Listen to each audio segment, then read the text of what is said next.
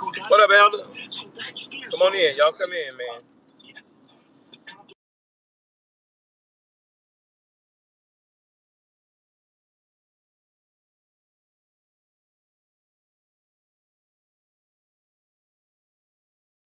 Come on in and share the space.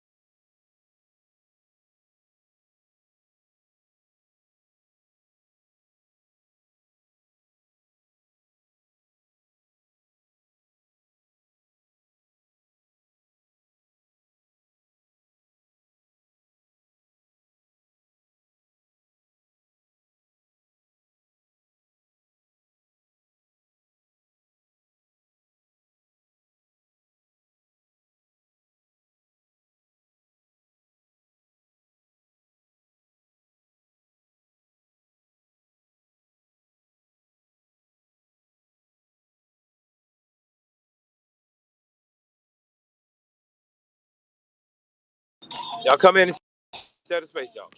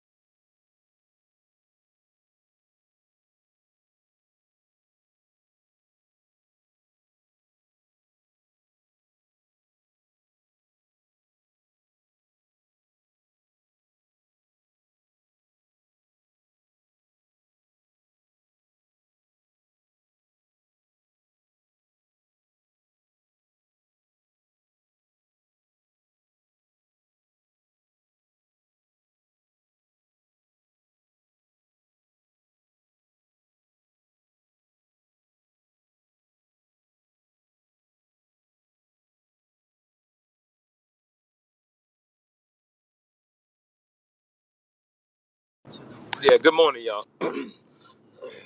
Good morning, everybody. Look, I want us to have this conversation. I know a lot of times I don't really discuss reparations, um, but and it was about timing for me to even start having a conversation when it comes to reparations because I knew how important it was to shed a light on immigration and the moves that they were making while we were steeped in just discussing reparations. Um, there could be no reparations without addressing immigration. As a matter of fact, there would definitely be no reparations, and there would have been no reparations had we allowed the Democrat Party to take another 4 years uh, uh, in the White House and in government, period. And so I'm going to go to the extreme of saying that we literally dodged a bullet um, um, by putting Trump in office and getting these Democrats out of play. We dodged the bullet. Now, anybody that beg to differ, come up and let me know why. Let us know why. Let us know why you think different. We literally dodged the bullet. So go ahead. If you want to speak, request to speak.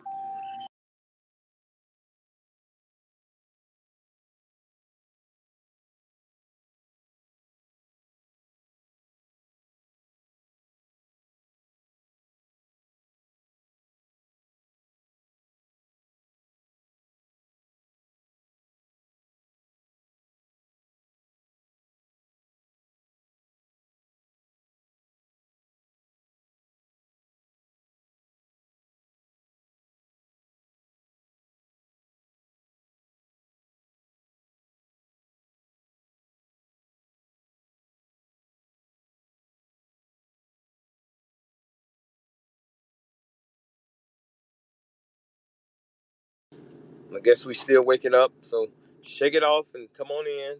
Share the space. Let's have this discussion. you want to come up to speak, request the mic.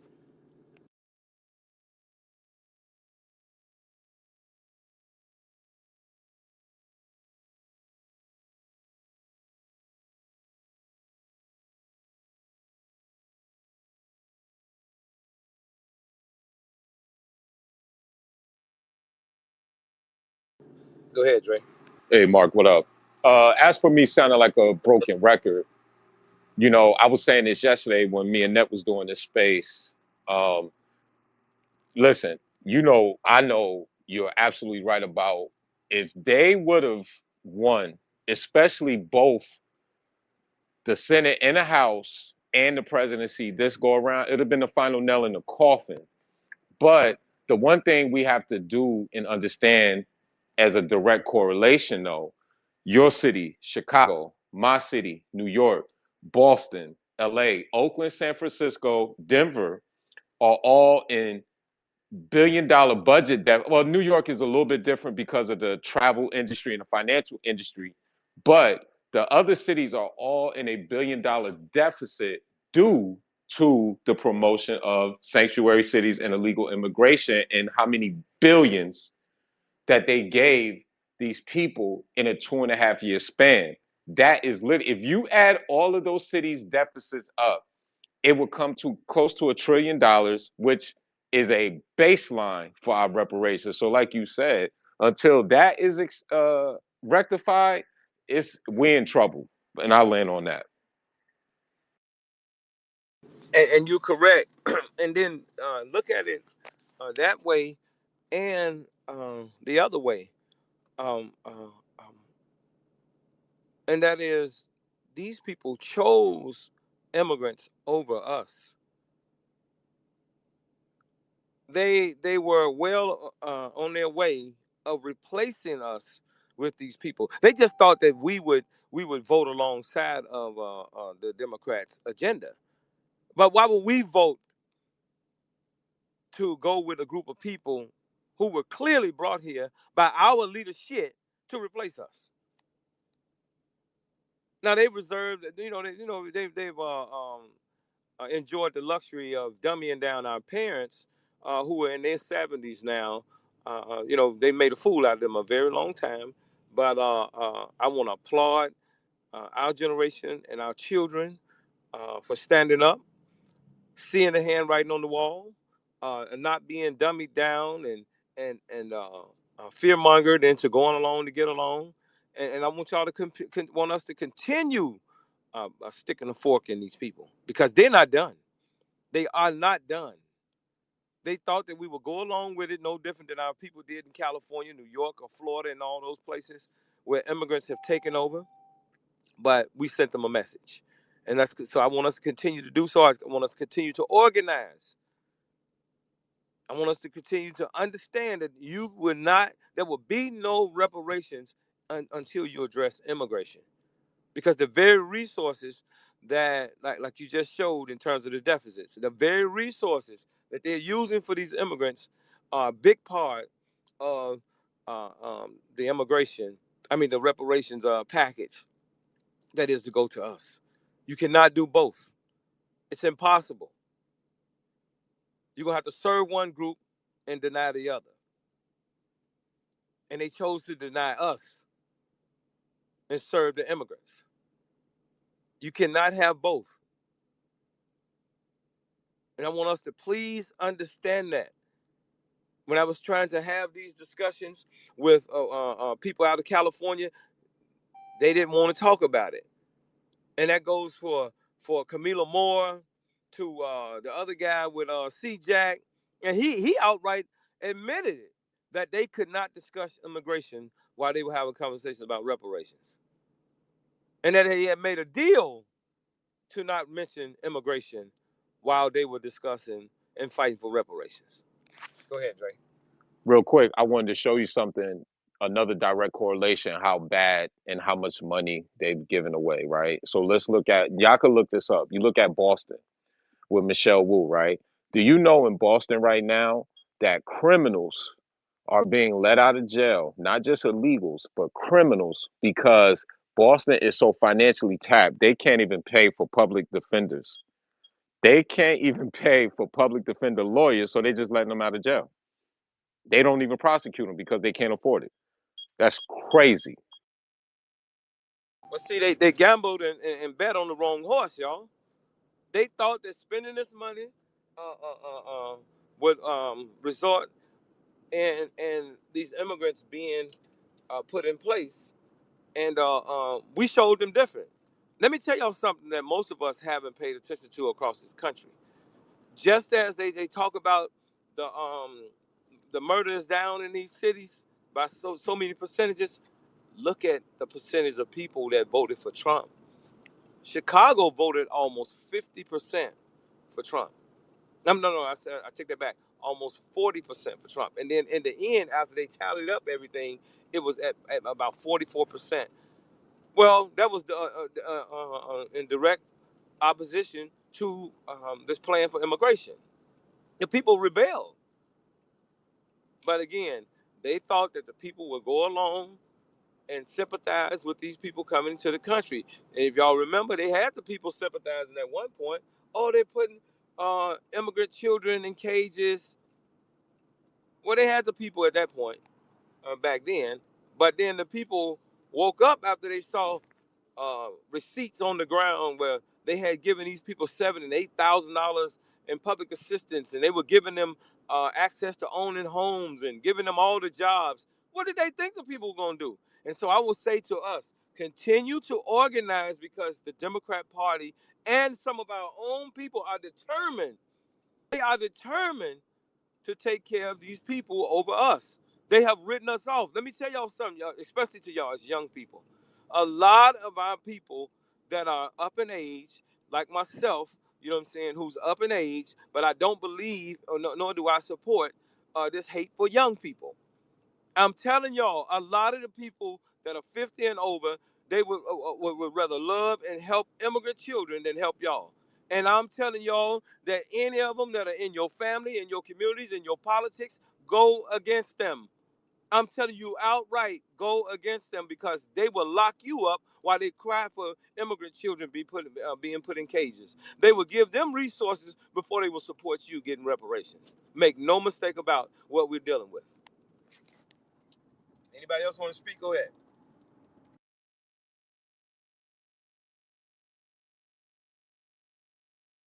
Y'all come on up, man. We need to have this conversation, especially those of us who are of age. We cannot remain quiet while our children's future are squandered and pissed down the toilet. We know what's going to happen to these children. If these older black people, especially the ones who are old enough to be our parents, they will go against the interests of these children and then die.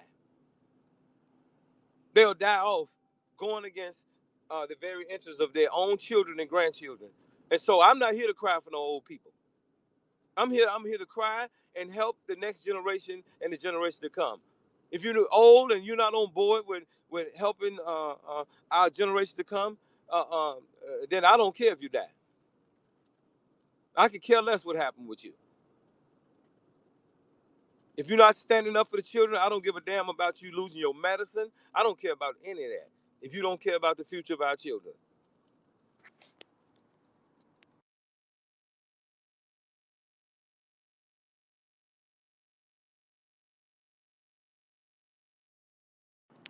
Come on up and speak, y'all. Who wants to come up? I mean, request the mic. Come on up, Elder. I know you got something to say.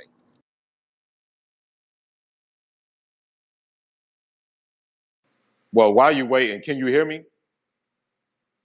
Yeah, yeah, go ahead. Yeah. So, well, while you're waiting, like I said, one thing we all have to do when you look at the news, when you look at television, look at now, listen, I know most of these people aren't directly our lineage or Black American, you want to be FBA, Freedmen, whatever. But understand that most of these cities and most of these municipalities, as Marcus say, as I always say, use our skin to offer our destruction, right? And so when you think about Karen Bass, who has never said anything on the Black American of the Los Angeles County, will stand in front of a bunch of Mexicans and say, "Oh, we're giving Angelino cards to the Angelinos who can't go outside due to ICE." Has she ever said anything about 90% of Skid Row being us? Has she ever said anything about the average Black American being priced out of all of California, not just Los Angeles? No, but we got to hear about the Angelinos at MacArthur Park. Listen, we can't ignore that. That's deliberate. But see, never forget, a lot of these black politicians are in interracial relationships, starting with her. She has Yeah, a did she marry a she has Mexican a husband? yes, hell yeah, hell yeah. And if you look closely at her, she's probably mixed with Mexican, but she definitely has a Mexican husband.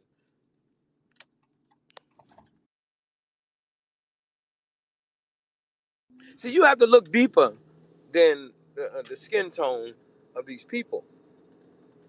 Look at their ideologies. Look into their ideologies. Look into their relationships. They are in interracial relationships with these other groups against the interests of us. And they've been doing this a long time. While we respected them as black people, they've disrespected us based on the fact they have more of an obligation to others than they do us. That's why they would push for reparation. I mean, immigration over reparations. They don't see anything wrong with this. Go ahead, Dre. What's the name of that light skinned dude that MSNBC hired with the Rick James afro? He's sweet. He's one of the sweet and sassies. And one thing about him, he throws the WS word around, white supremacy, white supremacy, white supremacy, right? Yo, I came across on Twitter his wedding picture. This goofy Frenchie from Living Color looking nigga is married to a man so white he's two shades lighter than chalk. But we'll get on MSNBC. Oh, white supremacy, white supremacy. Yo, it's just I'll land on that, man. Most of them do. Take what's the guy named the gay dude what's his name, man? They kicked him Lemon, off time. lemon, lemon, Don lemon. Lemon, Don Let me tell Lemon. y'all something about him. Let me tell y'all something about Don Lemon, right? He was in a relationship with Ron Huberman, a racist Jew motherfucker out of Chicago, man, that tried to kill him. Right? They had adopted a child and all kind of shit. And Ron Huberman uh, uh, uh, was sleeping around on his ass, and Ron Huberman was also the head of the school system. And the reason why I'm mentioning that is because he would come on TV, and you can clearly see he had herpes and shit. I mean, his mouth just full of them nasty herpes ass sores and shit. And so when Don Lemon tried to get away from him, he tried to kill Don Lemon. That's why Don Lemon left Chicago and went to Atlanta, Georgia. So a lot of these people, man, that talk this so-called uh, uh, uh, uh, uh, blackity black, look behind their closed doors. Pay attention to who lies in their bedrooms. You will find out that most of these people sleep interracially, which causes them to push for everything but blackness. They talk people of color. They talk black and brown. They talk minority. You never hear them talking strictly black American. They're part of the agenda. Understand that. They're not going to push for anything that's strictly for black people because they're part of this liberal and globalist agenda that gives you your marching orders. You're not allowed to come up with your own ideas, especially if you're getting a check or contract or whatever from the establishment. And so we must separate from these people. They work against the very interests of us. And so we have to wake up, especially those of us that are in our 50s and 60s. We are the protectors of the next generation. And if we don't do our job, then whatever happened to these children is our damn fault. And I'd rather be the enemy of the establishment and that the young people love me than be the opposite way around. I don't give a fuck damn how they feel about me. I would die fighting for the very interests of these children. Die. I'm willing to die and kill about it if I have to, for the interest of the next generation. I wish I would be crying about a bunch of old motherfuckers, you know what I'm saying, and making them more important than the children. If the older generation again is not fighting for the very interests of the next generation, I don't give a damn about them losing their medicine. I don't care about none of that shit.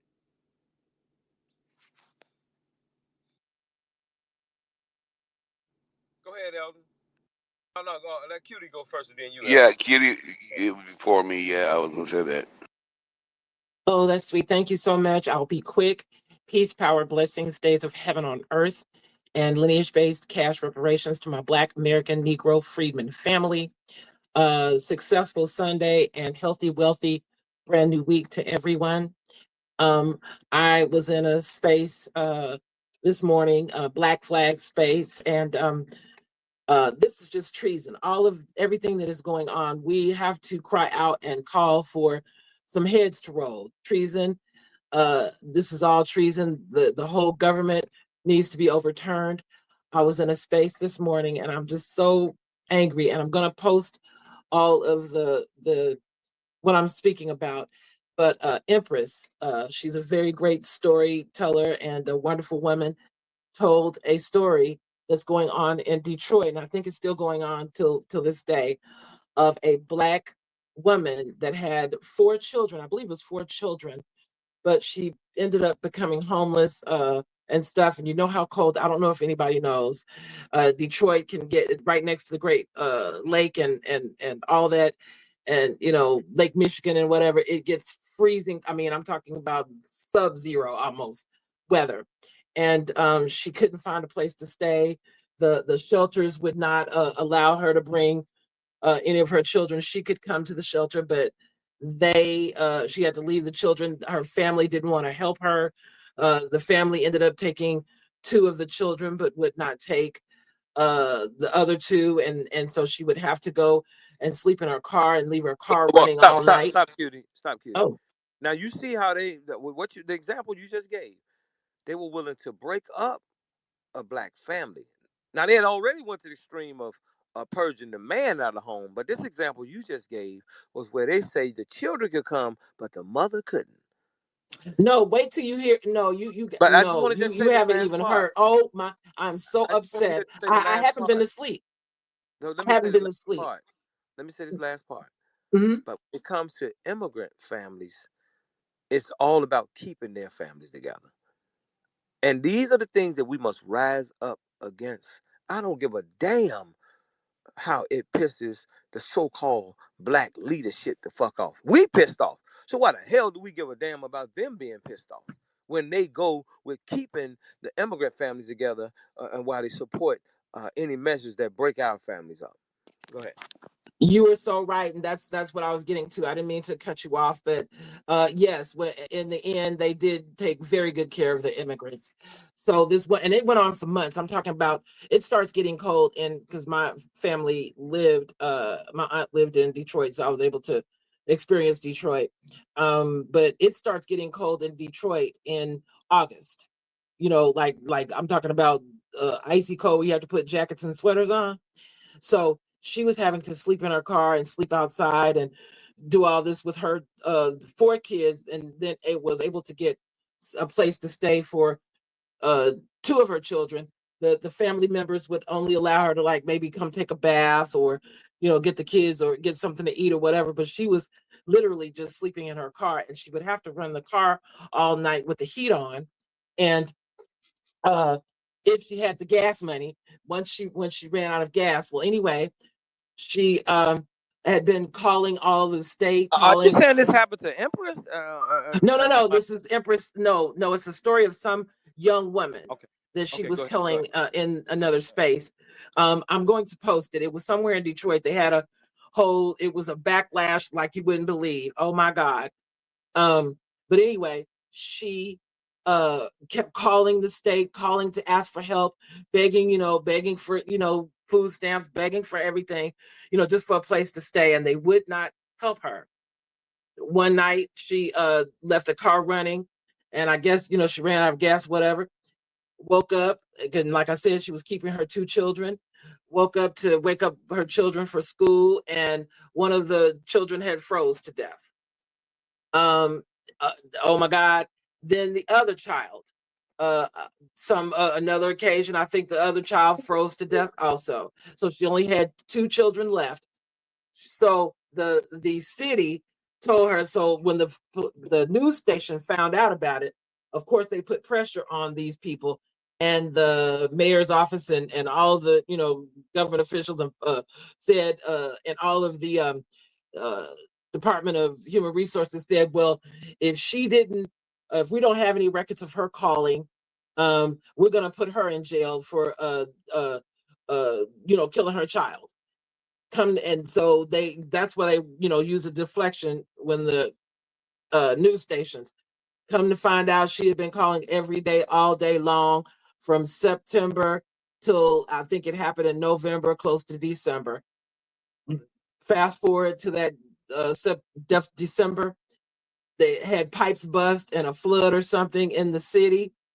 And like I said, it gets sub below zero. The migrants' houses started freezing up. Tanks busted. Water tanks and heaters went out in people's homes, and a lot of the migrants shelter lost water and power and Can you things like that. please refer to them as illegal immigrants? They know Illegal, you migrate to. usually invaders. Excuse me, Yes, invaders. yes. But Illegal invaders. let me say this. Let me say this to I our usually people call over them here. tether turds and all that. I I got you, apologize but for not I just want to stop addressing you them for 1 minute. correctly. I want to stop you for 1 minute, and you can get back to what you're saying. Please understand, there's 3 terms: migrants, refugees, and illegal immigrants. Okay, you can only migrate within the country that you live in. Like me, I migrated from Memphis, Tennessee to Chicago. Refugees are people who've been thrown out of their countries. Yeah, Uh, uh, fleeing war, famine, fleeing war, I famine. say it exactly. sarcastically. Fleeing, I want to let you know I say this fleeing death. sarcastically. Excuse me. Just let me finish, right? Because I want us to understand this when we just go along with whatever the media says, have us to go along with, consciously or unconsciously. You migrate only within the country you live in. Refugees flee. They flee for the threat, due to the threat of death and other reasons. And so there could be only one uh, um, uh, uh, um, thing to call these people, and that's illegal immigrants when they walk across the borders without going through the proper process. And so these are illegal immigrants, okay? Foreign Illegal immigrants freeloaders, that illegal aliens. they want us to come in, that they want us to sympathize with once they come in, while our veterans, our man, look, I'm pissed off just hearing this situation and conversation and things you're saying about what happened to this sister. It pisses me off, and the reason why they're able to get away with this is because we'll soft shoot what's happening to these illegals while we put our foot on the necks of young sisters and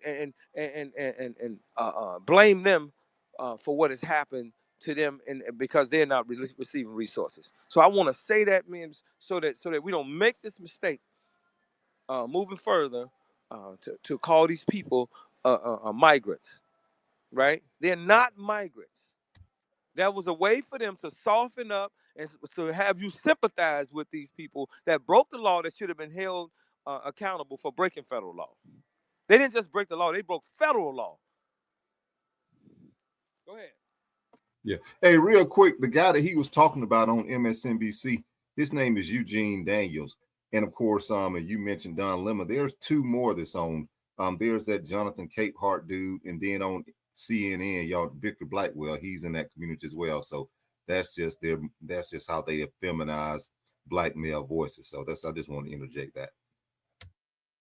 So go ahead and finish, Cutie. Yes, I usually call them foreigner freeloaders, illegal invaders, but I was just saying it as sarcastically because of the story, and because that's what the media was calling them, and that's what Biden and all these people that are taking care of them, the sympathizers, call them. But like I was saying, the pipes busted. There was some kind of flood and the pipes busted, froze over. All these immigrants in these migrant shelters and these apartments and homes, even the homes. The mayor declared a state of emergency for these illegal immigrants. Oh, wait a minute. I'm sorry. Okay. For these illegal immigrants, these illegal invaders, said that they will not have to be afraid of being deported because it's an emergency. They paid for $300 to $700 a night hotels for them to stay in. They replaced their water heaters, cleaned up their homes, paid for their room and board, their everything that they needed. And then the woman, they finally found a home for the woman, and I'm going to post it. They finally found a home for the Black woman, some sort of charity, something or whatever. And the woman had said that, I've been calling you guys for months trying to get a home, and now all of a sudden, but you took care of the migrants, made sure, put migrants in homes. The ones that the houses were just so messed up from the flood and from the freezing cold. They made sure they got homes also. It was a mess. And she said, you took care of these illegal invaders instead of taking care of me and my family. And I've begged you for months.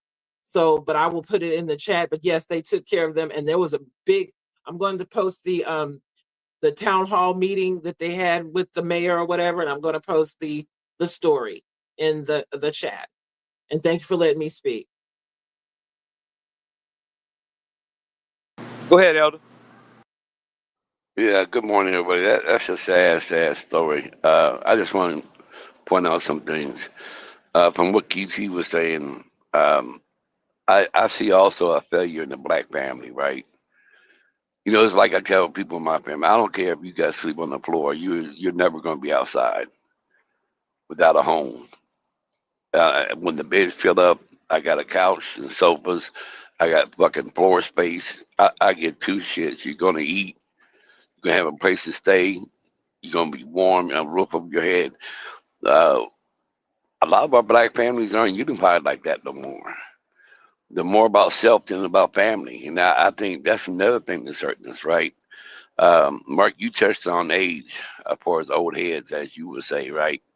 Um, I think stupid don't have an age.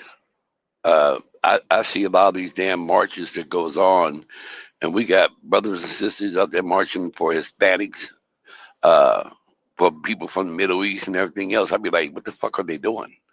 But they won't show up one day when we're marching for ourselves. So how do we go about fixing stupid? Getting the damn word out. I mean, a lot of these people are just misguided as fuck. And the other thing I want to touch on with y'all, I haven't been saying as much in these spaces because, like I said, you can't fix stupid. I mean, we have young brothers like BJL, and that's not calling them out, but when you get on here, you start talking about National Guard bringing tanks in it. That hasn't happened. National Guard ain't out here busting doors in, arresting people. Now they are cleaning up homeless camps. Um, they are cleaning up parks, and they are being stationed around the city just to show, give some, people a peace and comfort. They talk to people daily. It's the law enforcement out here making arrests. That they free up law enforcement and able to do their jobs better in the agencies. So I think we have to get the facts. But it's not only, I mean, a lot of this is city government that's fucking over our people, but yet we keep voting for these same fucking people. What is going on? I mean, something has to go off in your head. Like, this motherfucker ain't got my best interest. We got to start electing better fucking people. People like, who are us up here and start putting that aid down and the resources down to where it's needed. The resources don't reach the people. And then, like you said, Mark, you give classes and you tell people, you try to pull their coat, on what's happening, where to invest their money, how to work things, to go about in the city. People just don't fucking want to listen. We got to do better than what we're fucking doing. If Trump brings in the ICE and all this into Chicago, I hope he brings in some fucking resources, because resources was needed for the fucking people. A lot of our communities ain't been helped at all. It's been all about immigrants and immigration with these damn far left damn politicians. We need some resources in our damn communities that's going to uplift the people. You know, we can sit there and say, go to city council meeting, yeah. But if your city council and your damn mayor is not fucking listening and they're concentrated on the But immigrants, hey, the elder, watch this. I don't know if you ever heard this, but Chicago has a $17 billion budget. The schools, it has a $10 billion budget. The water reclamation, $2 billion. The transit authority, $4 billion. The housing authority, close to $2 billion. City colleges, $4 billion. And so the problem here in Chicago is not resources and money. The problem is some thieving motherfuckers. They steal the money. So no matter how much money is sent here, corruption is going to steal it. And so that's why I'm requesting investigations into those social service and social engineers, as well as these politicians, so that they would be replaced.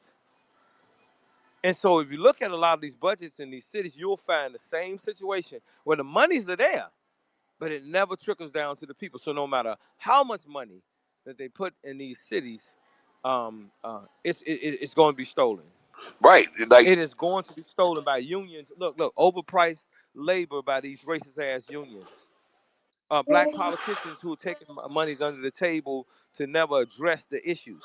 And so I just want you to know that, in Chicago, we don't have a money problem. no, it's an California has accountability a Thank problem. money you. problem. Thank you. It's a stealing problem. It's a Well, theft it's problem. accountability. All this money is being given out, but there's never no fucking You got accountability. overinflated projects that are happening where the monies are going to special interest people. And so we must uproot and overthrow the leadership, not government. We must overthrow the leadership. And that's what we're working on. Now that we're older, we're working on overthrowing the leadership so that the dollars trickle down to the least of these, from the top to bottom, right? And so I give y'all case in point. It had never happened since 1968. 1968 is when the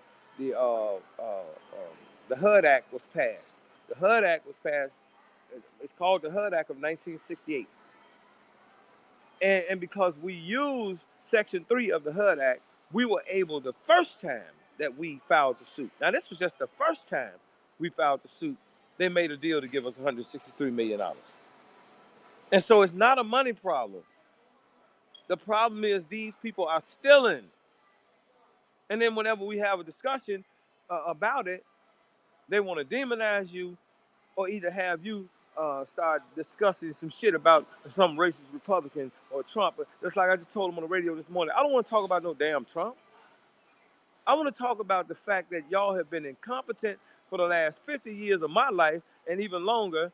And then after you've been incompetent, you want to skip over all of that to talk about some goddamn National Guard. I don't want to talk about no fucking National Guard. I don't want to talk about Trump. I want to talk about the incompetence of leadership who has monies every damn year that they squander through these inflated projects and the stealing the monies from these black folks and these Jews and these Irish here in Chicago. And a few of the Italians. See, when you address that, then you get to the bottom and then you change things in your city. Address that part. Go ahead. Yeah, no, I was just saying, yeah, accountability is a big part of it, Mark. But I mean, this is what these AGs supposed to be doing, but they're not. They're looking out for Thank themselves. you. Where's It's the all Justice Department? Where's the Justice Department on this? And right. can The I just Attorney say one General. thing? QT have mentioned the case. Well, first of all, it has to come from us. See, we have to rise up. We have to rise. Listen, y'all. The Justice Department is not going to just step in, and that's not. I'm not going But going at what Mark, you're saying. the No, Justice listen to what I'm Department finna say. can be notified in writing. Listen to me, ma'am. Listen to what I'm Okay. saying to you. Understand this. They don't know. They don't know. They don't know what's going on in every city. So the people of that city has got to rise up against its leadership. You have to call on the Justice Department. Let them know that, look, this is what y'all need to be looking at. They can't just guess what's going on in your city. And you sitting back and not making noise, it's not going to make it happen. It's not going to automatically happen. No, you have to speak out against it.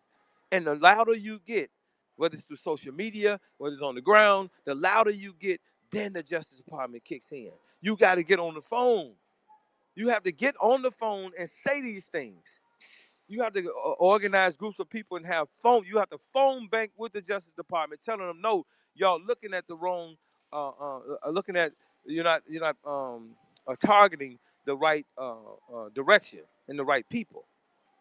You're not putting your target on the right on the you know what I mean. You're not looking at who needs to be targeted. Y'all get what I'm saying? Hey, Mark, but a So part of that is if you have groups or whatever you're doing there in Chicago, like we do here, we have a couple of lawyers that are part of the group, so we can hold them accountability when they don't do something that's against the fucking law to pull their ass in the court and to sue their asses. The word is And they seldom the want word And is to that's the word is right. accountable, not accountability. But can I accountability. say I call it something right accountability. there? Damn, Mark, eat your pork chop and leave me alone. But yeah, it is about holding them accountable. You got to do that through the justice system. Lawyers is gonna make them wake up. And that's the only way I can see you hold them accountable. You can have marches all day, but if you're not dragging their ass in the court over lawsuits and they keep having to come out of that damn budget, they're going to start doing what in the hell is right. And some of it, like you said, is criminal. Holding criminal wise in the courts. But yeah, you need lawyers to help out. Now, can I say something? Being that you said go that, ahead. Go I ahead. was going to say, Go I ahead. was going back to QT where she mentioned the case of the one of the girl whose child died, okay, from being homeless. Now, she says she contacted them day and night, which I'm sure she did, and she couldn't get any results. And they're going to tell her there's no record of it. And see, that's the problem that I face and I see all the time. Discarding of information records, documentation, destroyed documentation, that needs to be followed up in court. That's illegal right there. And people overlook that because that's how you do things is through documentation. Sorry.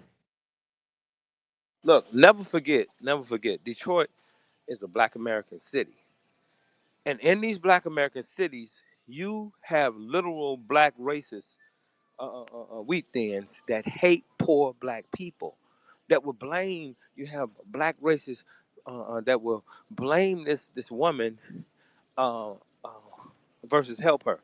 And so I'm saying all this to say to you all, so that you will put their ass under fire. You send them motherfuckers to jail, don't know different than they'll deny you opportunities. You call for federal investigations on them. You're not gonna talk your way into this shit. You're not gonna cry your way into help. You got to kick ass. You got to do the exact opposite of what you've been taught. You got to kick some ass. You better make some noise, and you better make it now. Because if you don't, they will then give every resource that they haven't given over to these illegals. They'll give it over to them. Let me Make just no mistake say, about who you're dealing Mark, when it comes down to court records, let's get to the bottom line. You need paperwork, you need documentation, you need track records. We need to investigate documentation that was there and disappeared. That is so important. Like they tell you, make copies, take pictures, but you need to hold on to your proof, your evidence. And that's a key point. The disappearing of Well, evidence. see, she had that. She ended up having it. If you listen to what Cutie said, she was able to prove that she had been reaching out. Okay, but yeah, because the fact they said they never received it, they need to be penalized for lying then. and disappearing of Clearly, records. clear, But definitely. this is not just her case. It's a lot of people cases, and they need to what, be arrested, because that is a crime.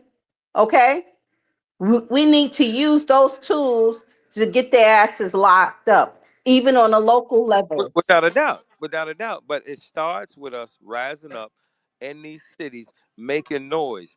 See, a lot of times we talk shit, but we won't get on the phone and do the necessary steps to cause these federal investigations. You know what I'm saying? We talk shit, but we won't organize. We won't get up and come out of our houses, our homes, like we get up and go to a goddamn party or whatever. The same energy you put into um, um, some barbecue or some shit like that, where everybody else, or a funeral and all those types of things, you must put that same energy into destroying these corrupt ass people. Y'all know the hell I'm saying. LaShawn? You know, goddamn well, our people get up. Our people will get up and man, they'll come all out of town for a dead motherfucker. For a dead motherfucker, you spend all this money to come out of town, all kind of shit. Use that same energy. I'm not telling you not to do that. I'm saying to you, use that same energy. But go ahead, Denmark. Yeah, you Can know, anyone hear me? Yes, I can hear you, QT. Yeah, I don't mean to interrupt. I apologize, Denmark. I just wanted to set the record straight. Cutie, can you hear me? Can you hear me? Yes, I can hear you. Okay, go ahead. Go ahead. Go ahead. yes. I Go just ahead, wanted Denmark. to make an understanding. The city office and the mayor's office just told the reporter that just to stall into as a bluff. They had records. They were just saying that to bluff and stall and make it look like she didn't do what she said, and they wanted to arrest her. But Yeah, when they but went back and because they found the said records, that, there was oh, I didn't know you had heard because that. they Okay. said that, QT, their ass need to be accountable for fucking that. My son, hey, let her finish. I'm So then, sorry. I'm sorry. Denmark. They ended up finding months of records where she had been calling day and night, three times a day, for months, since from September till I think close to November or December. So, but yes, they had records, and yes, it's unfortunate, but yeah, but there was a big town hall meeting and everything, and I'm looking for the video now. I thought I'd saved it, but I'm going to try to find it. They even had the nerve to talk about she had a little bit of a mental issue, a breakdown or whatever, and so they used that against her also. But who wouldn't after having to stay in your car and sleep in your car for months? Thank you. hey, Go what's ahead, up, Denmark. man? What's up, Jay? Hey, Bobby. I wanted to talk about the corruption part. Hey, shut up. Hey, one, hey, hold on. What I say? That's this. Hey, sit down. Sit. Um, yeah, I wanted to talk about the corruption part. Oh man, this motherfucker. But hey, so anyway, yeah. Um, yeah. Damn, I forgot what I was going to say almost. All right, so yeah. Oh, I wanted to talk about The the corruption corruption part. part Okay. while these illegal immigrants is here and all that shit, right? And it hit me that the reason why they're doing all this here, especially here, is because they're bringing the money back into the country from South America, Central America, and all that their type stuff. So, all right, the cartels are the ones. All right, so the cartels, we know that they've bought off senators, Congress people, they bought off local politicians, they've bought off, like their money is just flowing through our politics, right? The cartels. So I think they're the ones that's kind of funding this not totally, but they're using the politicians to pull other resources to help fund this illegal immigration too. But their money's coming back into the country, going into NGOs and stuff like that there. And they're washing money through NGOs. They're washing money through businesses that the illegals create. They're washing money through illegals money, what they call that, into these different countries, and then the money come back into the US. And as immigrants move up the ladder from the social hierarchy, far as businesses and stuff like that, that money becomes cleaner and cleaner. You know what I mean? So they send so they're putting filling the country up with dope and all that there type shit, sending that money back over the border, then bringing the money back in the form of businesses, payoffs, NGOs and all this other type of stuff to clean the money up a little bit. And then, But Denmark, if you remember in the movie Scarface, where was Scarface them taking the money to? The yeah, bank, right? hmm Okay, the bank was washing the money in the part they weren't showing, which is what's happening now. And this came from some guys that I know that are in the federal penitentiaries. The monies are not going to Mexico. They're investing the money right right here in here. America in real estate, hmm right And here in America. It was like that at first. They were sending the money out hmm of the country in the 90s, they don't but even have now to no more, huh? they're buying places like Texas up. A lot of those big homes down in Texas towards the border, the $1 million homes, they bought all those hmm homes up with that dope money. And that means that they were allowed to do it by hmm government. It couldn't have happened without government and the And banking system.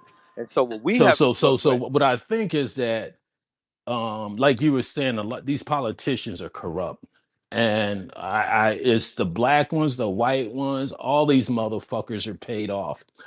I don't doubt that this so-called war on the cartel is just a war against the Sinaloa in order to prop up the CJNG. Let's go after the Sinaloa, break their cartel down, and we'll work with the CJNG. I wouldn't doubt if it was that under the guise of war on the cartels. I wouldn't know. I wouldn't doubt it. But I do know down at Fort Bragg, and this is public information, you can literally Google it right now, is that several tier 1 uh uh fighters, what I'm talking about is Delta Force. I'm talking about SEAL Team 6. I'm talking about tier 1, our elite fighters, um, have been, some of them have been under the cartel's payroll. We know that one was executed, two or more were executed right on Fort Bragg, right at Fort Bragg, behind a drug deal. A Delta Force operator and a Marine Special Operations logistic officer. Um, but what I'm saying is that, they're deeply embedded into the fabric of America, and it's going to take a lot.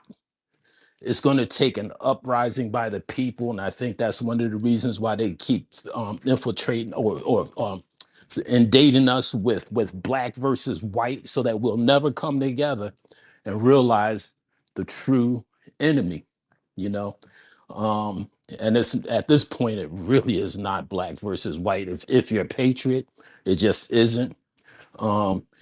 It is Americans, patriots versus a hostile takeover of our country.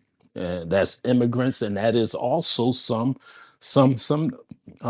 domestic people. You know what I mean? Like some citizens as well. You know who? without a doubt. So the hmm first move that we must make without even firing a shot and getting all stressed out is to disregard everything that those that are in present leadership are pushing. Don't let them get you off into these conversations where you so steeped in talking about racism that you don't see the corruption that's coming at the hands of even these black folks when it comes to these cities we live in. Don't listen to them. Vote differently. Run your own candidates. This is how you fuck them up. Other than that, they'll have you so discombobulated and brainwashed into over there that you'll never see over here, which is what's really happening. The over here is what's really happening, but you've been brainwashed to look at the over there. This is about us getting in position We may not have the money, but we have the numbers. And Run your own candidates. Look, run your own candidates. Look, y'all, we are fucking the Democratic Party up here in Chicago because we're not going along to get along. They thought that they would deal with us the way they dealt with our parents, and we're a whole different ball game. And they literally do not know what to do about the way that we're moving. and Mark, I'm convinced at this point, man, that we're not going to be able to do it without the whites, and the whites ain't going to be able to do it without us. You know, we have to do this shit together. It's because, man, I mean, like, we got the cartel in our military, in our tier one special operations. They're paying people. I mean, it is deeply, deeply embedded into the fabric. So it really has to be, it's going to take black and white, man. And it's going to take patriots. Oh, without a doubt. I'll be the first. I've been the first person to say that I don't give a damn if we have to meet with the Ku Klux Klan. I don't give a damn. We have to meet with the Ku Klux Klan against this establishment. I'm not so steeped into crying about racism that I don't know how that I can't use a racist to my advantage. And that's what they want. They want you crying about racism so you'll never see that you have some black people that are in position that are just as racist as they telling you the Ku Klux Klan is. Don't listen to them. Why would you listen to them when they're the ones in your cities? There are no Ku Klux Klansmen in these cities. There are no white racist Republicans in these cities in power, y'all. Stop letting them tell y'all that bullshit. These are all Democrats, and they all working together. They're all Democrats in these majority black cities that we live in, and they are all working together against the interests of all of us. And all we have to do is go against them and their politics and go against the cartels.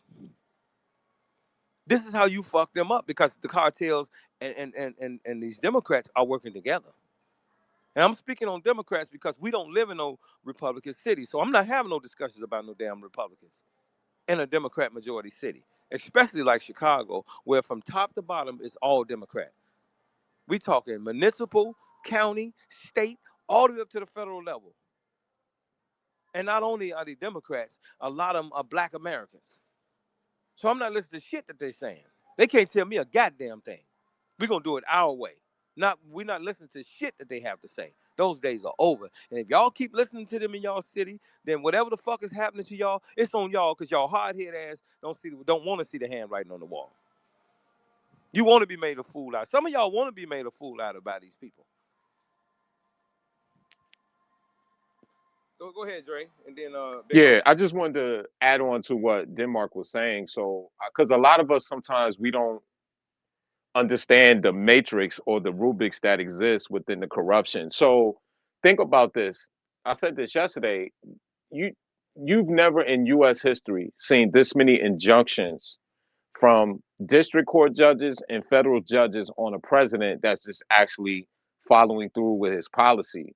So that shows you that even these judges are being purchased by these cartels. Why would a judge give a fuck about Alligator Alcatraz, right? Which is literally just a name for an illegal facility, right? You're just housing illegals, but you're gonna have an injunction to shut it down. That shows you the utter corruption. So I just want to give you like a little breakdown to what Denmark was saying when during the Biden administration, right? So when Trump left, he had already a tariff on China. What did China do? They built cars in Mexico, right? They built cars in Vancouver, right? What did they do with those cars? Those same cars that they shipped within the United States through NAFTA because they built these factories in those two places is the same places how they ship the fentanyl through the border. This is why if anyone has ever been to Vancouver, Vancouver used to be one of the most beautiful cities in the world. Go to Vancouver now. It looked like it. No shot at Mark Carter, but it looked like the Carter. It looked like New Jack City because they were making these cars, making fentanyl in the same plants, shipping it to the United States. This is why Philly looked the way it do now in Kensington. This is why Baltimore, where the cars were shipped through, look like now. Think about that. Why do you think you had the Canadian and the Mexican and the Chinese um, fentanyl tariffs, right? You've heard Trump even call it the fentanyl tariff because they were making these cars, and in the same pipeline that you were getting illegals through this country was the same pipeline you were getting cars and fentanyl. It shows the corruption on a 3D level, and I just wanted to land on And that. Kensington was the manufacturing, that was the industrial area of Philadelphia. Kensington was known for its industrial. Exactly, Mhm. Denmark. Exactly. Hey, and you're absolutely right. Do you remember the judge and his wife who was arrested for harboring that fugitive? He was I think he was Venezuelan, and they were supplying him Yep. with guns. This dude had military grade weaponry, and the judge was helping him get it. Eh, And that's the guy that Yeah, was and he living was in their living house, in the right? judge's house. Yep, yep. Because ultimately, Denmark, you've probably heard this. My father used to say, Andre, money is the deodorant to all stink. So all of these people have a price. And this is why, and we have to understand this in our land. They didn't expect this man to win. That's just the bottom line. You got all these bogus court cases, you got all this negative press. They didn't expect him to win. So now it's just like they say, double down on it. That's it. They just buying time in our land. And what are they doing now? They're working, y'all, feverishly to get back in position to do the same shit. No, they didn't expect for them to win, but now that that's happening, they've moved to the next election already, and so we must move to the next election, and not just on the federal level, but all these local levels, y'all. Overthrow every single one of these people that are in position in y'all cities. Put your people in position. Do not listen to them. Do not sit on these apps just talking shit and don't get involved with your local politics. Okay? No matter y'all see what's happening here in Chicago, and no matter what Trump does, this mayor and governor, and along with other elected officials, are determined to keep things the way they are. They want the killing to continue to happen. Why? Because it pays them. Crime pays in Chicago for these elected officials, these nonprofits. What pimp you know is trying to stop prostitution? These people are making millions of dollars buying boats, going on trips, uh, uh, uh, uh, uh, doing all kind of shit with this money. Trump is fucking the hustle up when he's saying bring in the National Guard and stop the crime. That's what the fuck they really saying. This man is fucking our money up. Don't let them get y'all caught up in the conversation talking about these children. Stop talking about that shit. Stop talking about that shit from the angle of the National Guard coming in based on their narratives.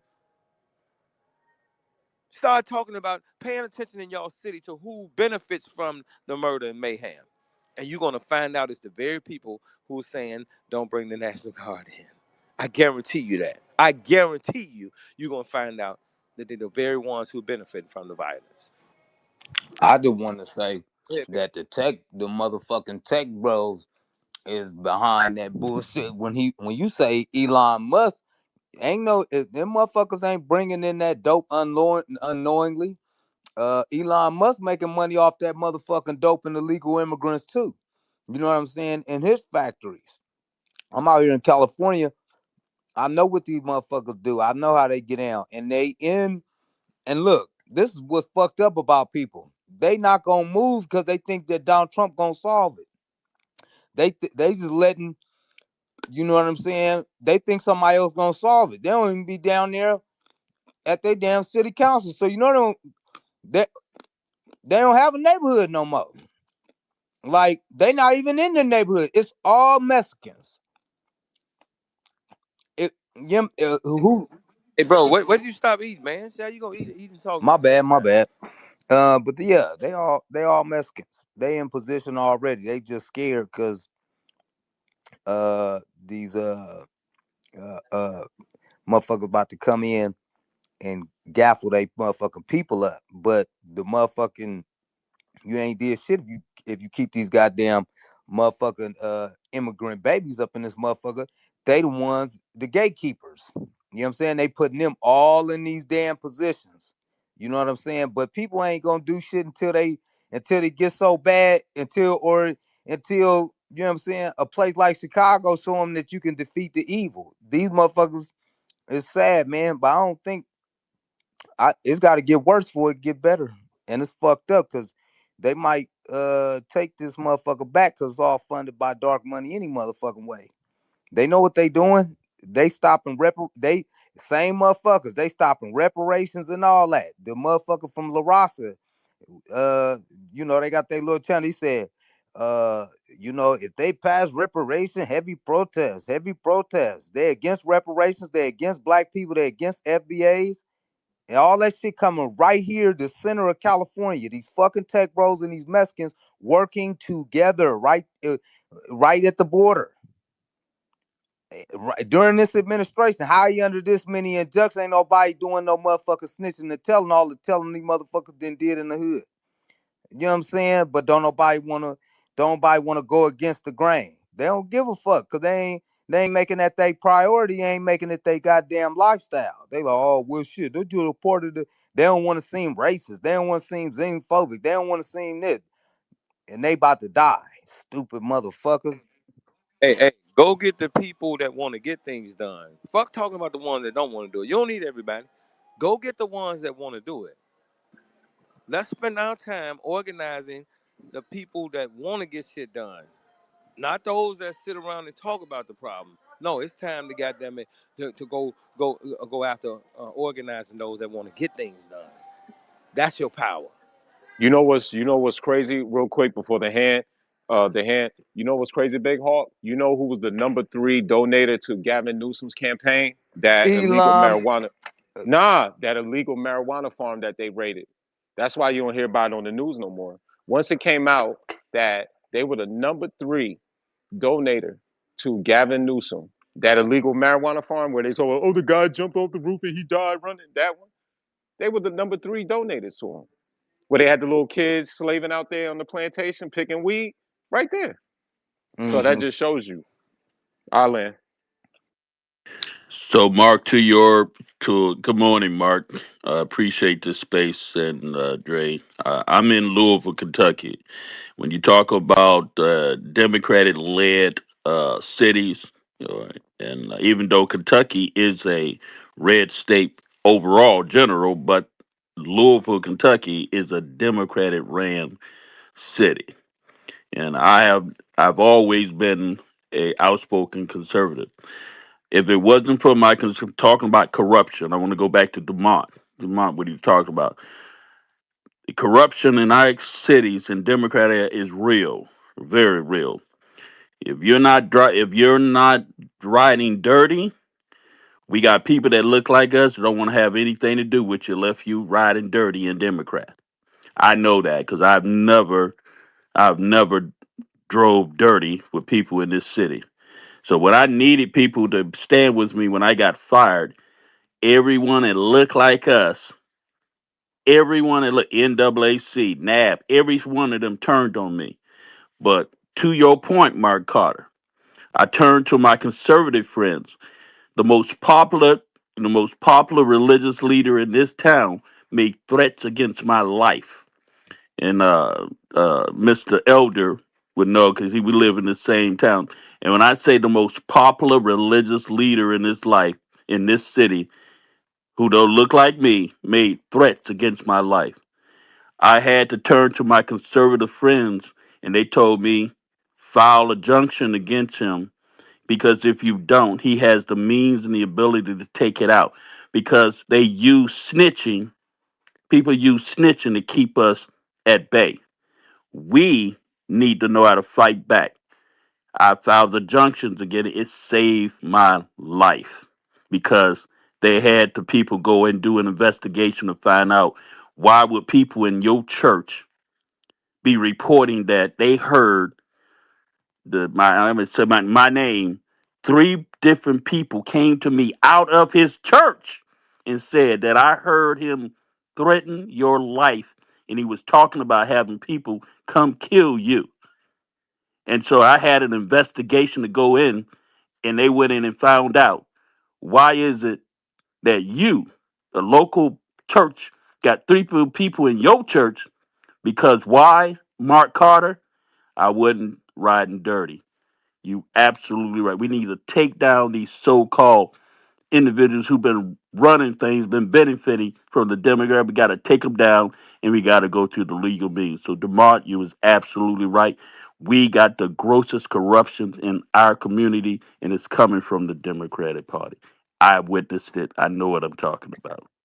And we also have the solution to it, and that is to get up off our ass, start making phone calls, causing federal investigations. We have to start organizing and going with candidates from amongst the grassroots. Whatever the establishment is talking about in your city, go against that shit. See, we don't have to keep talking about the problem. We can easily use the power of our vote and our organizing to put a stop to this shit. I'm done. I'm done with the crying about the problem. No, we're gonna do something about it. And I'm telling y'all, when there's corruption in y'all cities, y'all rise up against that shit. Do not listen to the establishment. Have you wooed to sleep and steeped in every conversation they turn into talking about racism and shit. While they're the ones doing this shit directly to you. Again, I don't want to hear nobody tell me shit in Chicago about no Donald Trump and the National Guard. When these people have had 50, 60, 70 years to get shit right long before Donald Trump was ever elected. And they not only did they have the power to do so, they had the monies to make it happen. And so I'm not listening to them. And I'm saying to these young people, do not listen to people, these Black American people who are in position and have been in position for 3 and 4 election terms, political terms, and haven't done a damn thing. Get rid of them. They are the fucking problem. They vote on budgets. Stop letting these people tell y'all in the city like Chicago that black people don't make decisions, that black people ain't in power. That's a motherfucking lie. I'm telling y'all that they're in power. Nothing gets voted on. Nothing, no monies get allocated without their say so. They don't take orders. They tell you that bullshit. Who's that next that was Facts. speaking out? Go ahead, go ahead.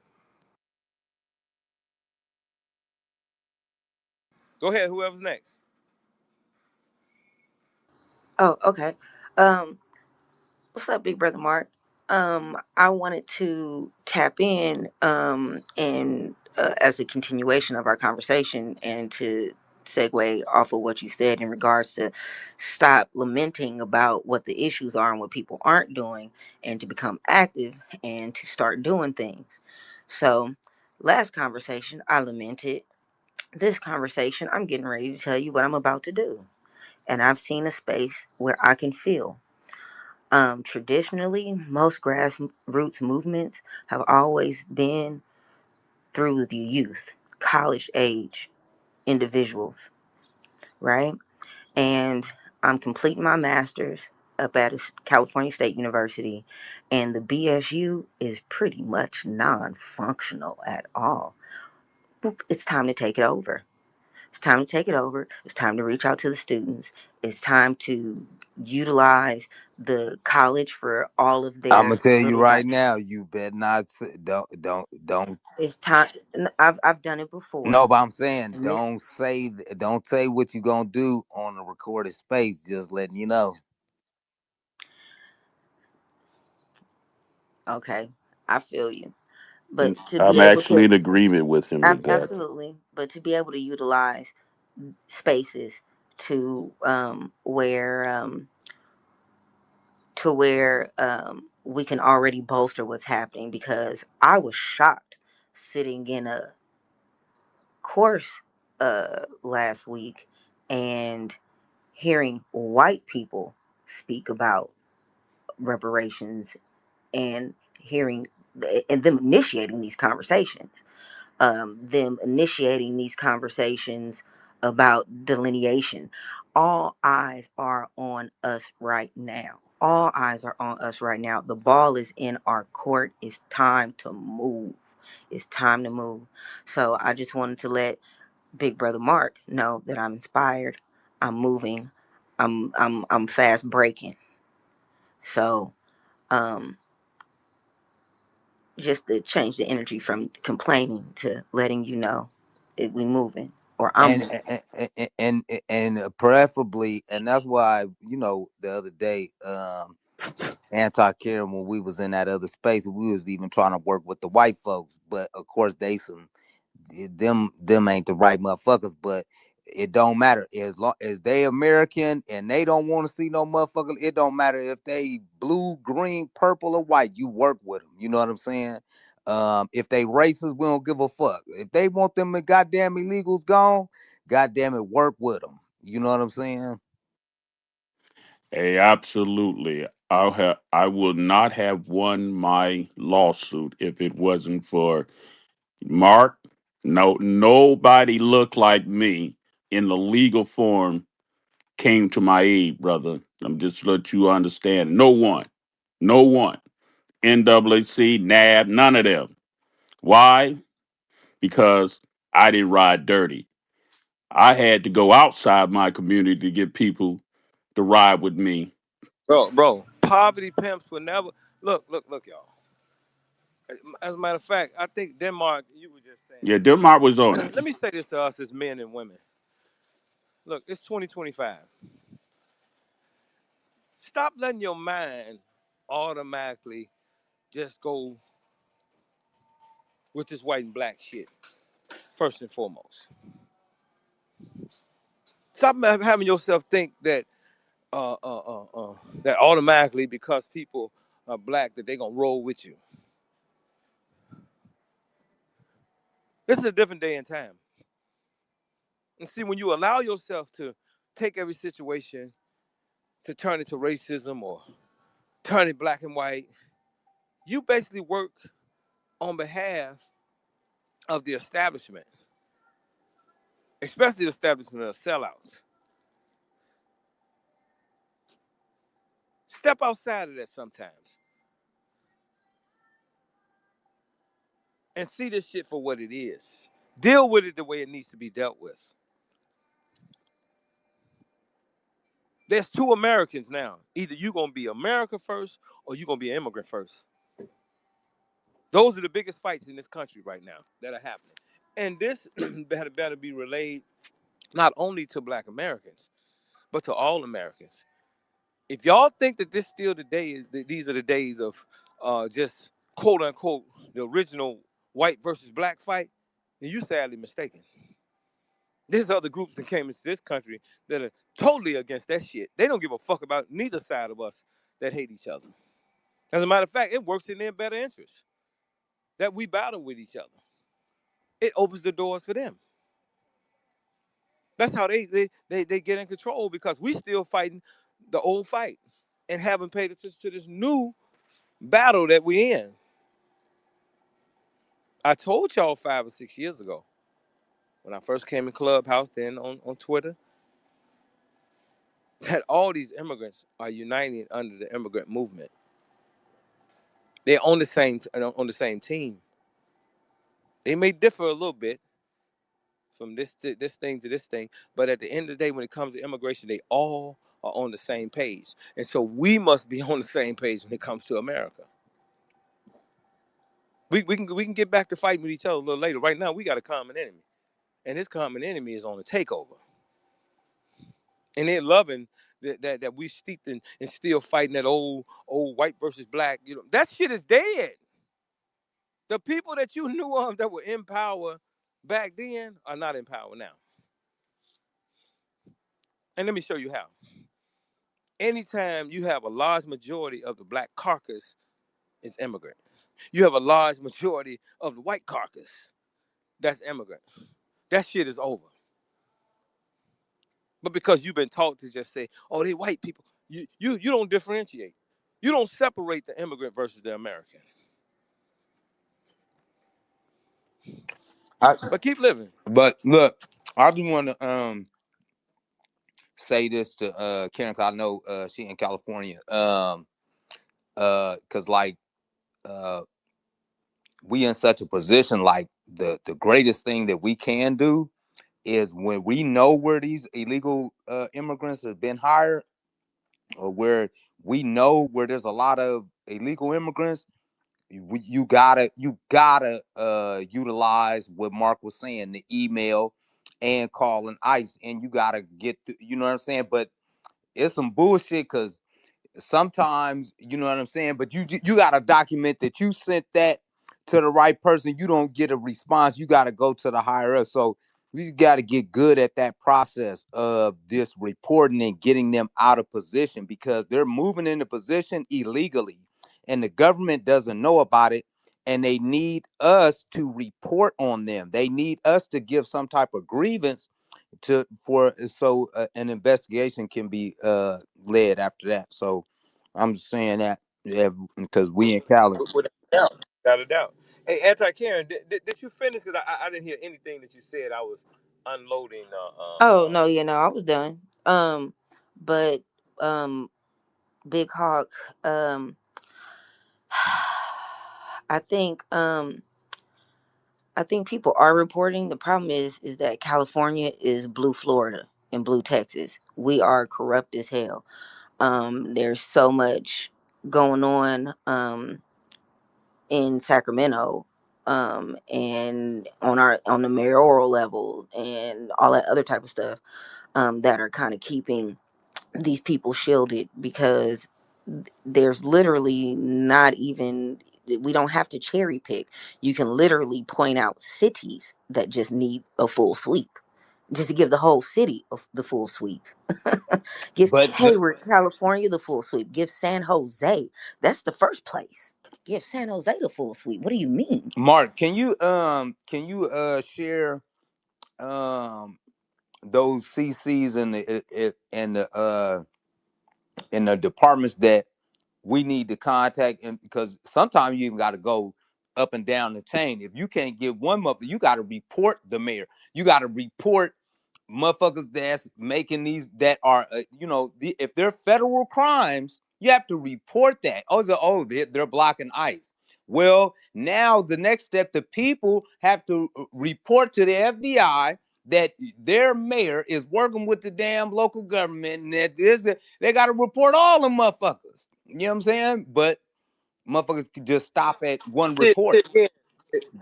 See again, even in Washington D.C., even in Washington D.C., where the federal troops, where they federalized the police department and everything, and crime is totally plummeted. Um, Now you must use the FBI, you must use the IRS, you must use every investigative wing to go after the social engineers, because the minute they go back to business as usual with these just the regular police department, guarantee you the crime is going to go back up. You know why? Because the police are part of the crime. The police are benefiting from the dope being sold. The police are benefiting from the cars being jacked. Man, if you really understood how this shit is connected, man, you wouldn't be listening to any of these other people talking this shit that they talking.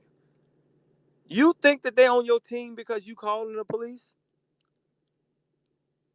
Do you all really think that Absolutely not. they're on y'all team when y'all calling the police and bro? Let me give it to y'all like this. When we were in prison, and this was back in the 90s, and it had been happening since the 80s. When those pastors would come to the prison system to quote unquote pray for the prisoners, and then some of the prisoners would confide in those pastors uh, because they were being raped or whatever shit was happening to them. Guess what was happening? Those pastors would then tell the guys, "Hey, such and such said this and that and the third." This is how connected this shit is. The corruption, the crime, and all that shit is all. Why do y'all think they're fighting Trump so hard? He's fucking their money up, y'all. Now that's on that end. But then on the other end, they'll use the Trump Like this lady in Washington, D.C. is utilizing him coming in to now after they've hustled all the money to do what? To gentrify the people out of Washington, D.C. These people are treacherous, treasonous. They use both ends.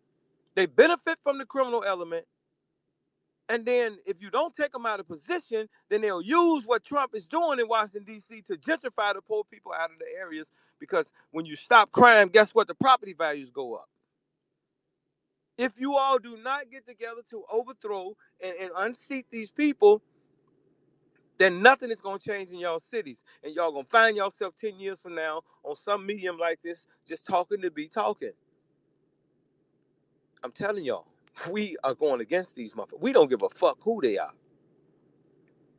And the shit is causing a rift in our politics. And we know we're not going to be able to pull it off in one election. But they know for at least the next 20 years, when it comes to our generation, we're not going for that shit.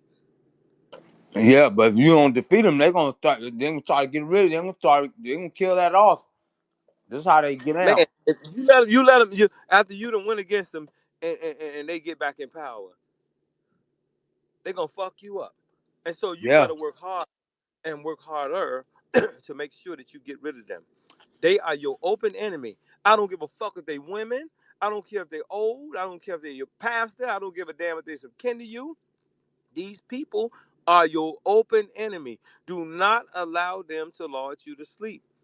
That Do not allow them to play this. Oh man, uh-huh. she's black and you shouldn't go against her because she's a woman. Fuck that nigga vampire.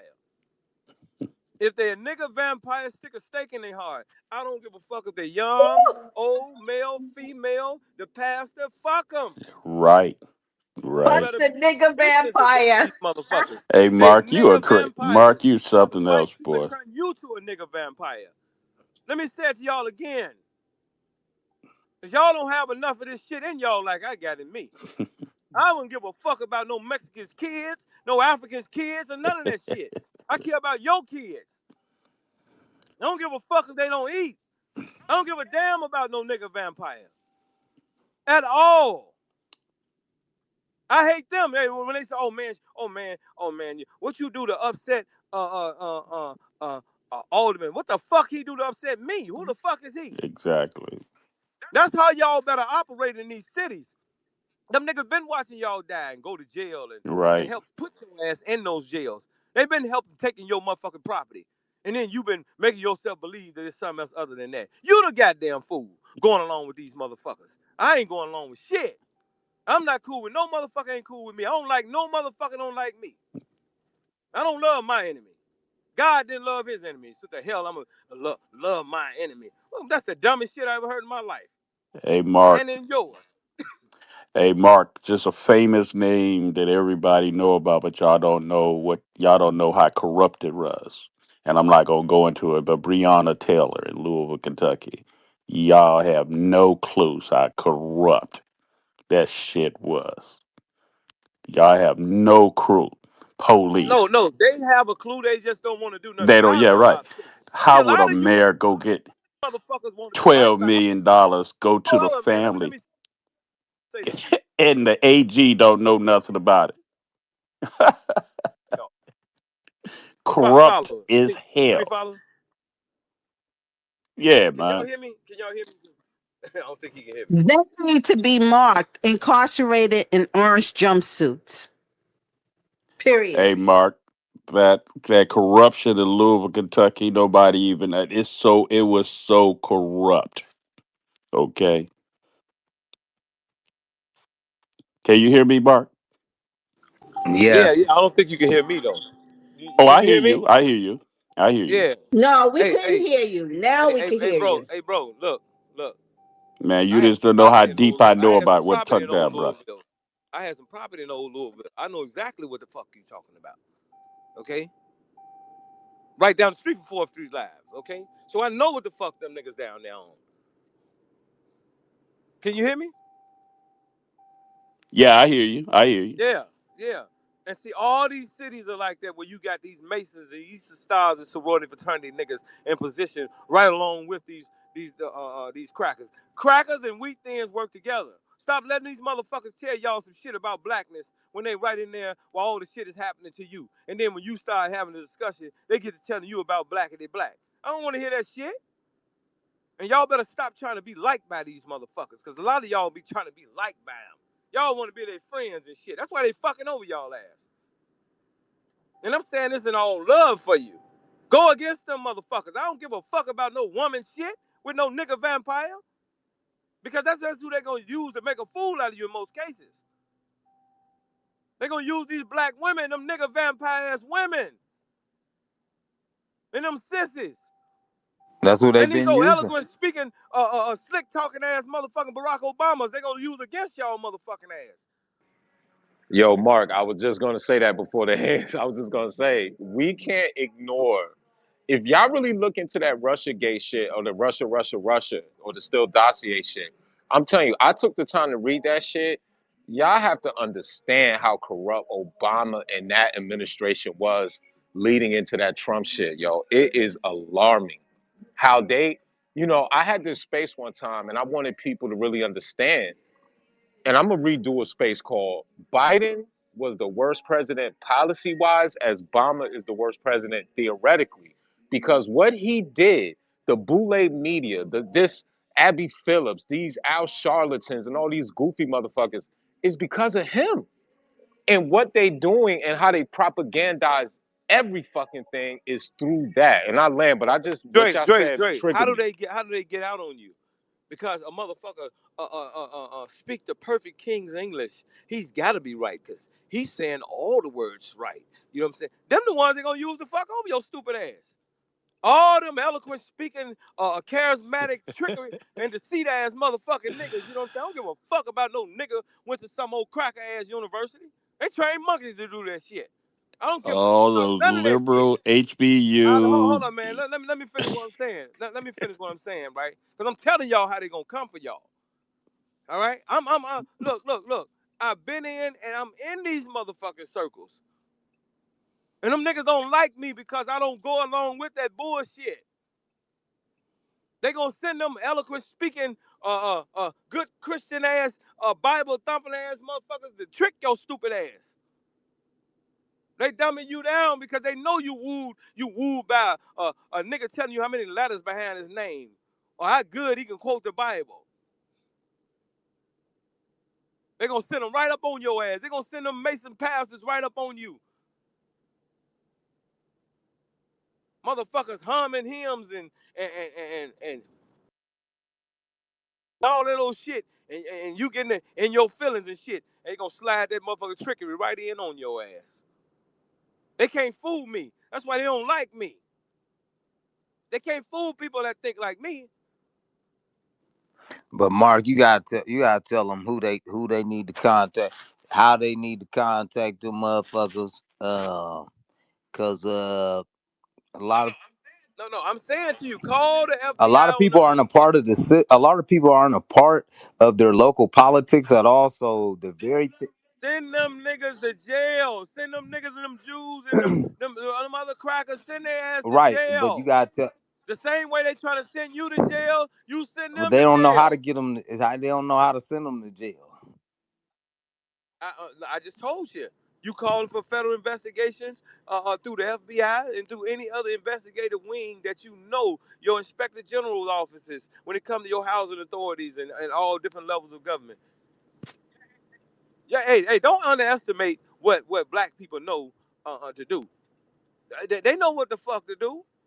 Now, if the black people that you mentioned, if they ain't doing nothing, they ain't on the shit. I wouldn't give a damn. I'm going against them niggas too. You know what I'm saying? They had their time to choose and look they got enough information to know. You know what I'm saying? See, it's taboo. It's taboo to speak the way you hear me speak. Oh, you're not supposed to say nothing about a special nigga. Special niggas, you know what I'm saying, can talk about poor black people any day of the week. But when it comes to the special niggas that got more degrees than the thermometer, those are black people. You're not supposed to talk about black people in the public. Fuck Right. them niggas. Give a fuck about them nigga vampires. The motherfuckers, you know what I'm saying, been working alongside of these crackers. Them wheat thin niggas been working alongside them crackers all the time, fucking us up. And I couldn't wait to get That's old right. enough so I could really figure out how to destroy these motherfuckers. And when I destroy one of them, I don't lose a wink of sleep. I don't lose a wink of sleep, and I'm telling y'all. Matter of fact, I will host classes teaching y'all how to do this shit.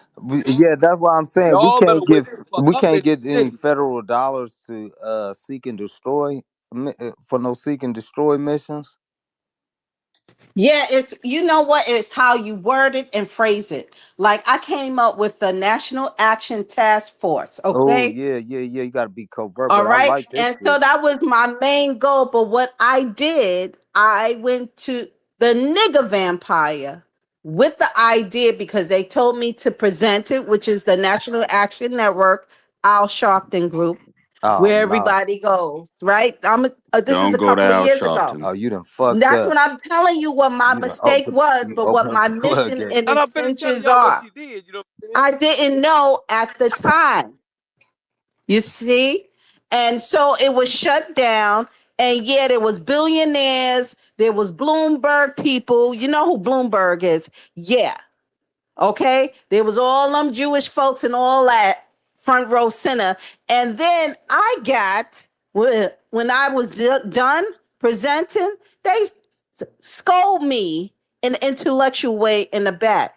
And I'm like, I got that Mark attitude. I don't give a fuck. And so, I flipped on them. And that's all I want to tell you. But that's what we need right now. But wait a So minute, we can organize and get that shit done right now. And Mark, I want to tell you, yes, I did contact Ki- the Justice Department, send them letters and emails. Guess what? They never got back to me. And I called them to death to say, See, why that's you what I'm never telling you, sister. responded? Watch this, sister. Look. You don't do nothing by yourself. I said you do phone banking and you get groups of people to make noise about this shit. Stop thinking you're gonna make anything happen with that I and me shit. You make enough noise with enough people, then you force them to have to investigate. Stop doing shit by yourself. A True. finger has never defeated a fist and never will. A finger will never defeat a fist. Only a fist can defeat another fist. Okay? This is how you go at this shit. Stop letting these people teach you that it's all about you. You ain't shit by yourself. I don't give a fuck how much money you got, how much education you have, how intellectual you are. You try to go up against anything by yourself, you gonna get defeated 9 times out of 10. Every now and then you might get a win. Your power is finding as many people who are having the same problem that you having. Y'all get together and y'all make some goddamn noise. Watch how quick they're gonna try to come and quieten you down. That lets you know you're doing the right thing. Ma- Make some noise. I don't give a fuck. Lie on them niggas. Lie on them crackers. to Crackers and wheat. Lie on your motherfucking but you know, ass. Let me Lie on their let ass. me to squeeze to in your right quick when point, you Mark. guys finish. Stop interrupting people. Go ahead. Go ahead, whoever that was. Why you always It was Cutie on duty. I think that was Michonne speaking. Michonne, I just wanted to say, while you're doing all that, and if you can't gather people up right then and there when you have to do this, because sometimes it is an emergency and it requires urgent attention, you just let them know that you are going to post it to your social media and that you are gathering your people, or that you well, have some people that you're going to let them know to have them hold on. scared. Then if you find then when you find these people, because sometimes you can't find people to help you. I'm just being honest. Maybe one or two or whatever, but Look. you just let That's them QT, what she know you said, took Boo. the that you words But right watch out of this, my y'all. mouth. Watch this. that Watch you this. But I have want a my people specifically because I've been in places where there's people want to help, but it's not my people. That's the issue I have. yeah. Bashan, Just let watch them this. know Watch that Social you this. made it media can public, be that you your are Hold on, posting friend. it problems. to Hold up, your y'all. okay. Y'all hold on 1 minute. Let me show y'all something. If y'all want somebody investigated, say you send an email to the FBI and call for a federal investigation on the motherfucker. Man, you CC every other investigative wing. Let them know what's going on.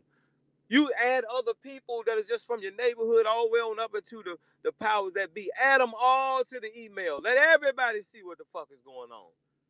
You watch how quick whatever person you going after, whatever entity you go after, watch how they gonna come and try to talk to you. Stop doing shit by yourself. That's right. You ain't shit by yourself. You are nobody by yourself. I don't care how Absolutely. smart you are, how much money you got. You ain't shit by yourself. A- When they tried to send me to prison, then when the city councilman tried to send me to prison for a lie, every time I came to court, I had 100 motherfucking people in the courtroom with me. You want if you send me to the penitentiary, it won't be, you know what I'm saying, where didn't nobody know. I was packing the courtroom out, you know what I'm saying? And man, the judge didn't want to get them and rule on the case. That's how you move on this shit. Y'all been taught that it's all about me. I'm getting mine, and I'm gonna do me, and that's why you keep getting defeated. Hey, But Mark, you, spot. so you, but you gotta go and And make sure email. that they're not So, democratic so, ideas. but so you gotta email all of these people, and then you gotta call all of these agencies, and then try to, because your shit gonna go to spam. I'm You gonna let you do know right now. everything. You use every tool in the toolbox, but ain't nothing more powerful than you CCing everybody. Just imagine you CCing you emailing the FBI and you done CC'd another But you 500 know to what? With 1,000 this shit, Total facts, investigative Mark. wings Total on board. this facts. shit with Trump, got to be fake, because why ain't nobody giving no damn money for to seek and destroy these motherfuckers though? You know what I'm saying? Why you ain't said that? So in what's her name? That was talking. Uh, Michonne, you're talking about Michonne? yeah.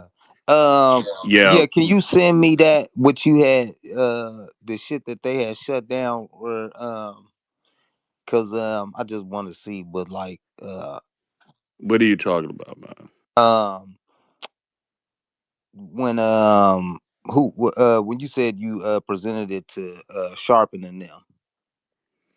Oh no, that's not me. That was the other young That's why lady. I'm She talking to. said, That's why I'm That talking was to. yeah, that okay. was Now, what was the question? I'm sorry. you presented something to Al. You said Yes. you went to present something to Al Sharpton, and I told you No, Al because of Sharpton is not the no, people. because the name that you named it, because what was the name that you named it? Okay, so my group is called the National Action Task Force. Okay, Okay. Right. so, but I also had the Family Preservation Committee because I fought for many years and still fight and been on the news and media, Child Protective Service at ACS, because they were removing Black children from their homes for no reason. Even cases like a child was just a vegan and parents had to fight to get their child back once removed. Children were murdered in foster care. So I had cases like that. But I'm just saying, the National Action Task Force is specifically for what was going on now because I had to fight, and a lot of other Black people had to fight for everything in the city that was ran by immigrants Yeah. and deny Well, services again, and all types of stuff. Doesn't matter if it's social service, I don't care. Jobs, employment. We saw all of that. Housing, we saw loans, Rashawn, banks, again, Rashawn, everything. Yes. again, Rashawn, look. The next time you engage in one of these fights, your most powerful tool is to have more eyes and ears Absolutely. attached to the issue. More eyes and ears. See, people like doing shit. People like doing shit that's quiet. They don't. Hey, your mic is open, Michonne. Yeah. See, people like to do shit where in the dark. They don't want the lights to come on. And when you put more eyes and ears on the issue, that's just too much for them. They can't get away with their bullshit. Okay? And I'm telling y'all, along with putting the facts out, y'all lie on these motherfuckers too. Okay? Lie on them. Stop being so goddamn want to be righteous. No, the FBI and the CIA will lie on your motherfucking ass They lie on their own to get family to the members, truth. Mark, before they lie on the They will immigrant. lie on your ass to get to the truth. And so, along with the facts, put a bunch of fiction in there too. Mix it all up. Hey, And then Mark. when you get to laying out shit, you know what I'm saying? The truth is gonna come out. The truth is gonna rise up. Hey, It's gonna Mark, come you have out. never been so I'm true trying to about. tell y'all, you know what I'm saying? Look, I'm a master at this shit. You Hey, don't want to Mark. fuck with me. I'm telling you. Hey, Mark, you are I'm so spot always a on. fuck. Hold on for a minute. Let me get to this other guy, man, because man, I was trying. I'm so Florida. Go ahead, because you've been had your hand up for a minute. Go ahead. What's going on, family? Quick, I just wanted to say, if y'all remember Trayvon Martin, remember when Trayvon Martin popped off? It was a young youth of South Florida that protest and made noise about that. You know what I mean? And remind you, around that time, right after that, I believe the Latin community came out and said that wasn't their problem. You know what I mean? And honestly, shoot, that's that was like the straw that broke the camel's back at the time. You know what I mean? They ain't never been for us. They ain't never gonna be for with us. You know what I mean? Best thing to do is blow the whistle. If I'm not mistaken, somebody And was a don't you will. ever expect nobody else? Don't you ever expect them to be with you? Oh, See, that's the bigger I part agree. of it. I agree. It's one thing. It's one thing that they ain't gonna never be with you. But the bigger part of it, don't you expect that shit? Don't you expect a lying ass motherfucking politician to tell the truth? Don't you expect some goddamn immigrants to cry for your plight? Don't you expect none of that shit? All that shit that you've Wake been that hearing up. from your family with that love your enemy and love everybody, man, look, that's the shit that made a fool out of your ass. Because you Facts. were expecting that shit to do right by you. You know what I'm saying? Don't you do that. Facts. Man, look, Facts. look, you think the worst before you get to you when you're with your enemy, you think the worst first. You go to the extreme first. Hey, the older grandmama said you whoop that nigga ass first and then you talk to him. You don't talk to that motherfucker because you're gonna end up whooping his ass anyway. So you whoop that motherfucker first and then you talk to him. Put some sense into So him. Facts. this is how we gonna win, y'all. I'm telling y'all, all the everything and the ways that you've been taught that things go is the exact opposite. I had to learn that by being out here 30 years in this activist game. Everything that I was learned, that I was taught, I had to relearn it and I had to look at it from back to front instead of front to back. When And we I, go protest a construction site, protest a construction site, y'all, you know how we get more jobs and contracts? By going in there and shaking the shit up. You don't go in there and ask them motherfuckers to do right by about you. If they start digging, that means they've been planning already. And if they weren't planning to include you, that means that they were planning to exclude you. So you don't do no motherfucking talking. You go right in there and shut that shit down. And when you shut it down, they're gonna want to negotiate. But if you go in there trying to do shit the right way and be all intellectual and all that type of shit, they're gonna tell your ass no. No. They So, understand better when you stop their money. Find out when that bank loan is on the table and start fucking with that motherfucking timeline. Watch how quick they want to talk to you That or part. call the police or some shit. You know what I'm saying? I'm trying to show y'all how to win. That so, shit you've been taught through these motherfucking Christian churches, that shit don't work. You ain't gonna pray your way out of a motherfucking thing. so Mark, You ain't cause your ass think, oh man, if I pray about it, you know what I'm saying? Why did the Bible tell you faith without works is That's dead? right. That's It right. gotta It tell you says gonna they pray pray with out what a your That's ass sword right. off. in your hand. you See, better hey, pray with look, that sword in your hand. That's keep right. praying when the bills come, you know what I'm saying, and don't pay them, and see won't your ass be in the dark. So Mark, so you know that is actually a military tactics, brother. No, That's it's a traditional. fight and pray. That you fight and then you sit down. Okay, And okay. fight go first. Fight and Fight go pray. first. See, don't y'all notice That the ain't what you've military? been We taught. fight first. No, that ain't what the fuck you've been taught. Yeah, that's You've not been what you've been taught to taught. But in pray the about it. military, that's the You've been way it taught Right. to operates. That's right. intellectualize yourself about it. look, you've been taught that, well, if I intellectual, I'm going to speak the perfect King's English. They don't like the way you talking, Mark. You're ignorant. You know what I'm saying? But I guarantee you, I get more done than most of you niggas that's in all that debt and went to all the universities you done went to. I Uh, guarantee you, I get more done than you niggas. Talk. yeah. I guarantee you, I'm in rooms you niggas will never get in until you start being like me. Nigga. They don't give a fuck how good you speak. They still don't want your ass up in there. I have a master's degree, you know what I'm saying? Okay, well, take your slave ass over there and get back to work. You know what I'm That's how they saying? got the. With your That's how they got the bachelor's black. degree, That's motherfucker. how they got the Black Panthers to be so damn docile. You stop saying Black Power and power to the people, all that old weird shit, nigga. You stop motherfucking going against and fighting they motherfucking ass, nigga, because they all motherfucking white supremacists. You know what I'm saying? But Ain't no motherfucking whiteness supreme. Yeah, we Nigga, gotta don't say stop that that shit white up in yeah, here. don't supremacy say that Ain't shit. no conversation, man. motherfucking white Yeah. supreme. Don't say that shit up in I here. Stop heard saying that. that. I heard. I Man, feel. you supreme, That's Hey, right. motherfucker. That's right. Big Hawk, you done heard me say You that, the man. supreme. Ain't no motherfucking nothing white supreme. Stop that white Nothing. supremacy talk, man. You know what I mean? No, be cool with followers. I can say it to them. You know what I'm saying? I'm not beating up on them. I'm just reminding them. That's No, all. I'm talking to Big Hawk. Ain't He's nothing. been in my Let me space. I'm We done telling you. talked Just about that. Yeah. be cool, man. Just be cool. Okay, so I want to I talk don't even want us about. to mistake. I don't want us to mistake and be talking about no motherfucking white is supreme and all that little shit like that. You know what I'm saying? Man, look. Anything we want to do, all we have to do is get the fuck away. First and foremost, we don't understand our first enemy to deal with is the one within. The one within is partnered with the outside. The wheat thin is partnered with the cracker.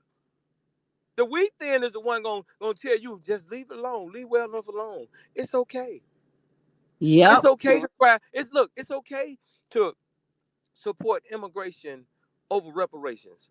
That happened a long time ago. And those FBAers, those ADOSers, they're just troublemakers. You know why they telling your ass that shit? Because they get paid to tell you that shit. They get paid to keep you quiet and dumb and docile. Okay? They tell y'all all that shit. Do y'all see any of these the black caucus fighting for reparations? Do y'all see any of these so-called national organizations saying anything about reparations? Hell no, because they get paid right now. They ain't waiting on no motherfucking reparations. They saying fuck reparations and fuck you.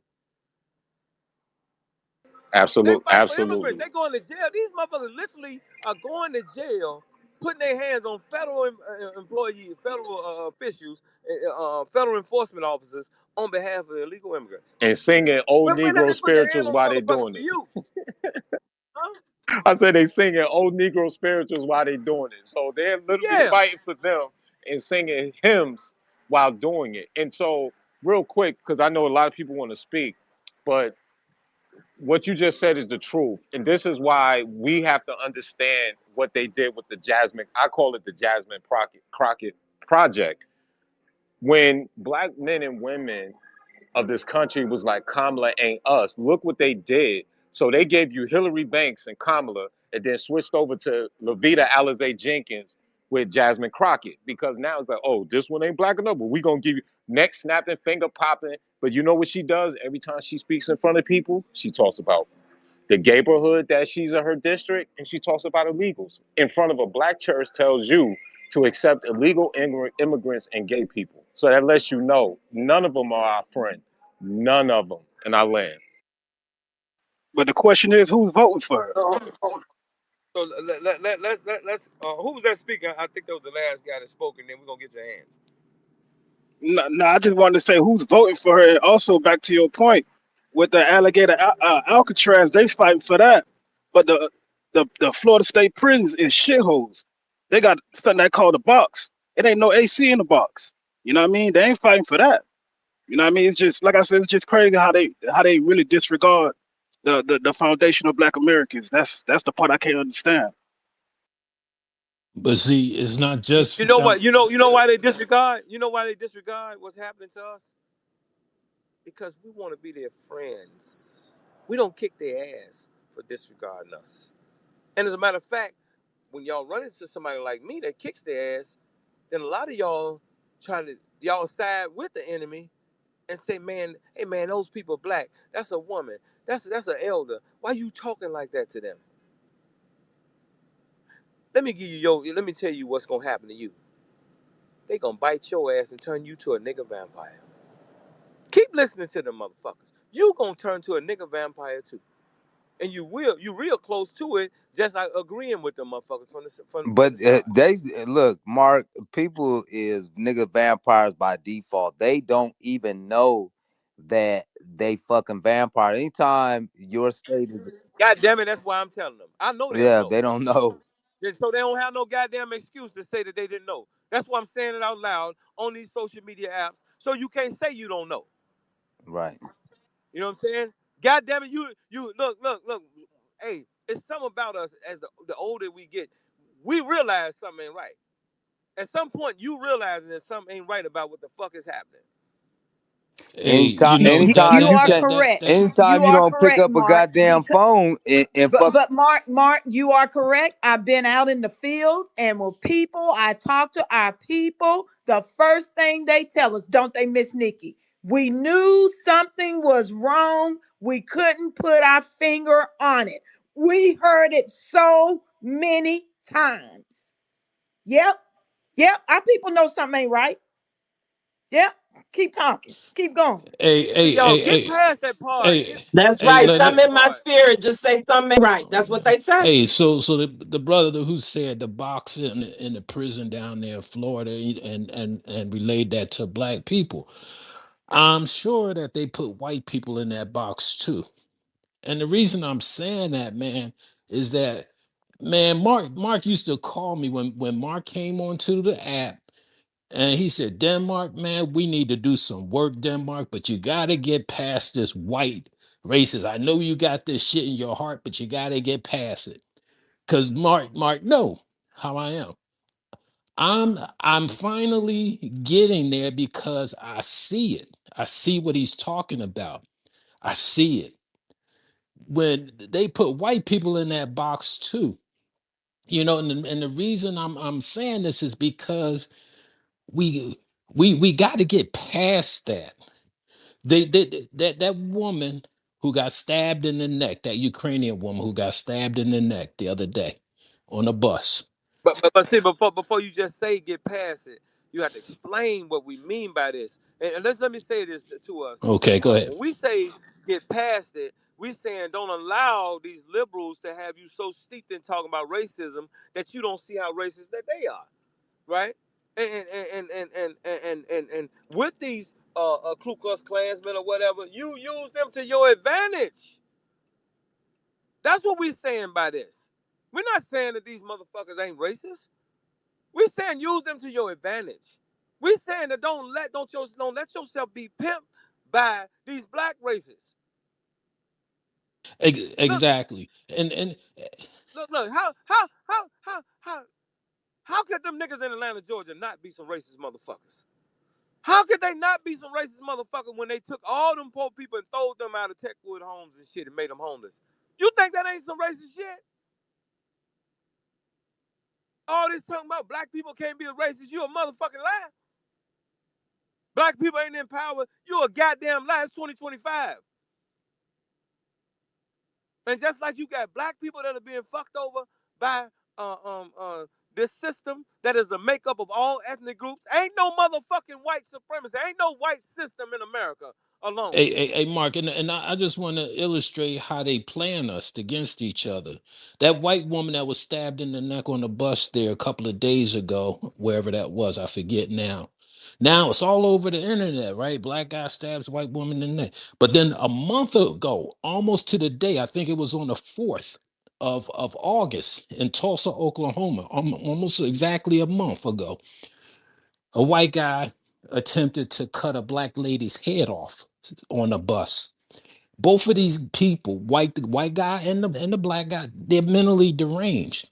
They tried that shit with us first, and we didn't respond the way they wanted to. So then they said, "Well, let's do it the other way around." Then they said, "All right, we're going to get a black guy to attack a white woman, stab her in the neck on the bus, and let's see what happens." Now, white people are going crazy, right? They're losing their minds, you know.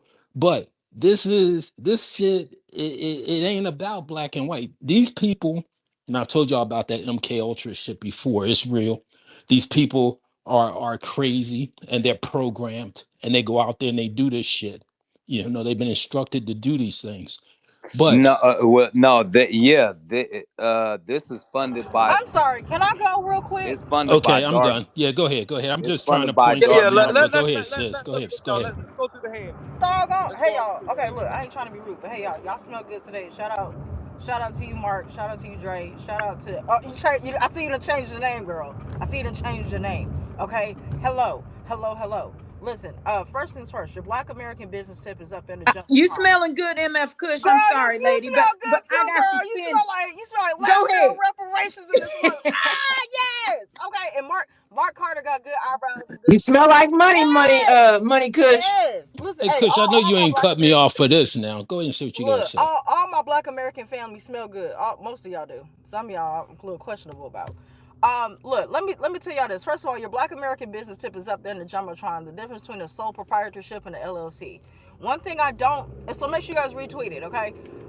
Second of all, to the point of the title, in my 33 years of being on this earth, I've never heard Black leader shit say anything to empower the Black American community. They are for immigration. They are for anything that can put more money in their damn pockets, if it even means selling out their own people.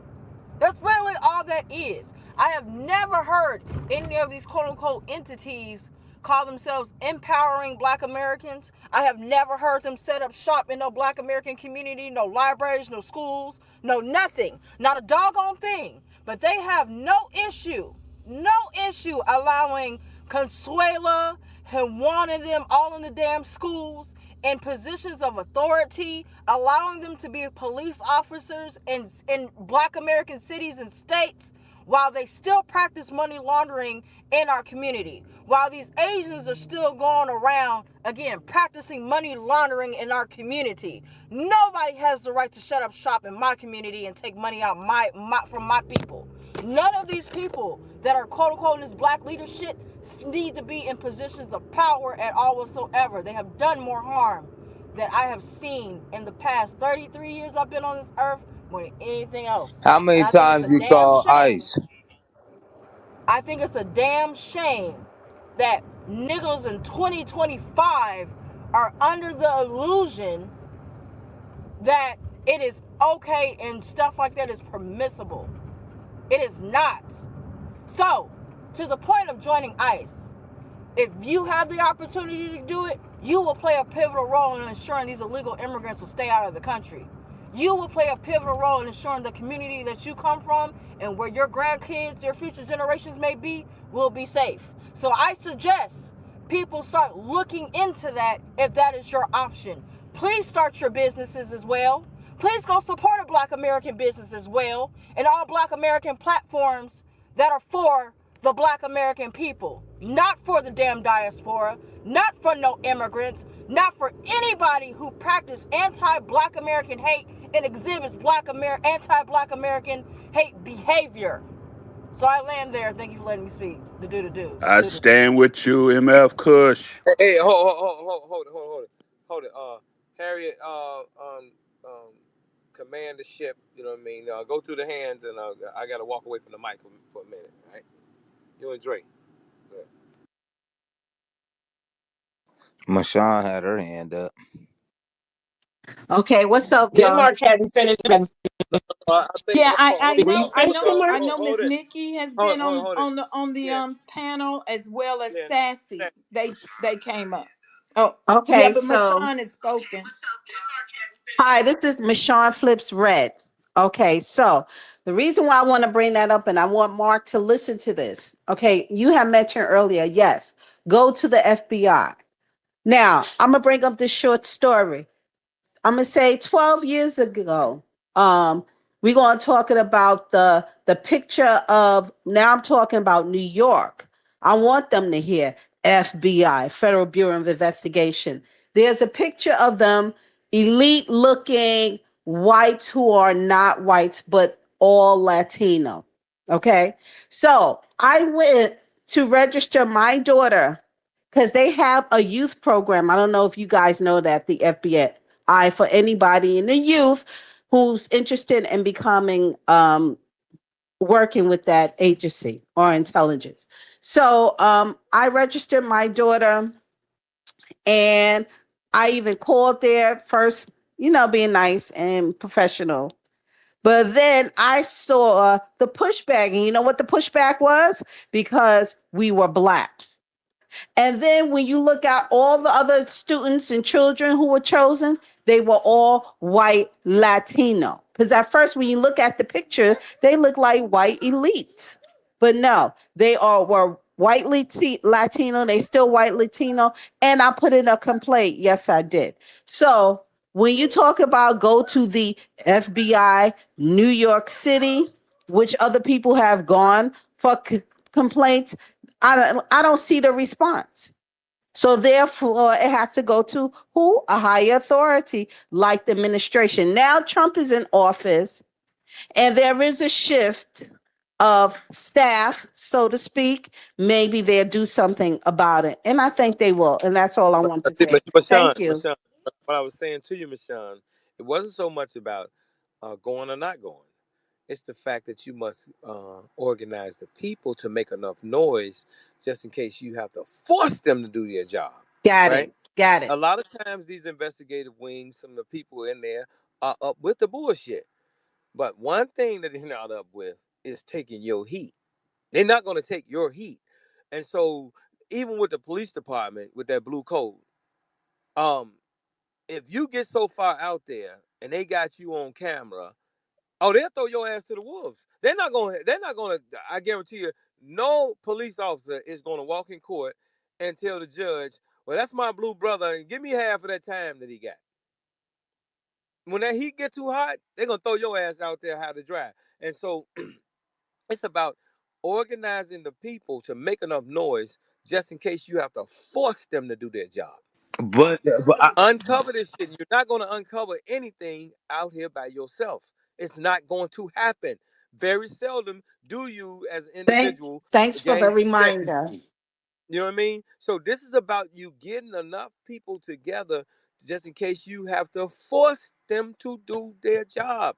What's the first thing happen when you get to making noise with a bunch of people? Whoever you going after tries to negotiate to do what? Get you quiet. They have to shut you up. You getting them in trouble. I'm showing you how to fuck these people up. Go get the masses of people. When they were knocking property, how I got in real estate was very simple, y'all. They were knocking buildings down in my community. Nice, nice gray stones. What the fuck? I went and got 100 people and went to Bank of America's branch, nearest branch, and started just doing all type of crazy shit. I told the people come up here with the beer in your hand, making noise. The vice president of the Midwest called me up, Pat Holden. I left my number in the bank. Now she could see me on the cameras. Her first question was, "Who the hell sent you to my bank branch?" I said, "You called me every time y'all knocked the building down. You called me. Why did you bring all those people?" "Ma'am, I'm going to bring them every Friday while you trying to do your business and exchange all that money. Every Friday, we coming back." She Yeah. instantly wanted to have a conversation and start working together. And then she called the head judge down at building court that deals with the properties and told him, "Hey, he's coming down there and keep his ass down there." Because she couldn't give me the information that I wanted, private, privileged information to who owned the properties before they would knock them down. But the courts could gave not only got me the fuck away from her from making all that noise, but with instructions to the judge. Show him how to become a receiver. Give him the information because he is different. He don't give a fuck about, you know what I'm saying, being embarrassed. He's trying to embarrass us. You see what I'm saying? This is what you getting the people together does. This is So, what uncovering shit does. This is what making noise does. And go ahead, Harry, and you and Dre. My turn. Go ahead, Miss Assy. Thank you. Wait a minute, Well, good Harry, you and Dre there? Y'all there? good Somebody walked away. morning. I'm here. I'm just gonna I'll let the hands go because a lot of people have been waiting. Okay, Good go ahead. morning, sister. Good morning, love. What? Oh. Is it me or you, young man? Hey Highland, let Miss No, it was Sassy you. I Good won't explain. morning. be. Good I morning. won't be Yeah, long. Miss I was saying good Sassy. morning. Good morning. I won't be long. Um. Oh, good morning, y'all. Happy Sunday. We were up late, just chopping it up last night. I'm just gonna say a few things. I want to speak on the title, and then I want to speak on how that. Um. I hear a lot of talk about, education and stuff like that, and I want to say how that our leaders of old were degreed and educated, starting with the Black Panther Party with Dr. Huey P. Newton. He was assassinated, but he had a doctorate in physics. He was quite educated. Um, Dr. Martin Luther King. I don't know about Malcolm X. He conducted himself uh, when I saw him, after he got out of jail intelligently. And sometimes that works and sometimes it doesn't. Um, and I know, Mark, you probably got what you want, behaving like that, and that's fine. But I know the way our leaders of old got what they want. They were aggressive. They were aggressive and they went against the status quo as well. They went against the status quo. And they fought, you know, the ones, and even there's a lot more than the ones that I mentioned. But because someone has matriculated through school and thought that, I'm going to get this or that, I get whatever I can out of America, you know, um, that's by their choice. Miss Sassy, No, stop, no, stop. no, no. Let me No, finish. stop for 1 minute. Just Let me. stop for 1 minute Uh, before you go further, because I don't want nobody to get this shit mixed up. Or listen, I'm not against okay. educated people. I'm against All right. brainwashed people parading around as the educated. See, everybody because they went to college don't mean that you should put them in front of you. Right. Okay, I agree with and these that. people have used that as a tool of trickery and deceit. And because they have been have gone through these institutions, does not justify what they're doing against the interests of our people, Right. and we're not going to let them use it. You know what I'm saying, to lull us to sleep. Right. And you're Okay, speaking of the so I'm not ones that against educated. No, want to no, no, harm because black people. I don't You're want you to speaking of the ones that want to harm black misunderstand people. me. Listen, listen Okay. to me. Let me say it best, because Okay. I go into a lot of spaces and people want to intentionally misinterpret what I'm saying. Okay. All Go right, ahead. I'm not gonna let you, because you highly educated, come amongst our people and use that shit for means of trickery and deceit. You're not gonna do that shit around me. I'm not fascinated by that shit. Okay, Right. you're not gonna Yeah. do it around me. Nobody's gonna do it around me. Now, and those are considered brainwashed people. See, educated people don't do that type of shit to their people. Brainwashed Who liars. who brainwashed them? How I did don't they give a get like shit. that? I don't give a shit They how it they happened. shouldn't be like that. I'm They saying to you, shouldn't it, be like that to our own people. ma'am, I'm saying to you that I'm not going to allow them to be in and around me and use that as their cover, and not say anything about them because they have those credentials.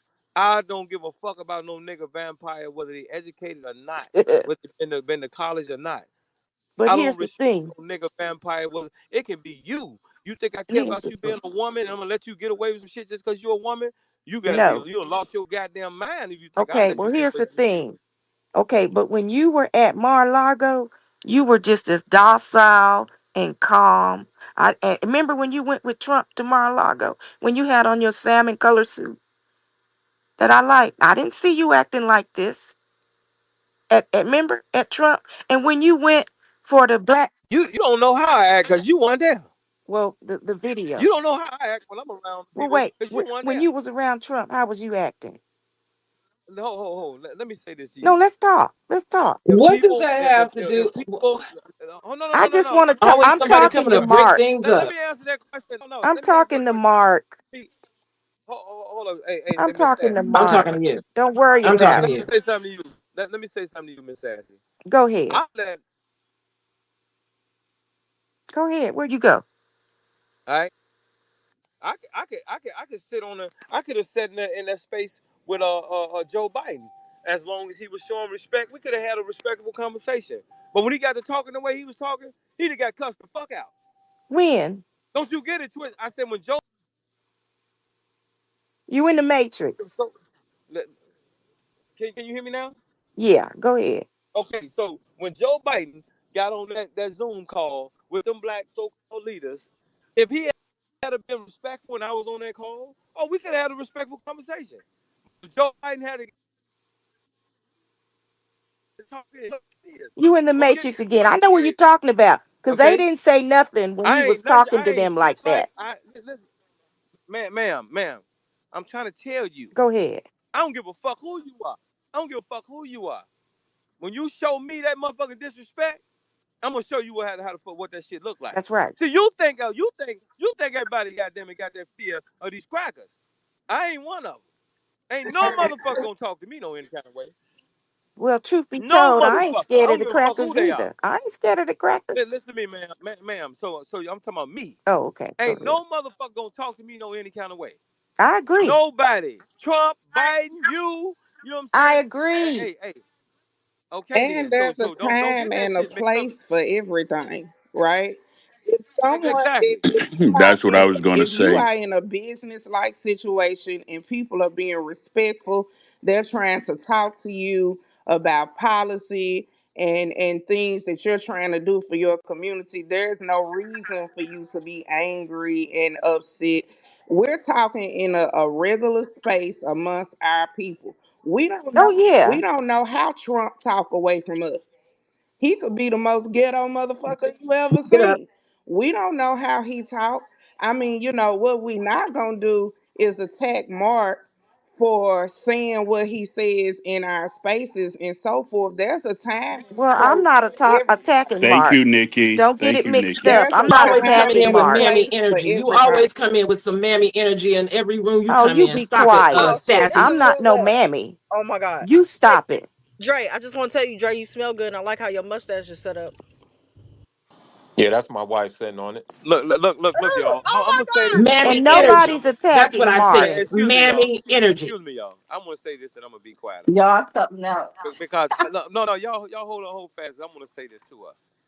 All right, I can sit amongst And any back group at you, of. mammy. You don't call me no mammy. Excuse You me, old crow. Miss Okay, Miss go ahead. Miss Go Sassy, ahead. Miss Sassy. Please understand this, and I'm speaking about me. I'm speaking of me. Okay, I got you.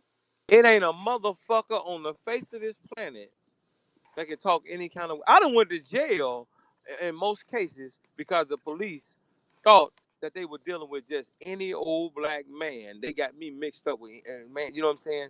Can't no motherfucker talk to me no any kind of way. Trump, Biden, you know, nobody. If you show them respect, we have a respectable conversation. Cool. But once you cross that line, you better call security because you're gonna have to put me the fuck out. You gonna put me the fuck out.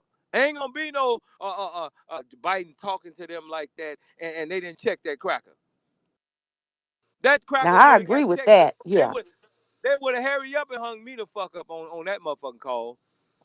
And if you don't believe me, come hang out with me on this activist shit that I do. All I was And you saying will see. was, They'll tell you right in this motherfucking city. Don't the mayor of them couldn't talk to me like that. The mayor Daley didn't talk to me no any motherfucking kind of way. He say that let- shit to them pastors and be talking. That motherfucker didn't talk to not just me, but our whole team. You couldn't talk to us no any kind of way. You better call some security up in this motherfucker all and I throw was us the fuck saying out. was And our all I'm saying to ancestors you of is, old and all I'm had saying to you is, degrees and if they Trump fought get for out of us. hand with me, I will go the fuck off on Trump. And that's what we need. That's what we need. Okay But then, hold And on, Miss that's so what Sass. we But want. why hold on, Can hold I? on. Why are you But it's a proper centering? decorum and proper order. Hold Do on, you hold do on, y'all. Hold things, on, Right, hold but on, people? hold hold on, on. hold on, Miss hold on. Sass, you Please This is what I gotta let want kind to of ask her. apologize for that, though. You gotta kind of. I know. I want to understand, why are we attacking our activists that are Right. on the front line and telling them how to act? I'm not Thank attacking you. anybody, and I'm not Big telling facts. anybody how to act. No, no, no, no, no, Miss no, no, no, Sassy. no. Hold on, Miss Boss, No, Miss You Sassy. were. Hold you on, Miss were. Sassy. We know Mark King Carter been in the trenches and he been Yes, he attempting to has. get us to hold on. I'm speaking.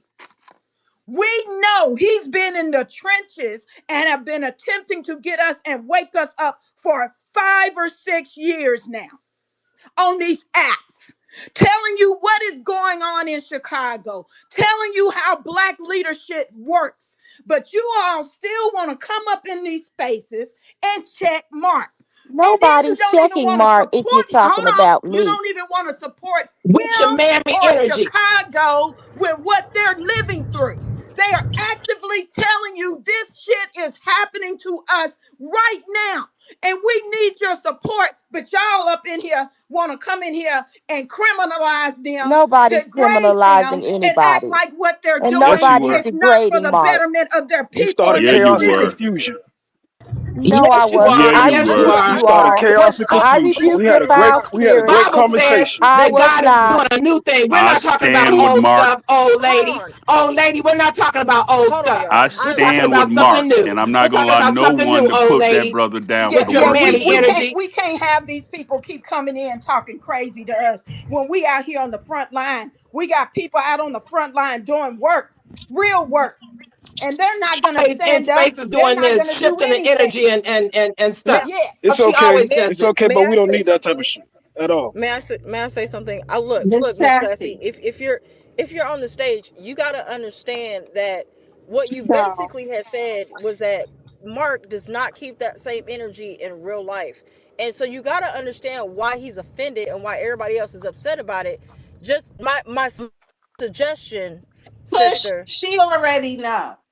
Oh, okay. Well, Okay. I No, either I way. You ain't removed got to her. explain I Jack. Okay, removed She her. so I already know. personally, I'll tell you Thank all, I you. Thank removed you, her. Is Sway. she still on okay, here or did so she drop off? so look, so hold I on. So look, removed She's her Thank you, still because Sway. here. now she's a She's still here. distraction. We got a now good even space even She going. always. We're even getting even if people. that is the case, even if that even if that is the case, let me even tell y'all this though. If y'all gonna come up in people's room and start judging their efforts and how they conduct themselves, then I hope that you're doing something better than what they're doing. Cause y'all should be the same way everybody feels the need to post the bullshit on this app. Y'all should be able to sit up here and post the positive shit that y'all doing on this app and quit trying to like talk shit about people who are doing stuff. You didn't have the opportunity to meet Trump, and even to Nikki's point, and even to be fair, nigga, don't y'all think even in a business setting, most of the business owners already understand where I stand at? Do I always need to announce it? No. There is a way to conduct yourself when you're doing business. There's a way to conduct yourself when you're trying to get something from somebody, if not barter. Like that, like make that Go make out some your mouth. sense. So until people really are going to go out there boots on the ground the same way King Carter has done, the same way a lot of you as Black Americans have done, don't start coming up in this room talking crazy. Don't go in nobody's room doing that, because there's Black Americans really out there doing some hard work that you may not even see and they're not posting, and y'all gonna be quick to shit on somebody, and that's gonna be that person y'all gonna need the help from the most. Like flat out and simple. There's a way to carry yourself, and y'all have to be mindful of that. Why make that make sense? Why would Mark go to Trump and say, "Fuck you, cracker, give me my reparations"? Does that make sense? Ah, That No, don't that make does not sense. make sense. And I'm gonna tell you something. We MF always had Cuss, people that's like two that. times we done agreed. I like it. I And like we it. always had Followers, I don't care. Stop talking to me in spaces. Stop talking to me in we spaces. always had people like that, like right? Because you had those who followed Martin Luther King, who had a softer way of activism, and then you had those who loved Malcolm X, who had a more firmer, kind of more harsh way with his words, right? And so we've always had people like that, but in this day and time we've already seen the different ways of activism, and this is geared towards Sassy. But the one thing that we cannot deny, you might agree with a more educated way of saying things, a more softer way, because Sassy, I see you in You mean politically correct right, to be in the politically correct. boxes. We being politically, astute and so forth. Because I see Sassy in Lloyd's room, and so Lloyd is part of the I LG, was gonna say yeah, that. part of Yep. the LGBTQ community, and he's very soft. But by this time, And he don't like Mark. right, he don't like Mark exactly. So in And apparently she doesn't either. Yeah, low and key. it's a lot of people that don't and pretend. Okay, so let's get that straight. But at the end of the day, when you have activists that is out there in the trenches, like Mark, out there fighting for everybody, because this is what I say: when we out here fighting and doing activism, we're not fighting for one particular person. I'm not fighting for myself. We're fighting for everybody. You can respect that if you can't respect anything else. If you can see somebody's work, you ought to be able to respect that if you can't respect anything else. And I think it's not anybody who knows Mark Carter that don't know that he's out there fighting and trying to fight for us. So you can respect that. So that's the reason why I said don't come up in here like you gonna check somebody unless you can show that you are doing the same work that he is doing and that you outdoing him. You need to show some respect. And it don't matter how old you are. And I'm gonna just say this, Miss Sassy, I'm not bringing you back on stage because we're gonna continue this discussion as we were. I feel like Let me just say, because I'm the one that they have to outburst, but she comes into these spaces and she does that. The nerve of her, And I like that Miss Sass. sassy senior citizen, the nerve of that sassy senior citizen to come up here telling people how to do it the old fashioned way. When we're on a new track, we're in a new day, on a new adventure to get what we got coming to us. And she's always doing this in the spaces. And for her to come in to Mark's space when she could have confronted him somewhere else, then to try to be sweet and sly with it, trying to throw jabs at him on the slide and read him on the slide. Yeah, but she's always derailing stuff. That's why I called her what I called her, because she's always doing derailing stuff. And I didn't know she was with that Lloyd guy or whatever. I didn't know she, you know, rubbing elbows, and I didn't know she was a fag hag. Let me just go on and say it the real way. I didn't know she was a But fag no, hag. We're just gonna go there. So she doesn't like for her to come up here and criticize. We needed Martin Luther King in the suits, but we also needed the deacons of defense and the leather jackets and the machine guns. So for her to sit up here and come into this space and then get mad because I butted heads with her, and I've butted heads with her before. She's been blocked for a long time. But it's just trifling. It's disgusting. And if you want to go do something old, go knit. Go sit in your rocking chair and knit a sweater or something, because we're moving on to different things, ma'am. I speak. yeah, Yes, you go can. ahead. That shit was funny. Go Nick. But Uh, but let me just say hey, this well, before look. you say that, I actually like Go Miss ahead. Sassy, but hey, every now and then we gonna have a brother and sister fight, and we gonna have to check each other.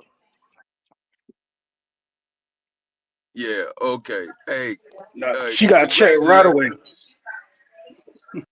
Okay.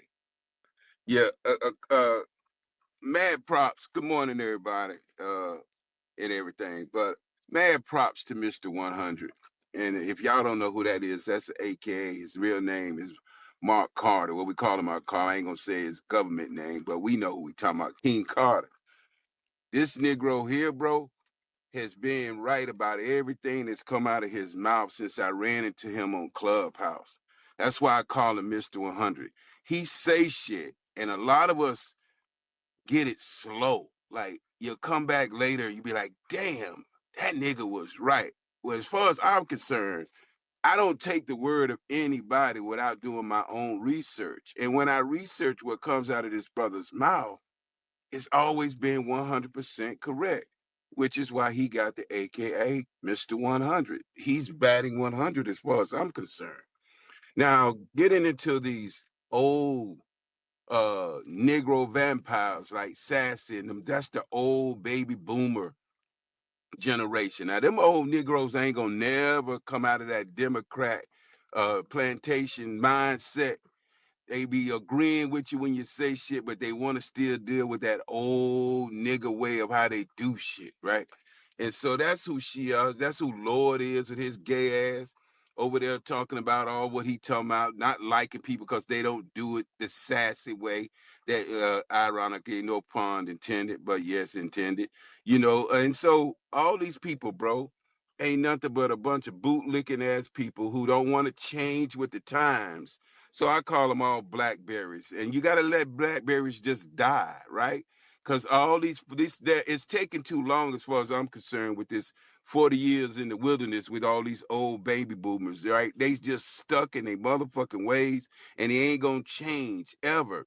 But this new 2020 movement that Mark been doing for decades, that we open our eyes and start moving in a different direction, that's the grassroots of today. And if you ain't with that shit, then you gonna get wiped the fuck out. This I told us we're gonna have a political fight that's friendly, but it's gonna also have to be some let a nigga know type of shit, like that Deacons of Defense type of shit, right? And it's moving to that, right? Because ultimately these people don't give a damn. And I want to echo my boy Willie. I think it was Willie, New York. Is that him? All you people, I posted in the Jumbotron, and I'm posting it on every site that I see that's talking about these marches. I said the ancestors are calling on our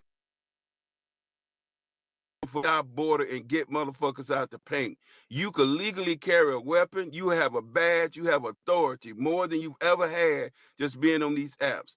Tell your young people. I told my nephews. He talking about going in the army. Fuck the army, nigga. Go join ICE. They give me a $50,000 signing bonus and all kind of other shit that come along with it. So we need, if you really want to protect your soil from these invaders, then you got to stop the places where the invaders are coming in.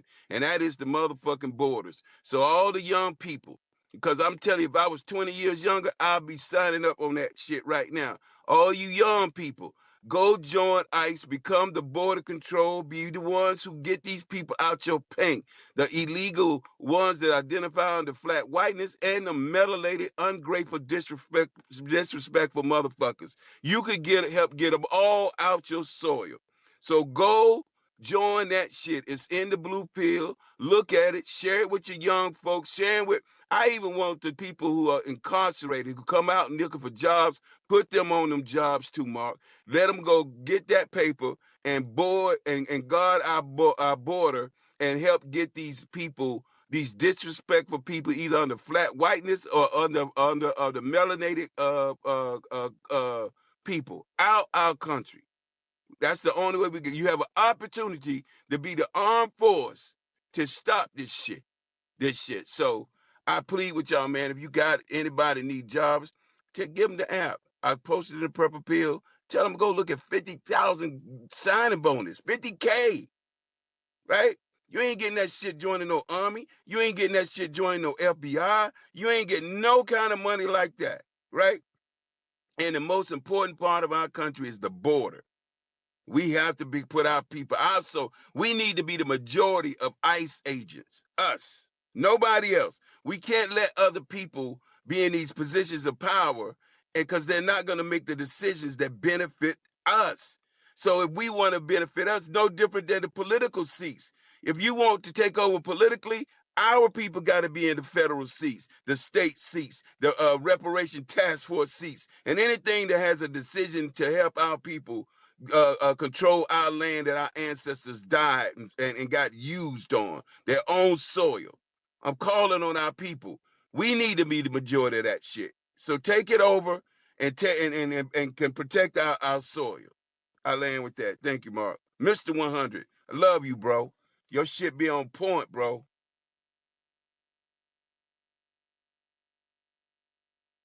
Prophet and King. Hey, can I come up now? Or there's another order. I thought Dre Go in raised hand. order. Yeah, all I wanted to say real quick was this, and not this is not me because I don't really know Sassy like that, but I just wanted to look. My question, if she was still on stage, I would have asked her, show me one intelligentsia, formally educated person that's in media, on television, or in these churches that are actually speaking truth to power on our behalf. What they have done is weaponize the system to create these elitist intelligentsia morons that are talking down to you. Tiffany Cross, Angela Rye, Bakari Sellers, all of them are formally educated, just like I'm formally educated. The difference is I'm not going to look at you and tell you that ICE is a reflection of the Gestapo. I'm not going to look at you and tell you that ICE is a reflection of slave catchers when we're getting shot and killed in our own neighborhoods under the auspice of intelligentsia. As they have co opted the church, they have co opted intelligentsia. Now, once again, I'm not saying that being formally educated and documented and degreed is a negative, but I would like to see when are any of these so called intelligentsia going to speak on our behalf in the cumulative of our people. Like someone mentioned, I think yesterday in that space or even in this space today, look at the Trump interview with the NABJ, right? You had just one person that was unbiased in that moment when everyone else was, you're racist, you're this, they're intelligentsia. Why weren't we focusing on policy and politics? No, we want to play the black card and intelligentsia card and all this goofy shit. None of it yields results, and I land. Damn near everybody you mentioned was an immigrant. Even in that so-called reporter's interview, I think that was in Philadelphia. Mm-hmm. Everybody was an immigrant. But see, Denmark, they use smoke and mirrors, right? Because I'm gonna give them your hue, Hmm. right? I'll give them your hue under the auspice of intelligentsia, and like I said yesterday, they wear black cologne and coon deodorant. You're gonna get both at the same time, and I Hmm. land. Coon deodorant. And so I don't know if that this is true. I'm just gonna. This is what I'm thinking. Maybe y'all can keep a lookout for it too. But I think that they're killing off Black Americans and replacing them with these immigrants.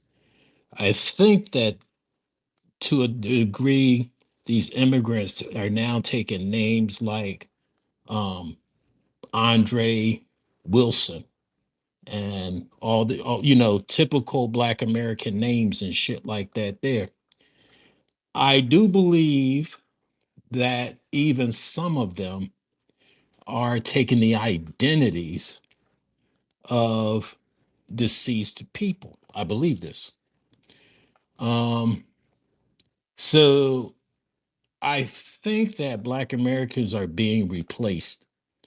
Maybe not exactly how I outlined, but this is where I'm at with it right now until I get different information. But I think we're being replaced.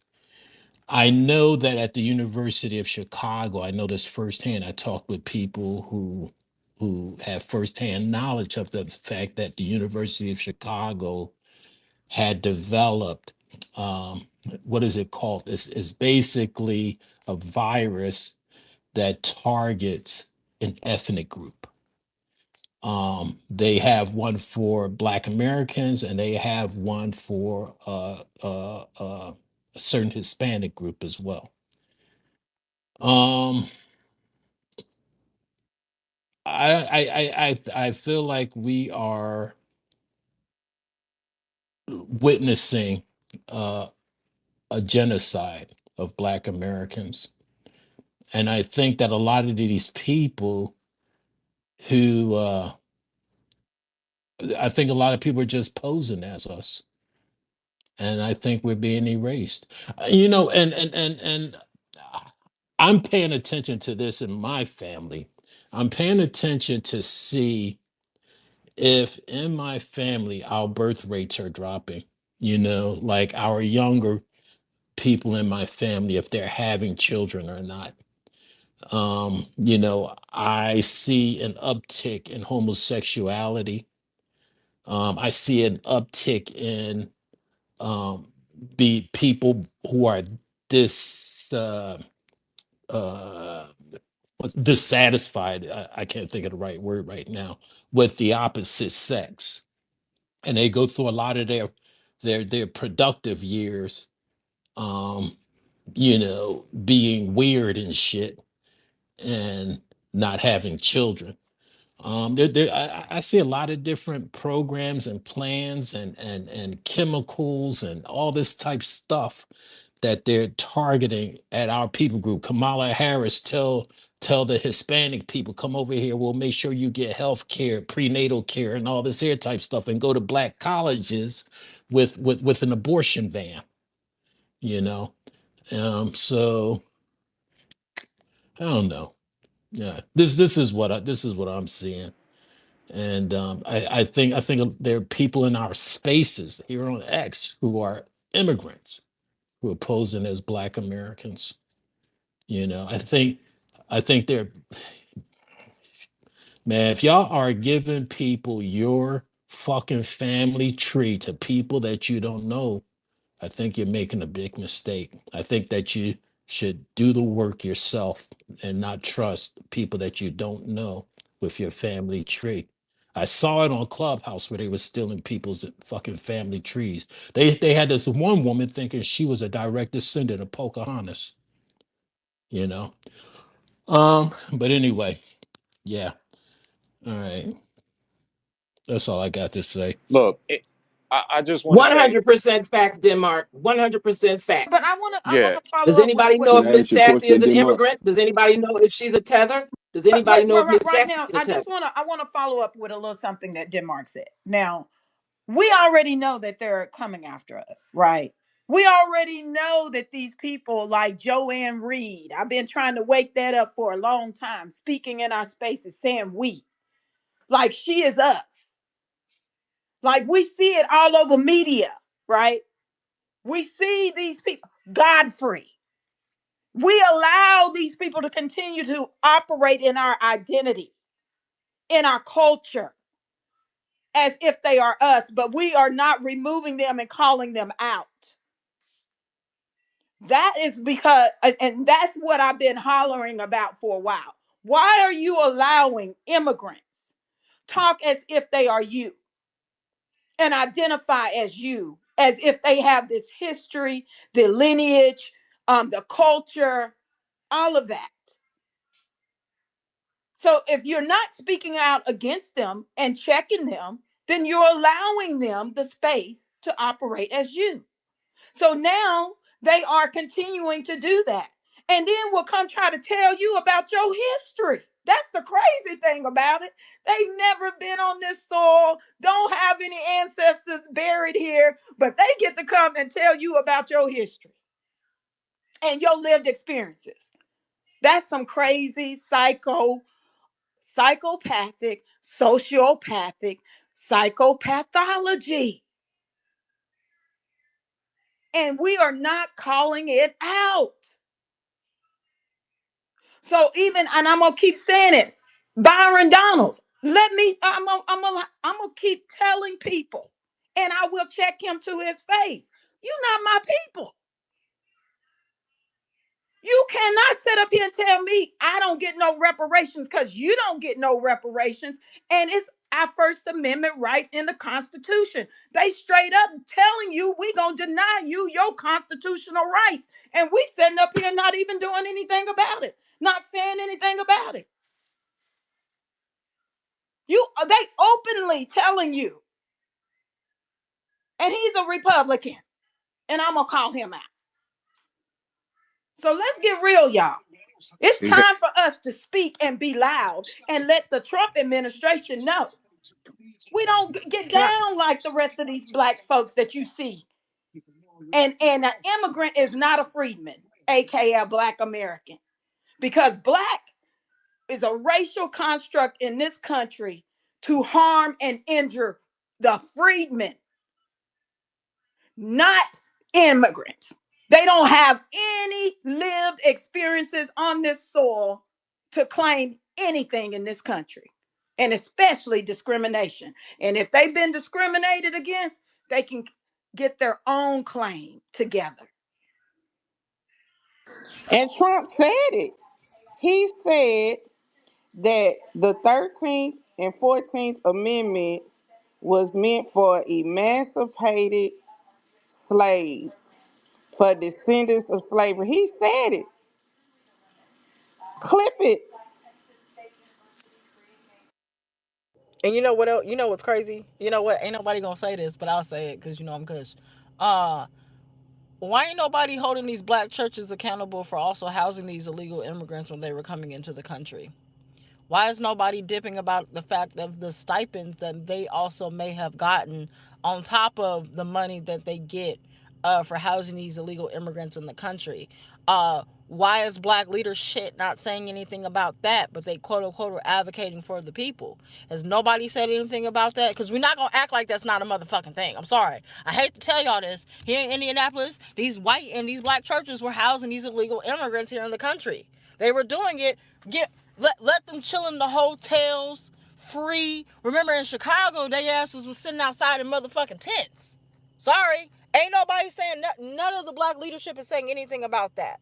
And I also just want to say this before I go into work. Listen, when people go out there and you see a black American fighting for reparations, advocating for the people, that kind of thing, you got to stop and think that that's a whole nother level of kind of sacrifice, because they're taking away time from their families. They're taking away time from stuff that they probably need to do in their own personal life. They're taking away time and also, to a degree, kind of putting their lives on the line, putting their faces out there, something that some of y'all are not willing to do. And that's okay if you're not willing to do, but don't come in here and start trying to point your finger at somebody at something that you yourself are not doing. Because when I asked you to post what you're doing, how are you advocating in your city, your state? What are you doing in your specific city or state to uplift black Americans and let reparations be heard and known? And you tell me nothing, I'm not listening to you. Because if I can do it as a person who's a mother, who's a wife, who also goes to school, if I can go sit up here and have conversations with black entrepreneurs and post it and give them advertisement while you still are able to learn and post those business grants and do all this other stuff, that means that you have the opportunity to do it as well. So there has to be some kind of degree of accountability here. I'm sorry, Miss Sassy, I know you're in the room, but if you're going to ask me, here's my suggestion. I really do think you need to apologize at some point to Mark Carter about that. I was offended by what you said, because that energy that you also gave didn't match. You're a big person. You're a really big person who's a Christian, and I get that and I respect that, but you don't hold that black church accountable for the shit that they've done this whole entire Biden administration. You don't hold them accountable for not setting up any senior homes for the elderly so they don't get harmed by these immigrants who want to harm the black elderly. You don't say to these people, these black church, hey, listen, if you guys help me set up something for these young black kids? Can we set up a library somewhere? How do we go about that? Do I need to set up a 501c3? How do I do that? And you don't do that. So if you're gonna call him out, make sure you are also looking under your own veil as well. Because everybody in here, for the most part, as far as I'm concerned, does their best to do their work to the best of their ability. And I'm not saying that you don't, because what I see on here is what I see on here. I believe what I see on here. If you tell me you don't do something, then I'm definitely going to believe you don't fucking do it. Or if you say that you do something, I expect for you to prove that you do it. That way I believe you. But just understand that there's always two sides to the coin. So just be mindful of that, and that's a message to really everybody, not just Sassy. Just because you don't see it on the app also doesn't mean it may not happen. But if it is happening and it's something great, something that lifts the community, you should be willing to post it, uplift it, and promote it year round. Please go support a black American business. This is Kush Nation signing off. To do. Love you, niggas. Hey, I, And Mark, you need to be careful with this dude follower too. That's just my oh, advice, because he flip flops a whole fucking lot, bro. But it is what it hey, is. It's your we're not stage. coming up here to do all of this on You ain't Mark's. gonna tell me Uh, what I'm gonna do. You don't. I'm not. I'm You're a not here to do newcomer, this on bro. Mark. You're a I'm here. Mark newcomer. We knows don't me. even know who you are. I co-sign what you We say, don't even Unc. know who this I nigga co-sign is, everything right? you say. Mark knows me. Mark knows me. Well, So I'm not here, Mark knows me, and I'm telling Mark and to be Mark knows careful of me. you. No, So he don't, bro. yeah, Mark You knows been me. so hold your Okay. horses. You ain't even got enough. This is seniority in this motherfucking room. You are goddamn private. So fall the fuck back, and then we'll let you. So, We'll let you hey, know. Mark. All We'll right, let you Mark. I know. can't. It was my We'll time to let you speak. know when you could talk. We'll let you It know. it was my time to Private. It speak. ain't your time. You don't have You no time. interrupted Unc. He was You still don't get Who speaking. was no You time. speaking? You don't interrupted got Unc. no seniority over here. And then there's hands. I had my We did hands have up. hands. We don't care Yeah, about but I your think hand some though. of us had it up before you, and then you've been already speaking. Okay. All right. Then I Go ahead, apologize because go because ahead. I thought I was behind. You ain't Okay, behind. You talk when we tell No. you to talk, bro. In this space. This ain't no space other spaces you be in.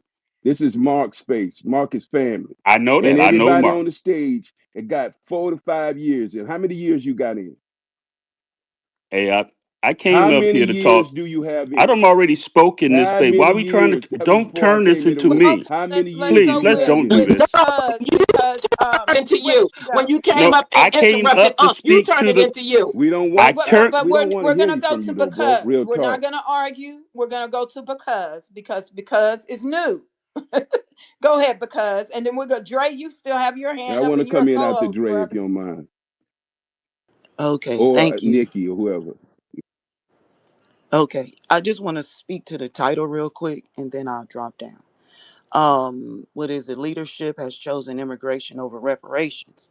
And so I mentioned this a couple of days ago when I was in one of these spaces, specifically for California, how the California Legislative Black Caucus quickly switched from supposedly advocating, well, I ain't gonna say advocating, but putting forth some bills for reparations, and they quickly switched to not reparations but immigration, and that's proven by Isaac Bryan, the very person who kind of derailed the entire reparations bills in August of last year. And so what he's doing right now, he is campaigning for immigration and for immigrants. He's at every protest.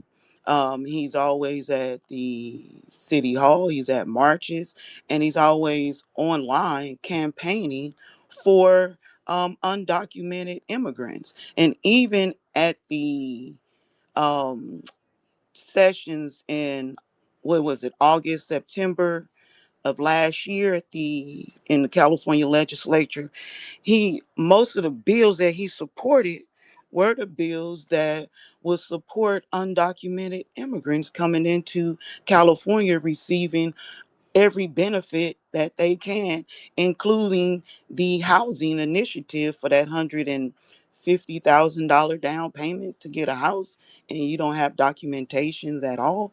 And so what I see is that they trying to do a whole dulo, and they didn't kind of already did it. And so when you have Isaac Bryan up there saying, "Oh, we support our immigrants," and you have Karen Bass saying the very same thing, they're denying Black Californians their right to be heard. And not only that, but they're not speaking on behalf of us for this reparations movement at all. It's like they pushed it to the back, and they advocating very strongly for the undocumented population here in California, and specifically in LA. In that August session, when they were passing those bills, because it was like over 1,000 bills that they had to vote on and pass, and majority of them were for undocumented immigrants, and they didn't specify whether or not they were for Black immigrants or for white immigrants or for Hispanic. They purposely always speak for those who speak Spanish, the Spanish descended people, and they prop them up as if their, what is it, their status of citizenship is like their privilege. And so it's really irritating when I hear these folks get up here on these stages that are real harsh, staunch Democrats, saying that we're just grassroots movement is just in a cloud, like we just out here, on a whim doing whatever and however we feel. And that's not true. When when those protests were starting here in LA, see, the National Guards were already in California because of the fires. Okay. And so when Trump asked to have those additional troops come in, or guards come in, it was because the protests had gotten violent. and they were throwing rocks at police at LAPD. They were fighting the police. They were fighting the sheriffs. They were setting their vehicles on fire. They were trying to, because all these protests were really centralized in downtown LA, where you have the federal courts, the immigration building, you have LAPD headquarters, and you have the mayor's office. And the one thing that the ICE agents were going back and telling the Trump administration was that they were already met with protesters, so they were didn't understand how protesters were um, I guess, had the up on where they were going to do raids or go and pick up people from.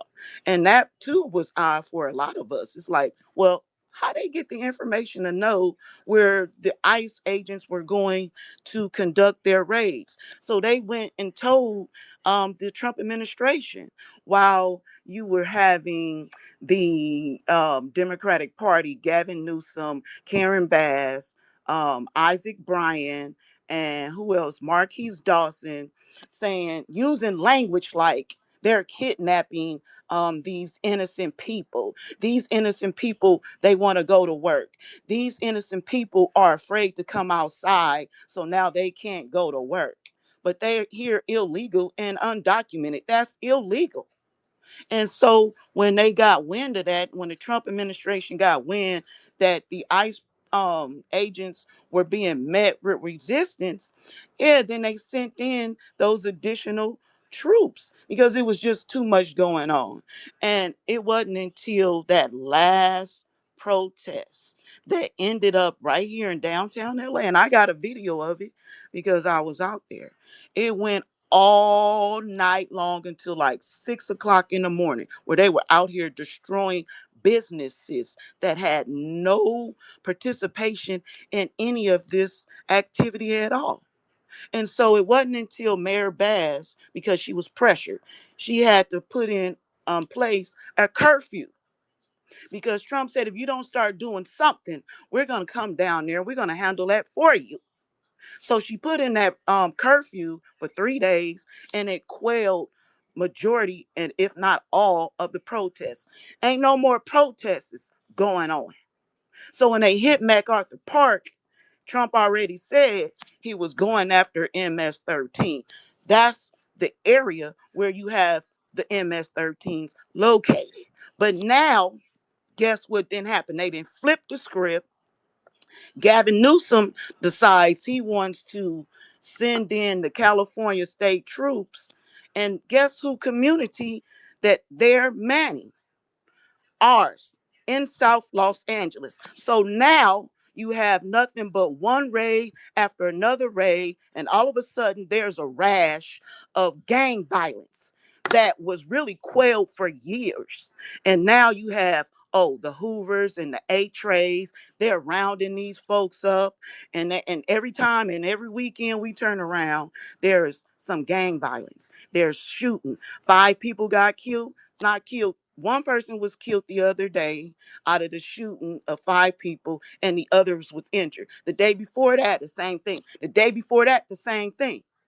So now all of a sudden, because Trump said you're going to have to come in here and get control of your crime, now the state of California want to attack black people. It's not the Trump administration sending in troops. It's the state of California coming directly into the South Central community and sending out police and rounding up people. That's not the Trump administration. And Karen Bass is sitting back, that bitch out here laughing and looking up in our face and telling us that we should be out here supporting these raids. Not the raids, but the her efforts to try to, I guess, combat the Trump administration. That's some bullshit. So now we got state troopers in our community. Trump didn't send them. Gavin Newsom sent them, as Trump say, Newscom. He sent them, and he sent them directly in our community on purpose. And so with JD Vance, when him and what's his name, Bill Esales They held a press conference, and he told Gavin Newsom and Karen Bass and the entire Democratic Party in the state of California that if you continue to aid and abet these illegal immigrants, that they will press charges against them. And he cited the very what was the very law that Judge Joe Brown had mentioned.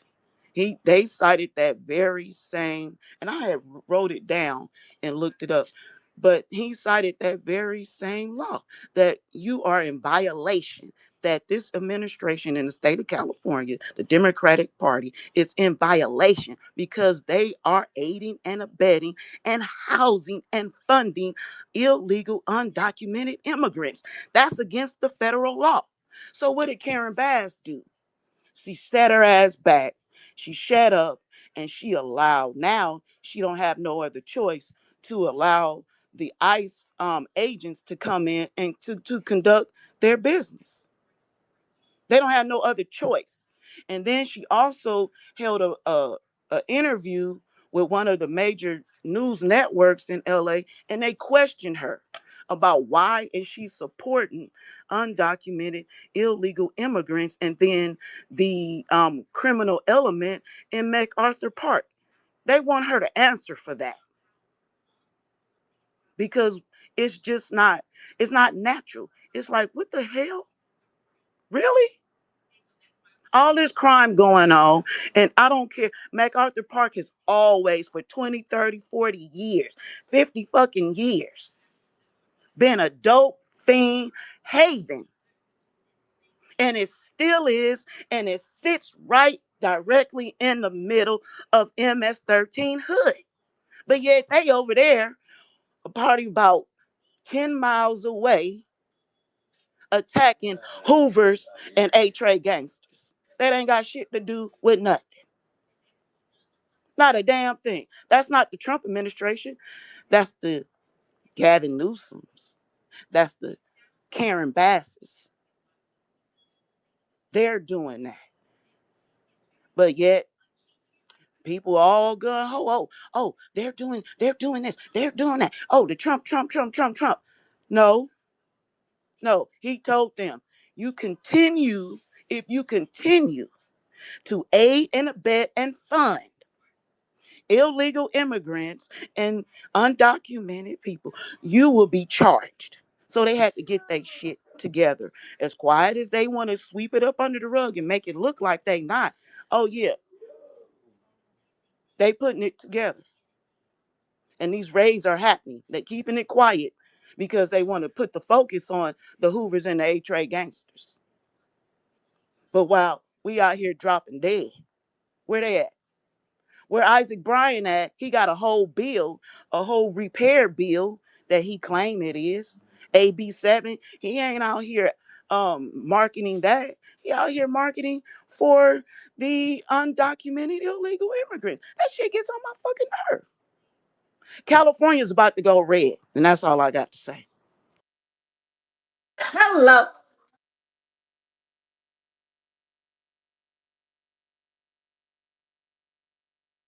Okay, let's see. Let's go with, I think, Miss Nikki, Yeah, uh, I follow us. was, And I Dre, are you there? was. Cause you Yeah, co-host. yeah, I'm here. So I just wanted to say, because I had my hand up first. I just want to say to the sister that just spoke, thank you, because when it was just me and Mark Carter and about 5 other people in that space, I brought that same point up. I don't, and I got to speak to what you said too, Harriet, because that was hilarious. Because I always talk about the optics. One of the things, see, we talked about Joy Reid and all these people, but the most dangerous, and I'm sure you'll agree, Harriet, the most dangerous woman on television at this moment is Sunny Holston. You got a Puerto Rican woman with Michael Jackson's third nose telling black people to love their neighbor and love their immigrant, and then tell you to sit down and shut up and just be a good. Think about this. On The View, you got leftist, widow, white women. You got a Puerto Rican woman, and then you got the mascot, Whoopi Goldberg. All the women in dresses and regalia and Whoopies and sweatpants and clogs. Think about that. How weird that is. All while telling you to sit down and love your massa. The point that I'm making is to that sister, she's absolutely right. Once again, y'all, since it's more people in the space than when we started, if you add up the deficit of Boston, you add up the deficit of Denver, you add up the deficit of Chicago, Los Angeles, San Fran, and Oakland, you will come to over $1 trillion. Where do you think your reparations went? Secondly, look at Denver, which is mainly a white city, right? 30% of their workforce got to be laid off, meaning their school bus, the public transportation, sanitation, right? Why? Because they put all the money into illegal pockets. The same people that was robbing these apartment buildings that they were living in. This is a direct correlation. There is no coincidence, right? We have to mature and understand and look at these things from a different scope. And once you do, you see the play. That's why media does what it does. That's why Karen Bass does what she does. Brandon Johnson's doing what he's doing. Michelle Wu's doing what she's doing. Because it's, I like to call it project erasure. It is almost erasing not only our justice claim, but our existence and our communities and the few little enclaves we got left in our land.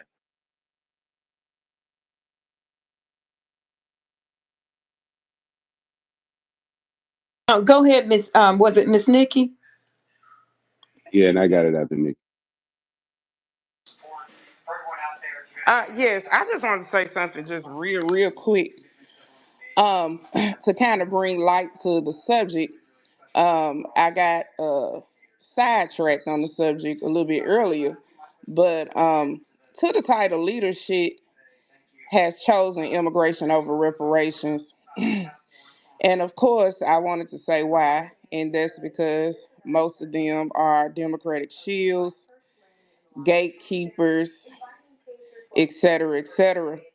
So we know that they are pretty much getting paid to shut us down and to refocus us on everybody else except for what we need to be focused on, which is Black American business. But I wanted to bring this to light because I woke up this morning looking at the news, and I don't know if you all saw this, but they just, ICE just arrested 475 illegal immigrants at the Hyundai plant in Georgia.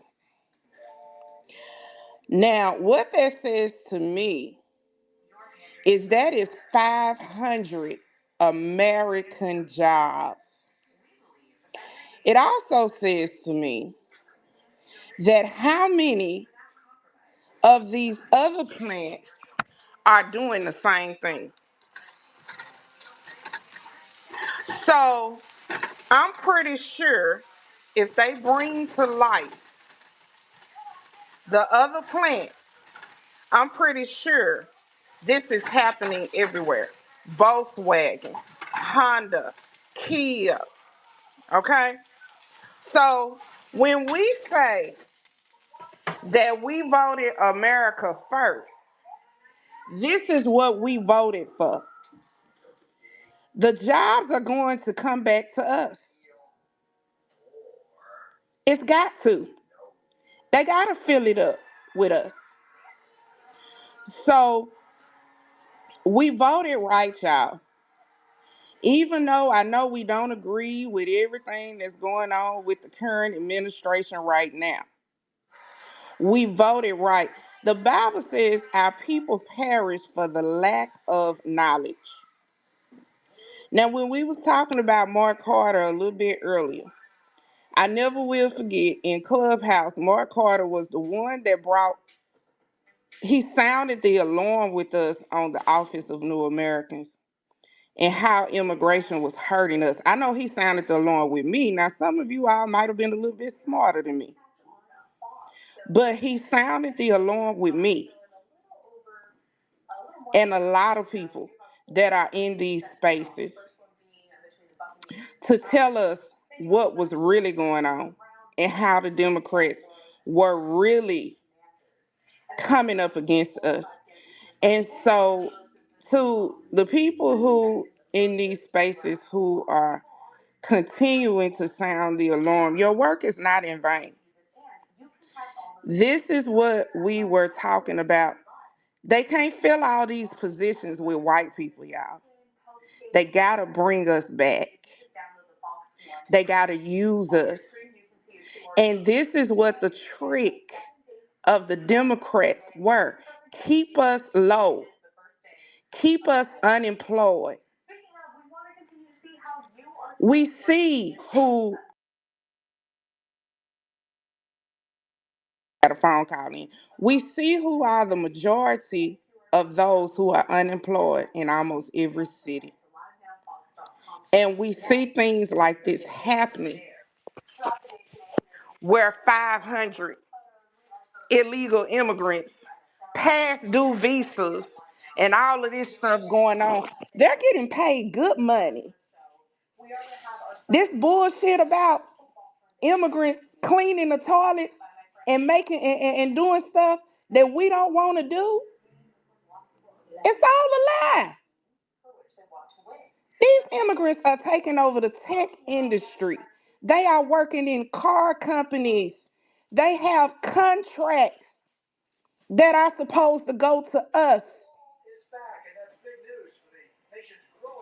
That infrastructure bill that Biden signed into place, hardly any of that money came to our communities. Hardly any of it. It went to immigrants. So this little picture in the majority of our minds of this little Mexican immigrant that swam across the border and is cleaning the toilet and doing things that we don't want to do. Jasmine Crockett talking about don't none of us want to farm. And we sitting up here fighting for black farmers. You'll sit up and laugh and agree with shit like that when you're not knowledgeable. Our people perish for the lack of knowledge. So for those who are in these spaces who are sounding the alarm, I'm going to give everybody their flowers today. Because we are now reaping what we have sown, but we also got to live in it, y'all. We got to live in it. And what do I mean by living in it? We got to talk to the current administration. We can't freeze up just because we got Republicans in office.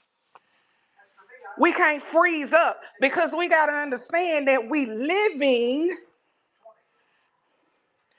in what we're reaping. So we got to go get it. And we can't go get it by just sitting here and complaining. We got to go get it. We got to go talk. We got to say, okay, Trump, we understand what you're saying about America first. We are America. Okay, now let me tell you what we want. Because we got the gatekeepers and all of them, they are still busy. They didn't take off, y'all. They didn't take no time off. They still busy. They still out there trying to tell people to be Democrats so that they can continue to put them to sleep. Because that's all they doing is continuing to put them to sleep. Not even understanding. They don't want us to understand that we now living in a time that is for us. They don't want us to understand that because the Democrats want to put us back to sleep. So it is us, the conscious community, responsibility to now step up and say, no, we're not going to stop talking because the Republicans are in office. We're going to keep talking. Because this is what, and I'm going to say this and I'm going to get off the mic. This is what the silent generation did, is skip the generation. The baby boomers went to sleep. The Gen X and the millennials woke back up. That's right. And so now it's time for us to do what the silent generation did. They didn't pick a friendly president, Because to them, white folks was white folks. Racist was racist. They didn't pick one. They went to anybody who was there. I don't give a damn. I'm like Mark. I don't give a damn who like me. Don't matter who like me. My people and my people's business is the agenda. Black Americans is the agenda. Are we not American? We ain't got nowhere to go. You got these Democrats that's trying to put people back to sleep, talking about some we next. We ain't got nowhere to go. No, we are American, and you're right. We are next. We next in line after these immigrants get the hell up out of here. We next in line. It's our rightful position, Miss Nikki. It's our Exactly. rightful position. Go ahead, lady. You preaching. Keep on. Preach. I'm done. The sermon is over. Can the church say amen? Amen. Amen. Amen. But look, Amen. let me say this to us, and Nikki, I want to add to what you're saying, right? It's time we wake up and disrupt, right? When we wake up, it destroys the mass immigration movement and awakens the reparations movement. Our leadership, when Trump started alarming, sounding the alarm, saying that, hey, look, these people coming here taking black jobs. What did the black leadership do? They came out and started saying, oh, nobody's taking my black job. That was the putting us back to sleep. That was to make us believe that, oh man, he's a racist and don't pay attention. They got jobs, they got contracts, but the masses of people don't have what they have. But they had to hurry up because it was election time and every other time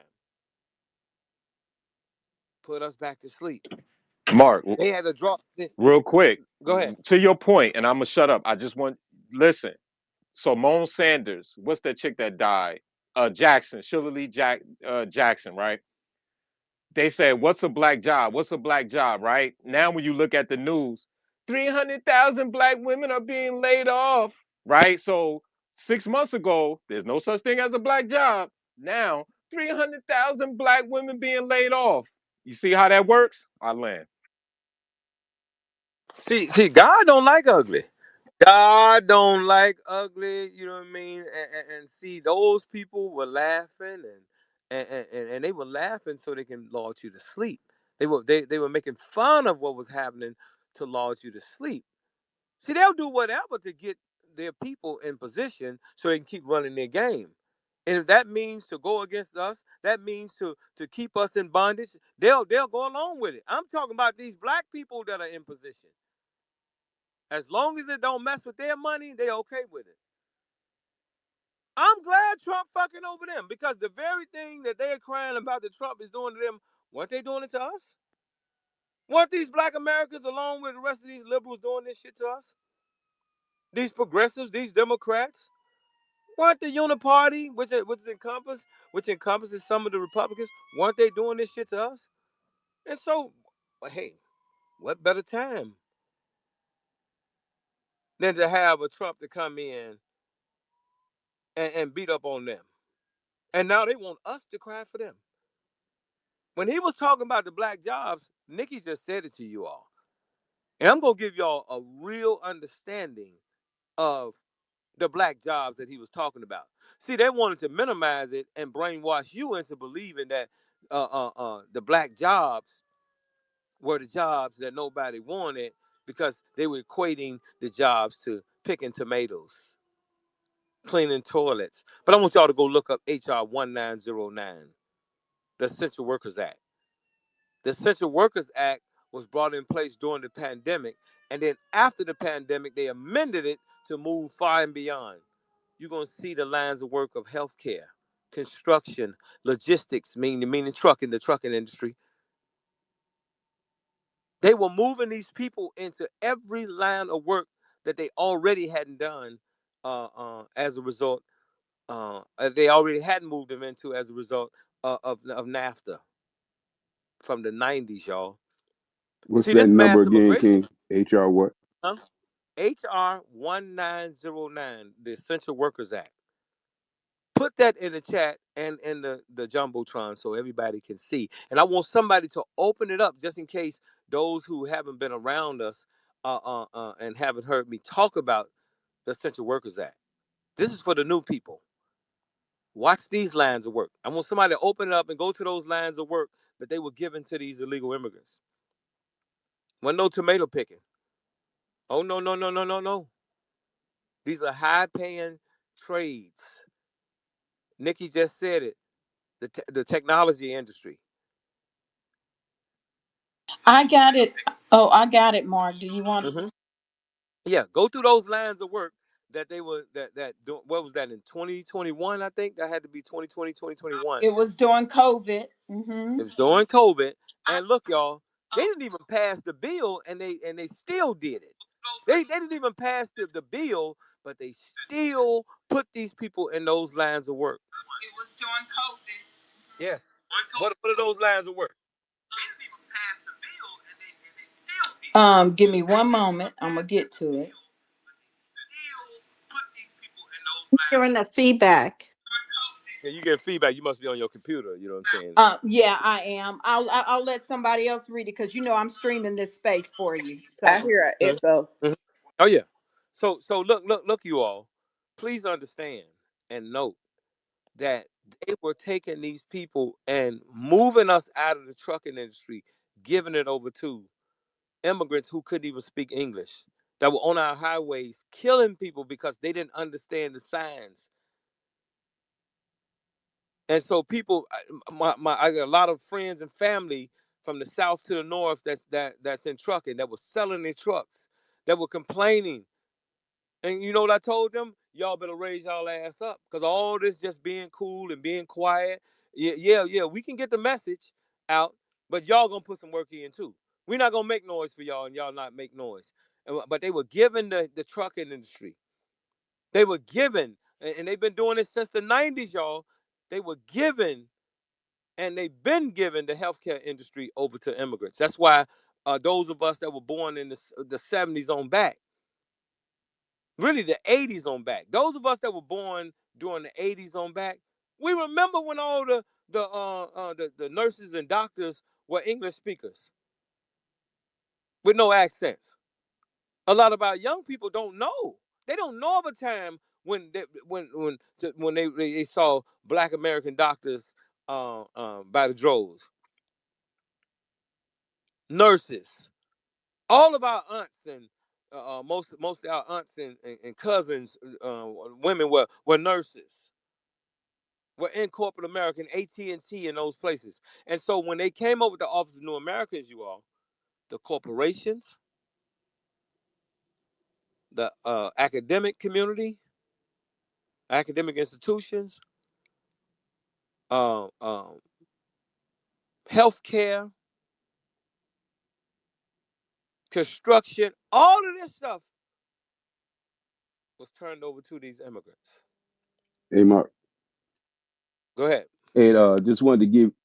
Hey, let me just squeeze in right quick, please. I just wanted to say, Sway Me, if you've already found HR 1909, you have to click on the tab that says text. They have a couple of tabs. Click on that one, and that's the one that has all the list of the right, I work. know, but you all have to Oh, read okay. it Oh, I because didn't know. I'm live. Okay, thanks. Thank you. Yeah, I know you all have to read it because I'm live streaming. You'll hear my equipment in the back, the sound in the back, so someone else can read it off, please. Thank you. Yeah, I'm not. I placed it in the chat. I'm not going to read, but Mark, I just wanted to let you know, right? The opportunities are there for us. Take Georgia, Savannah, for instance, with the Hyundai company. 400 jobs available. They're gonna have to hire us, right? But check this move out. They have set up these I don't know what you call them. Like it's almost like hiring companies that they're going 3 and 4 levels deep, where they're doing deals with the companies to make sure that they hire the right people, their people, before they hire Americans. And this is the things that we've been saying about. The day laborers, they Yeah, call them day and laborers. so that's happening there with the trucking industry, which the same way they're going through these hiring companies that are partnering with these companies to hire immigrants over us. And this is going on down. That's what you said about the Office of New America. That's their plan. And the HR departments, they're putting their people in the HR departments to make sure they hire specifically others over us. So all these places where the hiring is being taken place is Rock. Let me tell you how they do it. So the payroll is being run through whatever right. company. That company then hires the illegals. You know what I mean?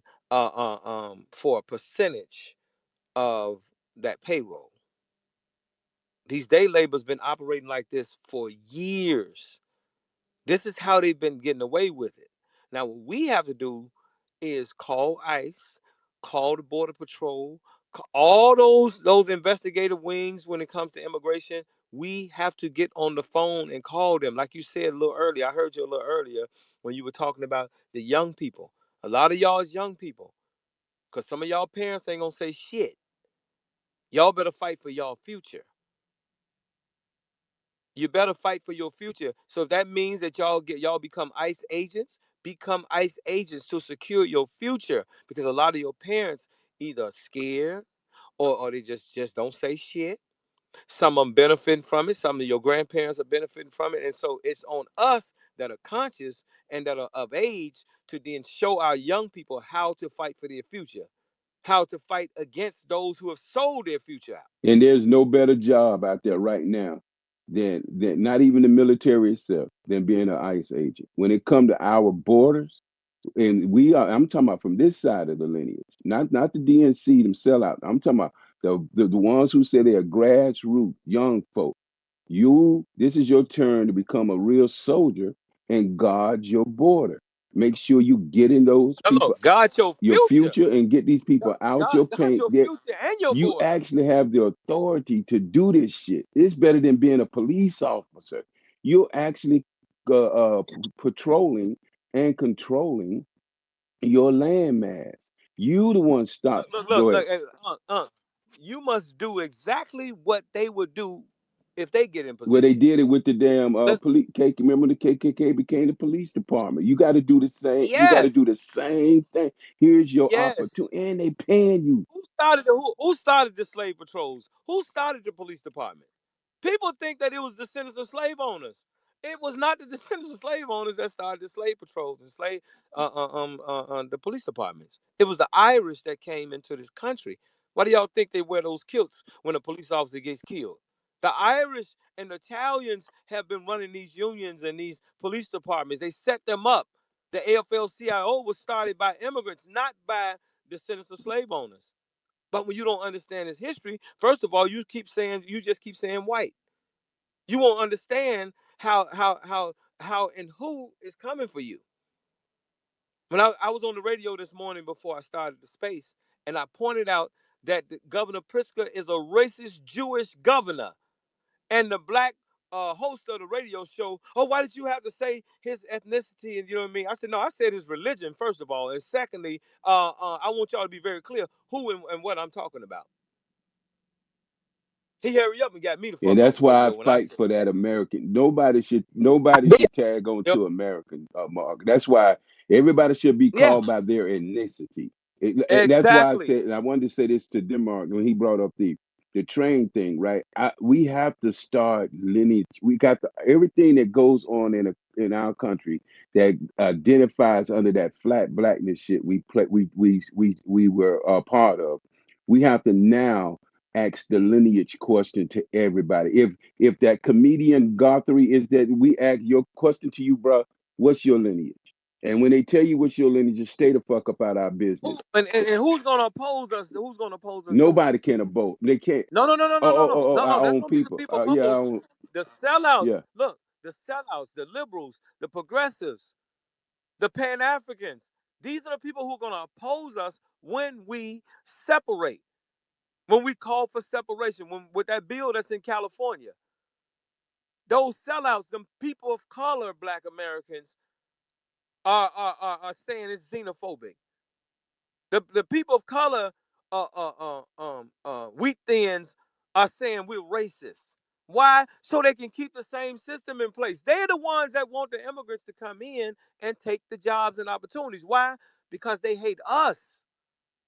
Hey, watch this. When the factory shut down, Hostie's factory shut down here in Chicago. Not only did Black Americans get jobs, but Black Americans who were walking right out of federal prison all went straight into work. Went straight to That's work. right. Changed their lives around. I got friends that went from working at Hostie's factory to now working in construction. Never went back into the streets. Never, you know what I mean, went back to jail. You all have to understand the 90s crime bill was about taking us out of the paint. They didn't give a shit about us selling no dope and killing each other. That's not what they cared about. They cared about keeping us in bondage so they will always be in front of us. Had they put us to work before they sent us to prison, there would have been no prison expansion program. There would have been no mass incarceration. We are the missing piece. And so I'm saying to us all over the country, y'all, if we want to disrupt what's going on, you call the formerly incarcerated men and women out of the shadows and put them to work no different than you did with the illegal immigrants that walked out of prison and never finished even serving their time for crimes committed. If you put the formerly incarcerated community to work and men and women who are being discriminated against that don't have records, because it ain't just those of us that have records, y'all. Even if you don't have a record, these elitist sellouts don't want you to have nothing. Why? So they will always control you. As long as they keep Right. you broke and starving, they will always be your leaders. Now, I want y'all to really look at HR 1909. I'll read off some of the it's long too. I'll read them off for you. Right. I'll read it if you don't Oh, want if you don't that's want okay. to. I'm here. I moved out of the space. Okay. Okay. So, Now, hold, because I want to say this before she mhm. read these lines of work. I want y'all to listen closely to these lines of work. Does this sound like tomato picking? Or does this sound like the same lines of work that you've been trying to get into, that you've been discriminated against because these immigrants are in the supervising positions? So from Mississippi to Chicago to Kentucky to Tennessee, look, it used to be a white boy used to come in Clubhouse. He would often say when we were having a conversation, "Hey, look, all of us white people don't have money. Man, wait, we lost our jobs like y'all lost y'all jobs. And we got our jobs back with better pay after Trump sent the immigrants out of those factories that were in rural white America, no different than they were in cities and in places like Mississippi. So Koch factories, host these companies and all that. All those jobs went back to Americans and not just back to um, white Americans, as you know, and I use that term every now and then. But understand this: when you take the immigrants out of the paint, then they have no choice but to use Americans, whether you have a record or not. And so, listen to these lines of work that they took you out of, especially during the pandemic. They have been doing it since the '90s. So this mass deportation plan is not just about the last 4 years.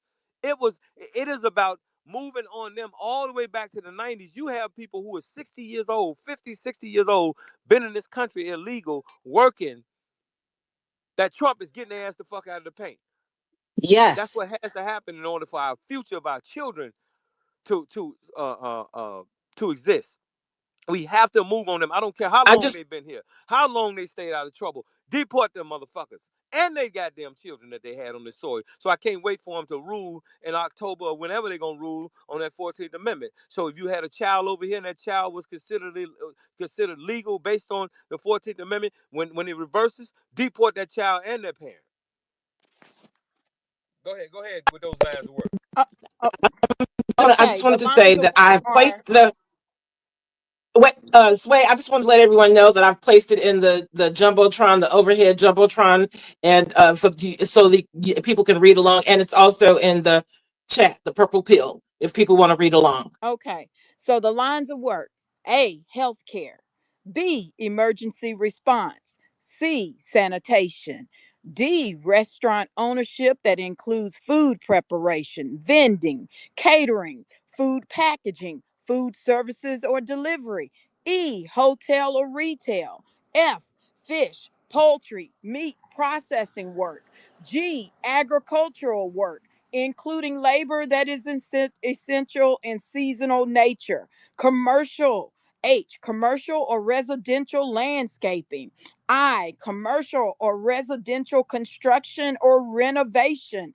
J, housing, residential, commercial construction, related activities or public works construction. K, domestic work in private Oh, stop, stop, household. stop, stop, stop, stop, stop. When she say public works, do you all know those are city jobs? Those are city contracts. When they say public works, those are city, county, and state and federal contracts that they're given to these That's companies. right. Good government jobs. Yes, these man in Chicago, a laborer can make 66.50 an hour. That's non-union. Union, they can make the take-home part of their pay. That's not even their benefits. It's about $40, $50 an hour, $105 an hour altogether. Know that this is happening. Go ahead. Go ahead. All right. K, we go to domestic work in private households, including child care, home care, or house cleaning. L, natural disaster recovery, disaster reconstruction, and related construction. M, home and community based work, including home health care, residential care, assistance with activities of daily living, any service provided by direct care workers. That's Public Health Service Act. Personal care aides, job coaches, or supported employment providers. Any other provision of care to individuals in their homes or direct service providers. In family care, including child care services, in-home child care services. Hold on, I'm gonna have to scroll down.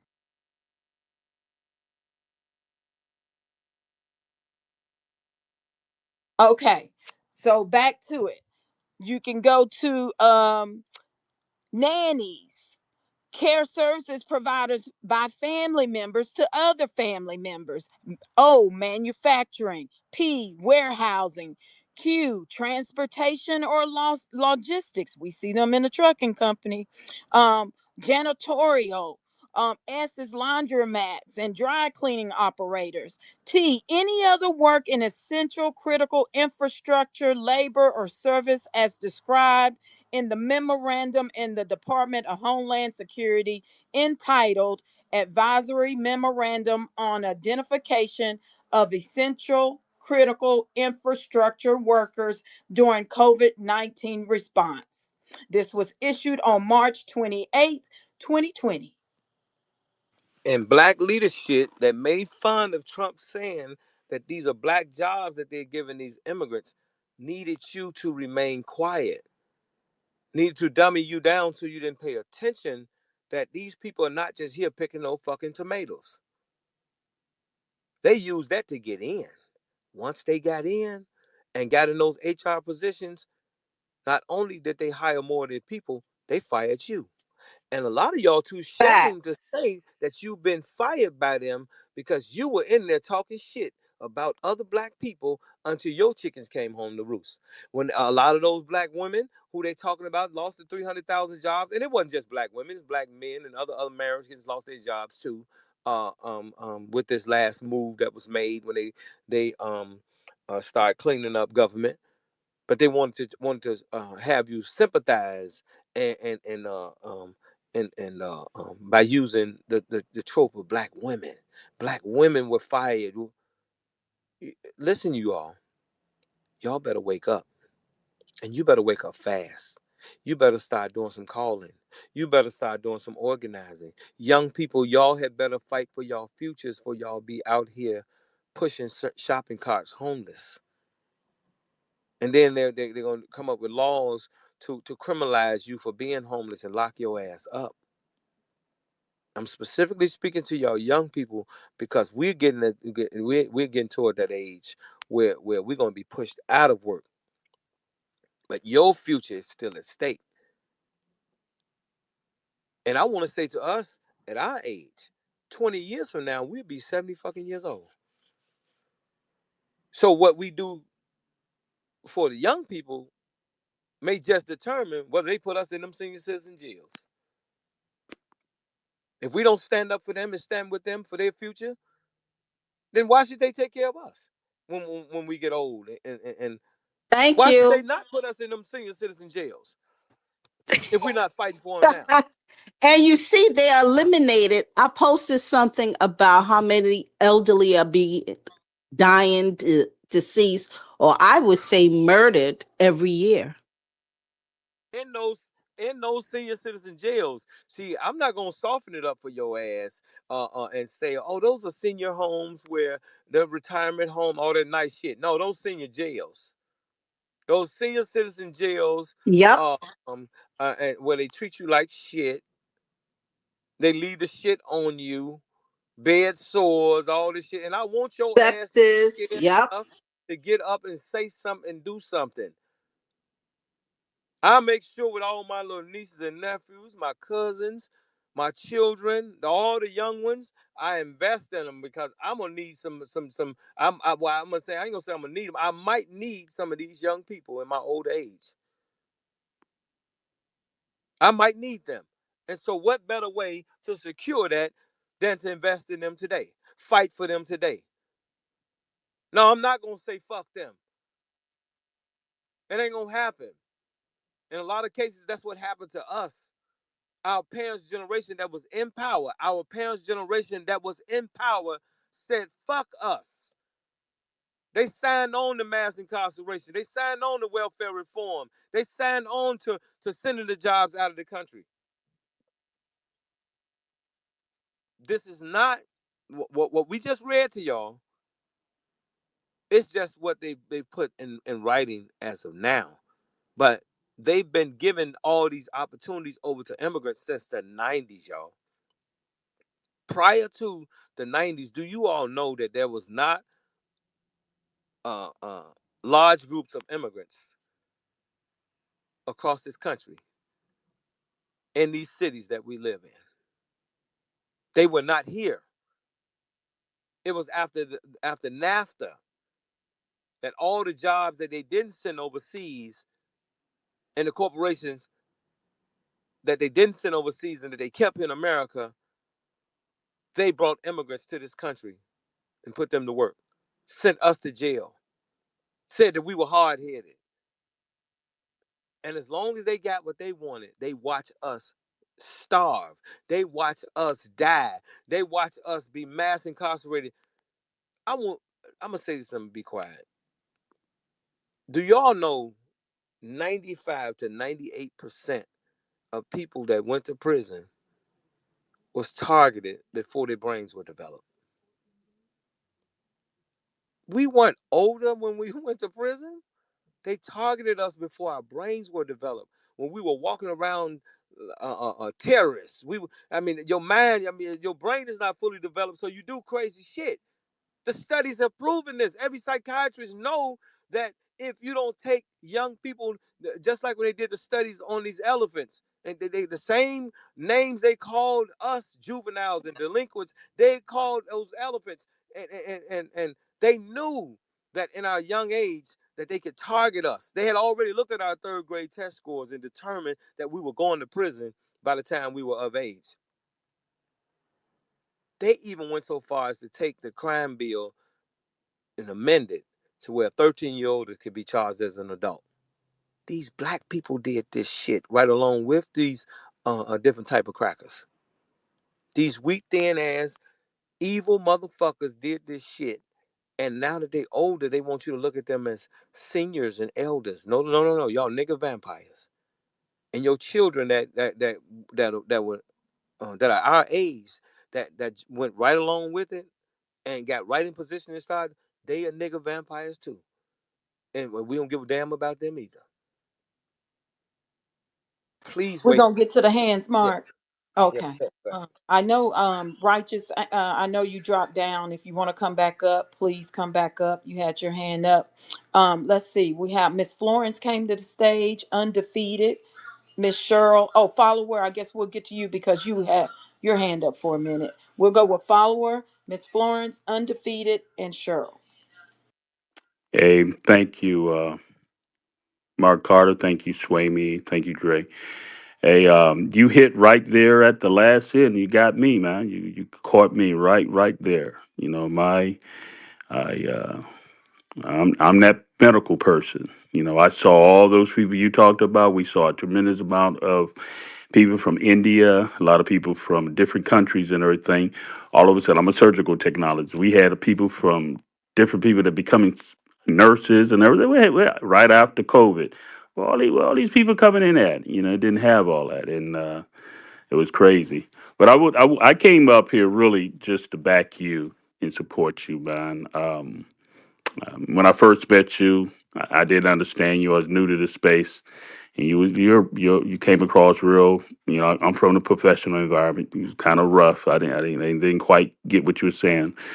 But in 1996, I married my wife in Louisville, Kentucky. All the things that you're saying now, I was saying back then, and I was called names, living in a dominant Democratic community. I was always a Republican, never voted for Obama, always spoke up on all the things you talked about. So I'm very proud to see at age 65, Mark Carter, you doing what you're doing, man. And anything I can do to support you and do the things you're doing, I'm there, and that's why I put I signed up on that petition that Swamy did, and I'm doing what I'm doing. But I'm Let, 65. let me tell you Children, what you can do, and it's something that y'all should have done when y'all were young in the industry, and that is sound the alarm yes, on how they're not even educating our children, right. let alone hiring them. They're not even educating our children in the field of healthcare, right? No, they're They not. Right. blocked Malcolm X College in Chicago, y'all.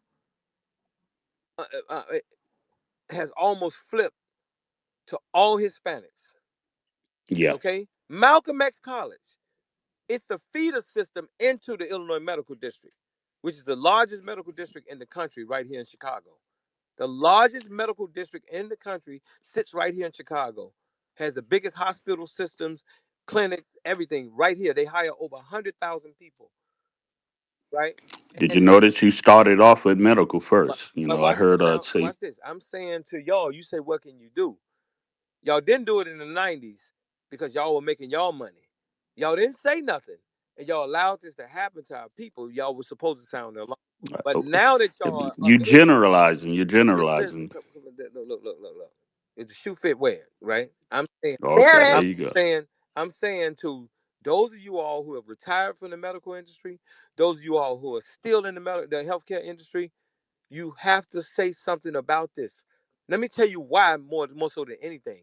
Think of during the pandemic. You had all these immigrants with their hands on the lives of our parents and grandparents. Think of how many of our people that those people killed during the pandemic. Do you all know that they suspended the power to sue for malpractice during the pandemic here in the state of Illinois? So no Yeah, matter what happened, as long as they ruled it out as COVID, they could get away with killing our people. For that reason, if nothing else, we should never allow these people to control our healthcare industry. If you all don't think that absolutely. they're diabolical, it's one thing to be in construction or whatever other field where they just fire you or don't hire you, but to let them control our healthcare system, y'all think that Right. they didn't kill some of our people during COVID? If you don't think they did, then you're a damn fool. If you think that they weren't killing our people. Yeah. Now, can 27, I say 27. something? Now it's a time when you really call ICE because those motherfuckers is in the hospitals and the clinics killing our people. They ain't even fucking citizens. No, no. So Didn't the that's African where the didn't the African employees, lady didn't the that's African where we lady need to listen. Mark, stop them fucking contracts to those watch this though, sis. hospitals. Watch this though, sis. To any and everybody that didn't see it, somebody please get that video where the African said that she was going to pass the word to her people to not treat our people because we were speaking out against Africans. Y'all better pay the fuck attention to what the hell is going on out here. Okay? Y'all really better pay attention because I mean, getting putting them in critical positions where our lives are literally in their hands, That's and right. they can get away with it. Okay, Did you hear remember my that. testimony? Mark, you heard my testimony. I'll post it. I'll post it, Mark. The lady, she ended up apologizing and everything. I'll post it. Now, I know some of you heard my testimony when I was in Mount Sinai Hospital in 2016. They told me he thought I was half asleep. I was half asleep, but I was aware to know what they were saying and talking about, that they were going to chop me up. And I made the complaint. I told everybody and their mother they were going to chop me up to pieces. And I said, "Oh yeah, you're going to go right back to your country in a box." And I didn't know that there was another patient across from me. But when you look into the room, it looked like I'm the only patient. But I had a witness because there was another person there. And she said she heard them say it. I said, "I know I'm not crazy." She said, "Yes, she heard them say it." So they got this shit planned up and somebody's behind it. And like I said, there was a Jewish guy looking in my room like 2 floors up. I saw him watching me in the room. Yep, African man and an African woman. Black African. Who was next? Who's I next? think it's under is that undefeated? Yeah, Undefeated. undefeated. Mhm. And Miss Florence, and then Cheryl. I posted it. I just wanted to squeeze in. I posted that her name. She's a No, Liberian hold on, lady, and y'all. you click on the link, and it's a link. Go ahead, go ahead. You talk like Oh yeah, no, you click on the link and watch the video, and then you can go down that thread, the link, and you'll see from the original. And Arthur Watkins is the one that got on her bumper and got on her tail, and uh, forced her to apologize. Not only him, but others that have called her job, like I did, and others. But it's in the chat, and I'll post it in the pill if you. I mean, in the jumbotron too. Thanks. hey, undefeated. Miss Florence was after followers and then you. Go ahead, Miss Florence. Yeah, good morning, afternoon. I want to, yeah, I'm listening to this. I always love when you have a show on, Mark, because you really, I mean, you really deliver the message. And I want to salute you. I'm not giving you flowers, as my friend always say, salute you because we're at war. And I thank you for your effort. And I want to invite you to California later on this year to come and talk to the young people out here. We're very busy out here working with the young people here. But you don't find black restaurants. These Mexicans with all their drug money and bought up all the black restaurants. They've taken over all the black businesses because they go and offer them money and they give it up. You know, we don't have a fight, we don't have a stand or anything. You know, and I'm looking at that. It's very, very sad for our young people to see this. And you're right. In the 1990s, when Bill Clinton came into office, he started all this nonsense because before then I can remember how nice it was in California. We had the concerts and we was doing things. Everywhere you went you saw black businesses, the black restaurants. We were doing fine here. It was at that point. And then it's a book called Kill the Children First, and they did a report on it and said Bill Clinton said, to hell with niggas, we will let them just be so depressed they'll drop dead in the street. But we loved him. Oh, he's our first black president. We're so tricked by by these politicians. And I understand too that out of the 61 black politicians, this is in Congress now, 44%, 44 of them are immigrants, just like Sheila Jackson Lee. All of them, and we just went with this flat black and just adored them. Oh, we're gonna fight for them. They knew all along. They meet, they discuss, and they talk, and they come back before us because they feel we are so naive. They know that, and we are naive because we have been here fighting against this system. We haven't been dealing with these people like Africa. They travel, so the same way. We don't have that type of heart, but we have to develop the type of heart and spirit where we look after ourselves and know who these people are, and don't allow them to railroad us the way they do. And we really have to wake up. Think about your children. Keep them in mind, as Mark said. Because if we leave this gate open for them to come and fight for this, it would be too much. They are children now. They got to grow up. They don't understand. So right now, while you understand, you got to open up these gates for us. You got to make them aware of what's going on and teach them and lead the way for them. The way the people back in the day led the way for us, fighting. The Democrats have always been terrible. And one thing I want us to stop saying, I'm going to hush when I say this, is stop saying, well, the Republican, all of them are no good. Well, the Republican, well, they ain't no good. That's what they want you to say because they want you to be unsure. They want you to be uncertain. But if you look back through history, the Democrats are the way they have always been. They fought against the civil rights. They fought against slavery, being slavery being uh, uh, overturned. They fought against us being citizen. You know, the Supreme Court had 9 Democratic justices, and they to overturn say anybody that come here as a slave or whatever slave could not be a citizen. That was the Democratic Party did that.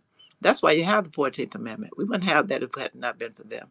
And then people in every 20 years or 25 years they have to go and vote that we can become. So we need to get Trump to overturn that. You know, a lot of things we need to ask him to overturn while he's there. Utilize him while he's there.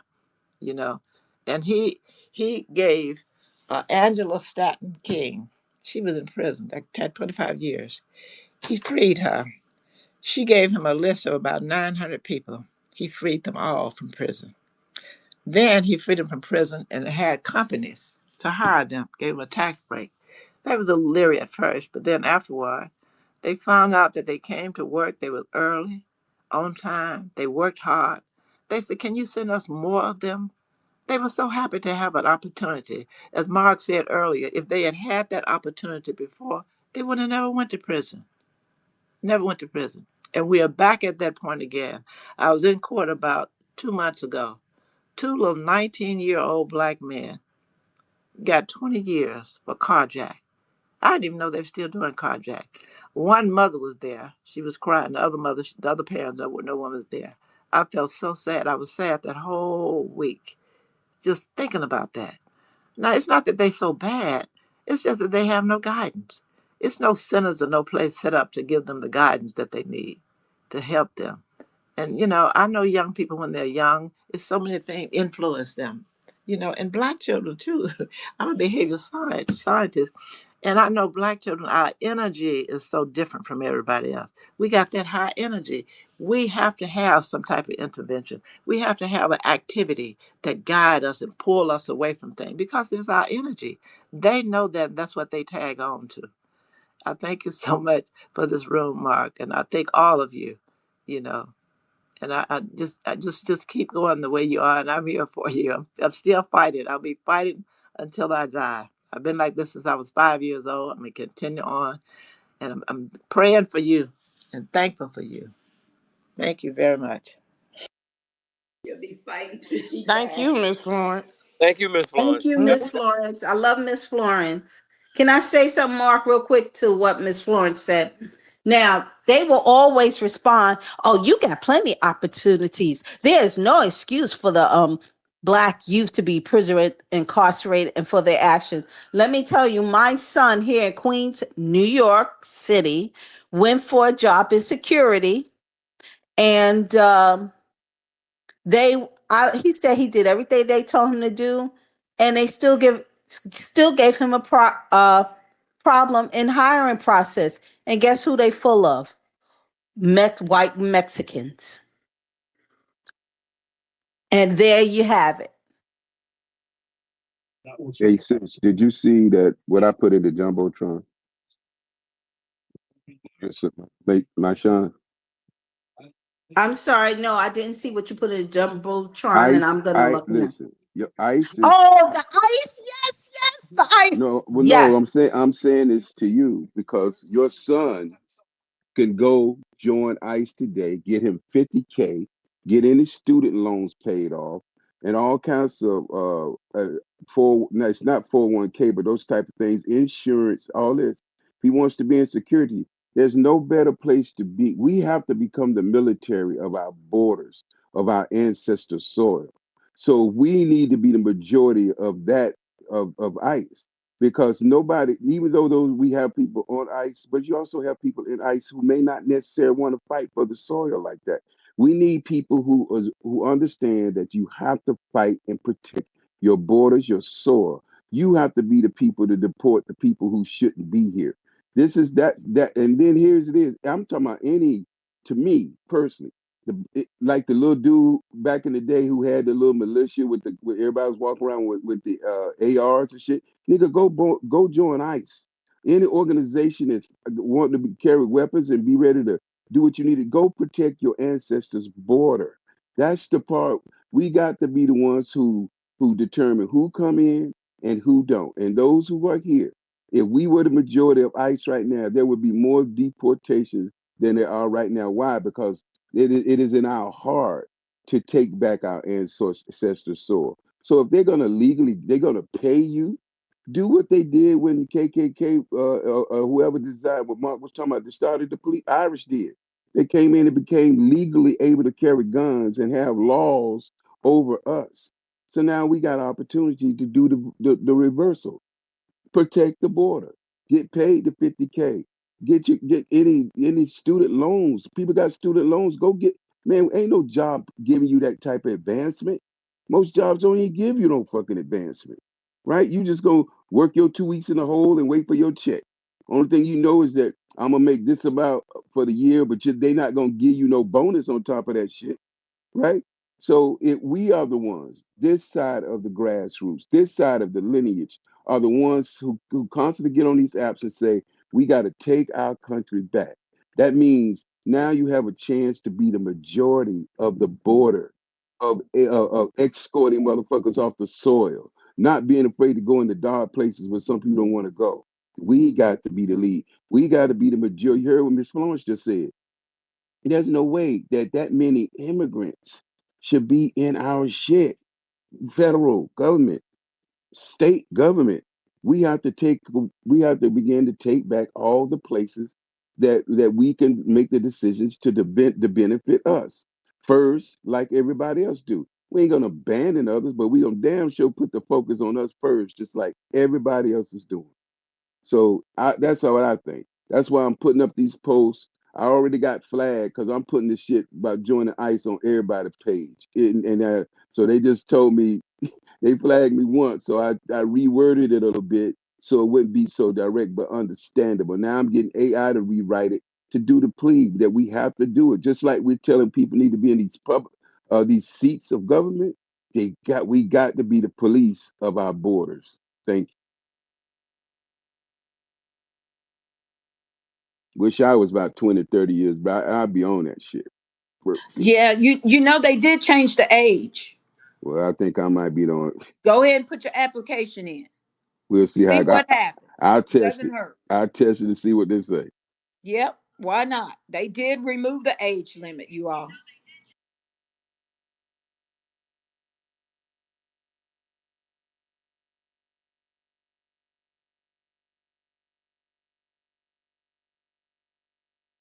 Oh, they did say you got to be in shape too.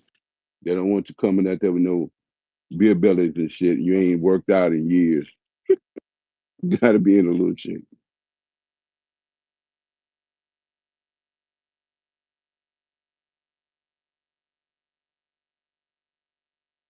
Who's next? I think it was. Oh, did they leave? Let's see. Oh, undefeated and Miss Cheryl. Yeah, thank you for the opportunity to speak. I would like to agree with Nikki C. I think she's 100% correct when she basically said that the immigrants are basically getting jobs that Black Americans don't want to do. That's a lie. It's a myth. It's a long running narrative, and I feel that when we buy into it, it allows for them to give these people the jobs and the contracts in our faces, right? With us, buying into that narrative, we must not buy into that myth. It's a myth.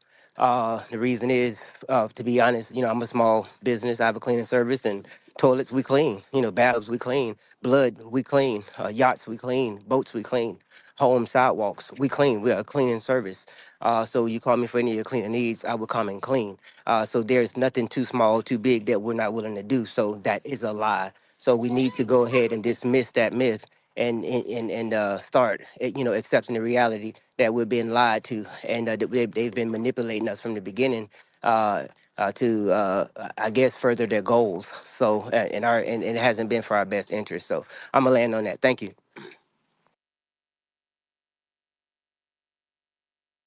Thank you, Undefeated. Go ahead, Miss Cheryl.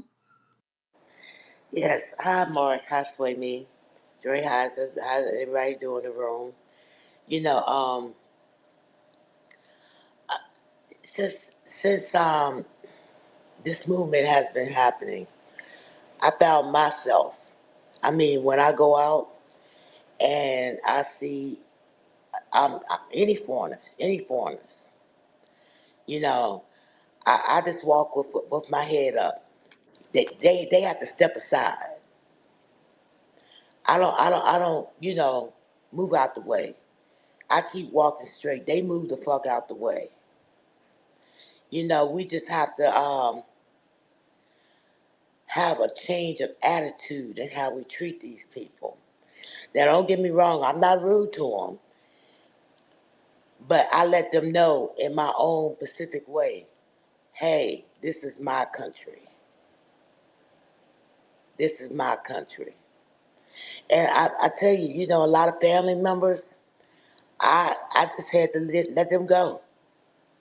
It was hard, but I had to let them go.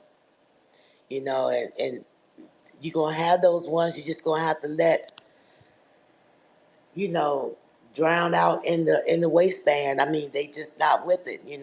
They just pure Democrats, and they don't see what's happening to us. So I just had to let them go.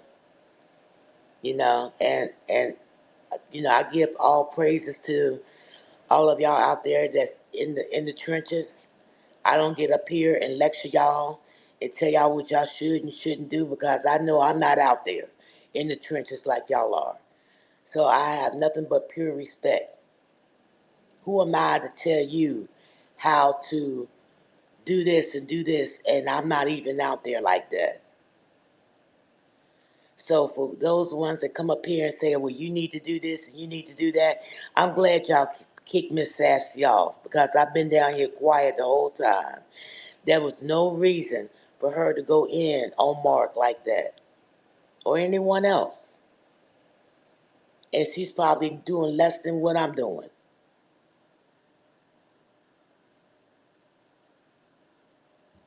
So I'm 100% behind y'all. And Miss Florence, I'm 100. I just have to give my flowers to you too, Miss Florence. That's all I had to say. Well, I will highlight in the jumbotron, you all, since they talk about we don't have solutions. We have solutions. And one of the solutions is I'm proposing, and I hope you all align with me, as we can see that when we attempt to love thy neighbor, right?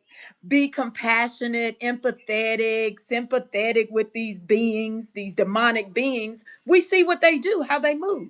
They try to move us out of our rightful position in our country, on our land and our soil. We've saved the United States of America and saved many corporations on numerous occasions. But we are not getting any respect, right? So why do we keep putting ourselves out there with these demonic beings, knowing how they going to react and behave? We have a whole history of patterns of behaviors, right? From immigrants, from the immigrants, not only the slaveholders, but the immigrants. So why keep trying to integrate with these beings? Because they don't want us around. They want to come take over our land, take over our accolades and our accomplishments as if it is theirs. And that ain't right. Right? So I have a petition, or we have a petition, right, going around that we are ready to delineate, ethno aggregate, aka separate, and have our own nation, just like the Native Americans, right? We can have, as the Americans, have our own. Well, we don't have to deal with any of these beings. We can employ our own, we can build our own businesses. We want to be their competition. That's what I want, because we already know Indians in technology have not created anything in America. They are not the most, they have not created the modern day technology you are utilizing right now.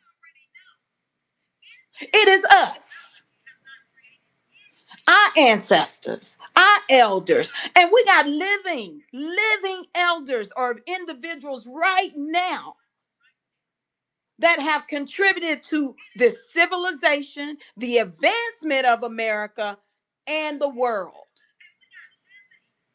AKA Dr. Mark Dean, PC computer and peripherals, modern day PC computer and peripherals, y'all. Dr. Shirley Ann Jackson set up the research, everything for fiber optics, cable, telecommunications, everything that we got right here, right today. A physicists. We have so many inventions, but you got Indians from India controlling Silicon Valley and hiring all of their people. Well, let's be their competition. Let's see what these people can really create on this soil compared to us. Have our own nation. Do our own thing. They ain't got to deal with us. We'll have our own cops, right? We'll have our own hospitals, because we already did this before. We know we can do it. We just want our capital and our resources that are being siphoned and circumvented to the immigrants. They're afraid to compete against us. That's why they're attempting to eliminate us. They can't compete against us. If they could, then their home countries would be first world nations, right? Competing against America. Let's be real about what's going on right here, right now. You have power. And our power is to separate and then really show them that you can't compete with us. Paramedics. Black men became paramedics in this country, not white men.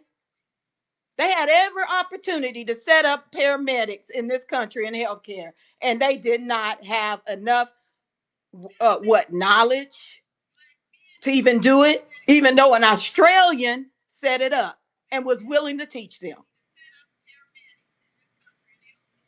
So we got too much history in America to sit back and allow some immigrants that can't even compete with us on the same level in creating, developing, or advancing this nation. And they damn sure don't have no allegiance. So they ain't gonna fight for America in the way that we fought for America. We got a whole track record. They needed us in the Civil War to save the Union, to save America. They needed us to go over to World War I, World War II, and fight and save the Jews. Y'all know there's a whole Black Panther battalion in World War II. Come on now, y'all. Let's step it up. Let Trump know we're demanding our own. We're demanding, as Americans first in the 14th Amendment, we're demanding our protections. We're demanding our unalienable rights to property, prosperity, happiness, all of this on our soil in our country. We don't want to be with no immigrants. We're not minorities. We're wealth of America. We make America great. So therefore, we doing our own thing. So then you all gonna have some respect for the American freedmen that are the Americans. These immigrants aren't Americans. They ain't gonna bring nothing to the table like we bring to the table. Let's let Trump know. You said you speaking about Americans first. We all about it. Let's get down. Let's sit at that table. We don't want no reverends, clergy sitting at the table. No, these the real Americans right here. Right? I got grandfathers on my paternal side and my maternal side that fought in World War II. And then some of them also fought in the Korean War. So we ain't gonna do this. I got uncles who fought in the Vietnam War. This today is changing, y'all. And it's up to us to take advantage and make sure right now we put our demands out there to the Trump administration as Americans. We're not down with this immigration. We need an immigration moratorium. We got to get this stuff back on the right track. You got to stop these H-1B1s and all of these others coming in here supposedly legally. Right? We got to get America back to America because these immigrants have infiltrated everything of our system, and they shouldn't be there. They didn't work to get there. They have no equity in this country to be in these positions. So I'm against immigration is my trigger. I'm against immigrants, period.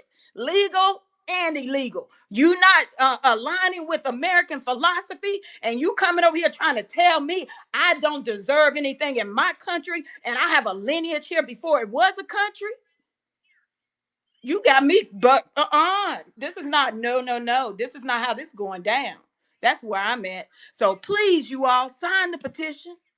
Sign the petition and then continue to speak against everything these people are doing because they're not Americans. And let Trump know, let this administration know the Congressional Black Caucus don't speak for us because they're immigrants. Hey, He knows And if they was America gonna has, speak for us, they would have already spoke for us. they don't even want to sit down and talk to us to find out what it is that we want. And Right? it is their job to get out into the community and ask the demands of the people. If you go to the CBC website, it's going to tell you that the Congressional Black Caucus is supposed to get out and talk to the people and go back and fight for the demands of the people. hey, so this is why I'm still an advocate that no other ethnicity should be able to use American as their tagline. If you're American, you should be foundational. You should be the only one that can have that on the end of your ethnicity. Everybody now, if you do that, you wouldn't be having a problem. You'll be able to identify who's in your Congress because they have to stand on who they are, and it will be saying Jamaican or whatever the fuck or whatever white person. You'll clearly know that they're not foundational. And real talk, nobody should be in our business except American. But because we've allowed these people to tag American, or everybody has American tagged on their continent to continent type shit, right? Landmass to landmass. They're not Americans, and we could tell when they're not Americans because they don't talk like we talk. They don't look out for the Americans. They look out for the immigrants. That's why Miss Florence said, I think she said 44. These people, that's a lot, man. That's almost when they get to 51, shit, it's gonna be a wrap, man. Numbers matter. So nobody should have American tag to this shit. That's like I said, that's like me going to live, moving to say Jamaica, and I become a Black American Jamaican. Shit don't even make sense, right? I'm just a Black American living in Jamaica, and they just whatever they are living in America. They don't have the heart for the country because if shit go left, they out here. Or if they don't like what Americans are saying, they do what we see happening in our street. They march by the tens of thousands, and they ain't even us. They have a whole nother homeland that they could go back to, but yet they want to march our streets and tell us how we should operate on our soil. This shit don't make sense. Why they feel like you do it? Because they got the word American tagged on their shit. So they feel like they're fighting for American rights. No, motherfucker, you don't have no rights other than what we give you on our soil. Who name me a country where there are actually Americans, whether black or white or whatever, that go to those countries, get in their government, and tell that country what they're supposed to be doing. It doesn't exist nowhere else on the planet, only in America. And that's because we have the people who we put in charge and believe they were going there working for us, they were working against us. So now we know we got to take everything back. We got to patrol our borders. We got to get in the seats. We got to sign petitions. We got to do whatever we got to do to honor our ancestors on this soil. Point blank. We should follow and support politicians like I think it's Jim Jordan. He is putting in legislation that naturalized citizens cannot become politicians in America or become a Congress people and become president. We already know they can't become president, but we don't need them in Congress either, because we see what is happening.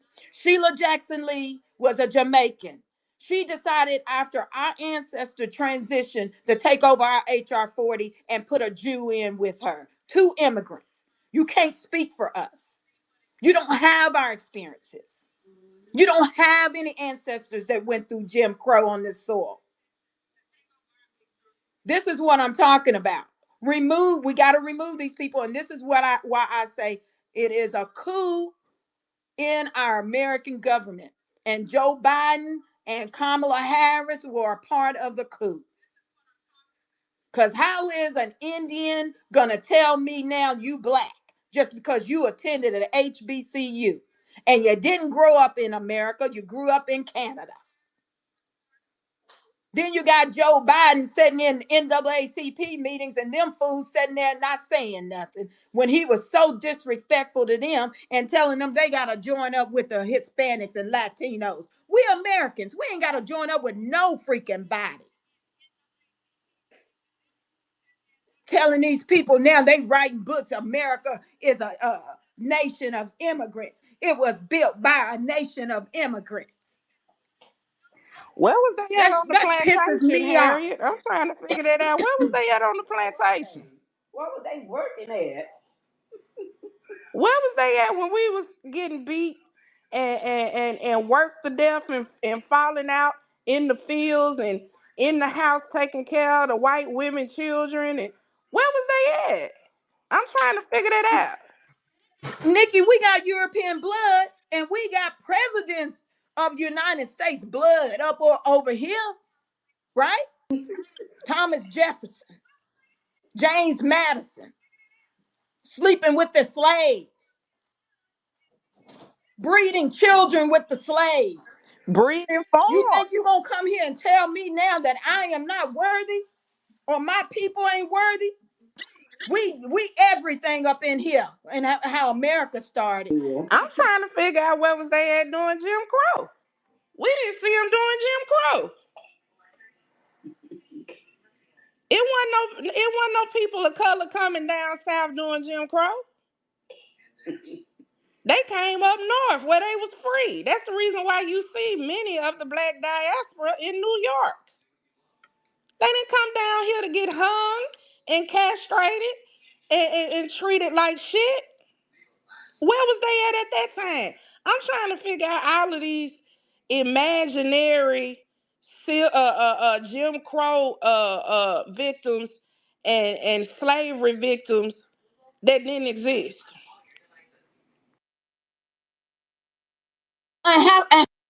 They have a problem with us talking about our lived experiences and history in America, of America, on this soil.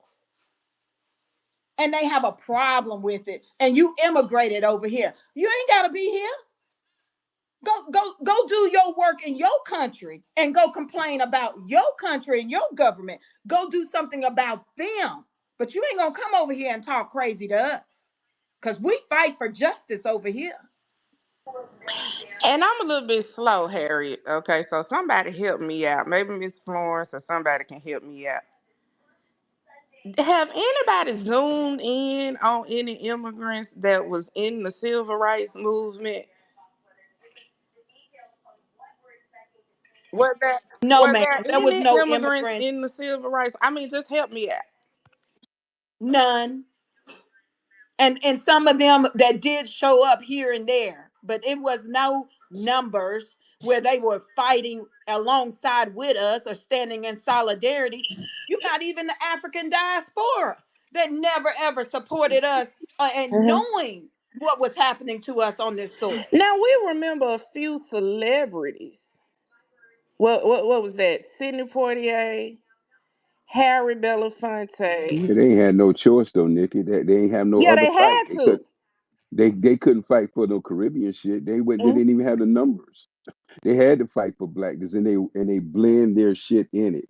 That was the fucked up part. They were fighting. They were fighting. Appeared to be fighting with us, but they also had a ulterior motive behind that shit, and we see it now. And then You both of them know, had white wives, Sidney Poitier and Harry Belafonte. Yes. Okay, that's what I thought. When you look at the history of the Caribbeans and West Indians that have been in America or came over at certain points in time, because we know it was very, very small numbers of them that came over before not the civil rights, right? They were receiving housing and support from their white people or Jews. They were getting housing before us.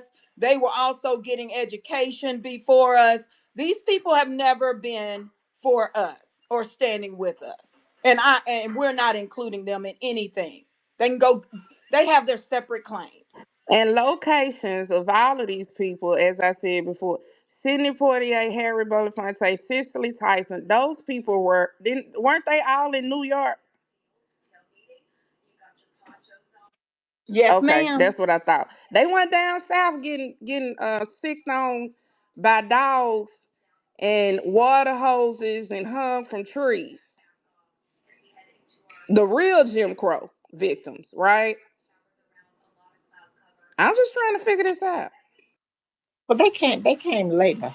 In the 1870s, we had Congress people, we had senators, and that's what was very difficult to understand. Why in the 1870s, 1860s, we had black congressmen and black senators and all of these, black people in leadership role in politics. And then we came back in the 1960s fighting for the rights to vote. The Democrats did that. That's what we have to look at. What caused this? If we don't be careful, this is what will happen to our children. They will be fighting for the rights to vote if we don't be careful, because these people will come here and they will sway us away from our grounds of where we're supposed to be going. No, there wasn't any of their fault in the civil rights movement. They came later after we opened the doors for them. That's what they. In fact, we was fighting for Africa, Nkrumah, Nelson Mandela. We was fighting for these people. We had no idea. And what happened? We were so African. We were so in love with Africa. Africa, Mama Africa. Until 2020, the age of truth came. I thank God for Clubhouse. But that's just how it was supposed to play out. That's when we found out who they were, how they felt. You know, and think about it. We would go take all the slave money. Oh, we're going to help Africa. We're going to help set up schools. But look at France and Europe. Over there taking all the iron ore, the gold. They never invited us to come. We go and helping them, and they sitting up on the land of wealth and all the world coming and taking it. We didn't see that. When we start identifying with our ancestors woke us up. When we start identifying with them and seeing what was happening, who we are, it changed things for us. And another thing you have to notice, you see how Trump went down there on those Indian reservations. You see how those Indians packed up? A lot of them left and went to Canada because they know they were lying. They wasn't no Indian. Okay? He said, "You don't look Indian to me." A lot of them are gone quietly. They didn't fight because they had no fight. They came and pushed people in our face and told us these are the Native Americans. And we fell for they have lied to us. That's why I say you got to be lovers of truth. Truth is for the truth seekers. And this is the age of truth. And truth is coming out more and more. So watch everything. And when Trump made that statement, let you know that was 20 years ago. Hello. You know, I don't get the pushback to Trump. If you watch his behavior and how he's moving, this man was on the other side. He was a Democrat. They're highly opposing him now, and he ran under the Republican ticket because we knew he knew he could win on the Republican ticket, right? But he's opposing them. And then you still got people out here thinking for some reason these Democrats are here to support us when they have brought in the illegal immigrants into your neighborhood to help kill you off and destroy you. But you want to put focus on the man, one man that said, he literally said, I'm going to clean out the deep state because he understands the corruption of our government and he sees what's going on. And then he's telling you, Black Americans, we know you built America. The 14th Amendment was specifically for the emancipated, formerly, or the children of slaves. Yeah, he said baby of slaves, but we know what he means. And we know that he needs some education from us when he speaks to us. But he got the gist of it. And we still want to believe these other beings that show you every day they trying to kill you off and genocide you. It's wild to me we can't see and put the dots and connect the dots together. I Yes, told you we you're got to right. break that spell. That And spell is real. yes, it is. Yes, it is. And when he went to D.C., when he went to D.C. and said he was gonna clean out D.C., a lot of people was like, "Oh, he's after black people. He's after black people." So what I called some of my family up there, and I said, "What's happening?" I said, "Tell me what's going on in D.C." They said, "Oh, they just walking around really. They might walk up, and ask you a few questions, might get on your nerve a little bit, but behind the scenes, they collecting up all these illegals. So now they talking about Chicago and New York. Now they not even hiding it no more. They just saying we going after the illegals. And they wanted to put it on Trump is after black people. Trump is after black people. Trump is after black people. Talk about black crime, black crime, black crime. Yeah, and a lot of black crime, a lot of shit happen in black neighborhoods, but they don't look at the fact that some of that shit is not done by black people. It's not done by black people. They just want to focus on black neighborhoods. The host is having issues, y'all. I didn't mean to interrupt you, but I don't know if you might want to try to wake Mark up and let him know it's about to it's going to end the space in a minute. But yeah, no, I, I had a feeling from the get go. I said he is doing that shit to another backdoor way to gather up them immigrants, and that's what he's doing. That's what he's doing. I had no idea he was coming down here to Georgia, and when I saw that shit on TV about what were they? North Koreans, South Koreans, I think, and I was like 500.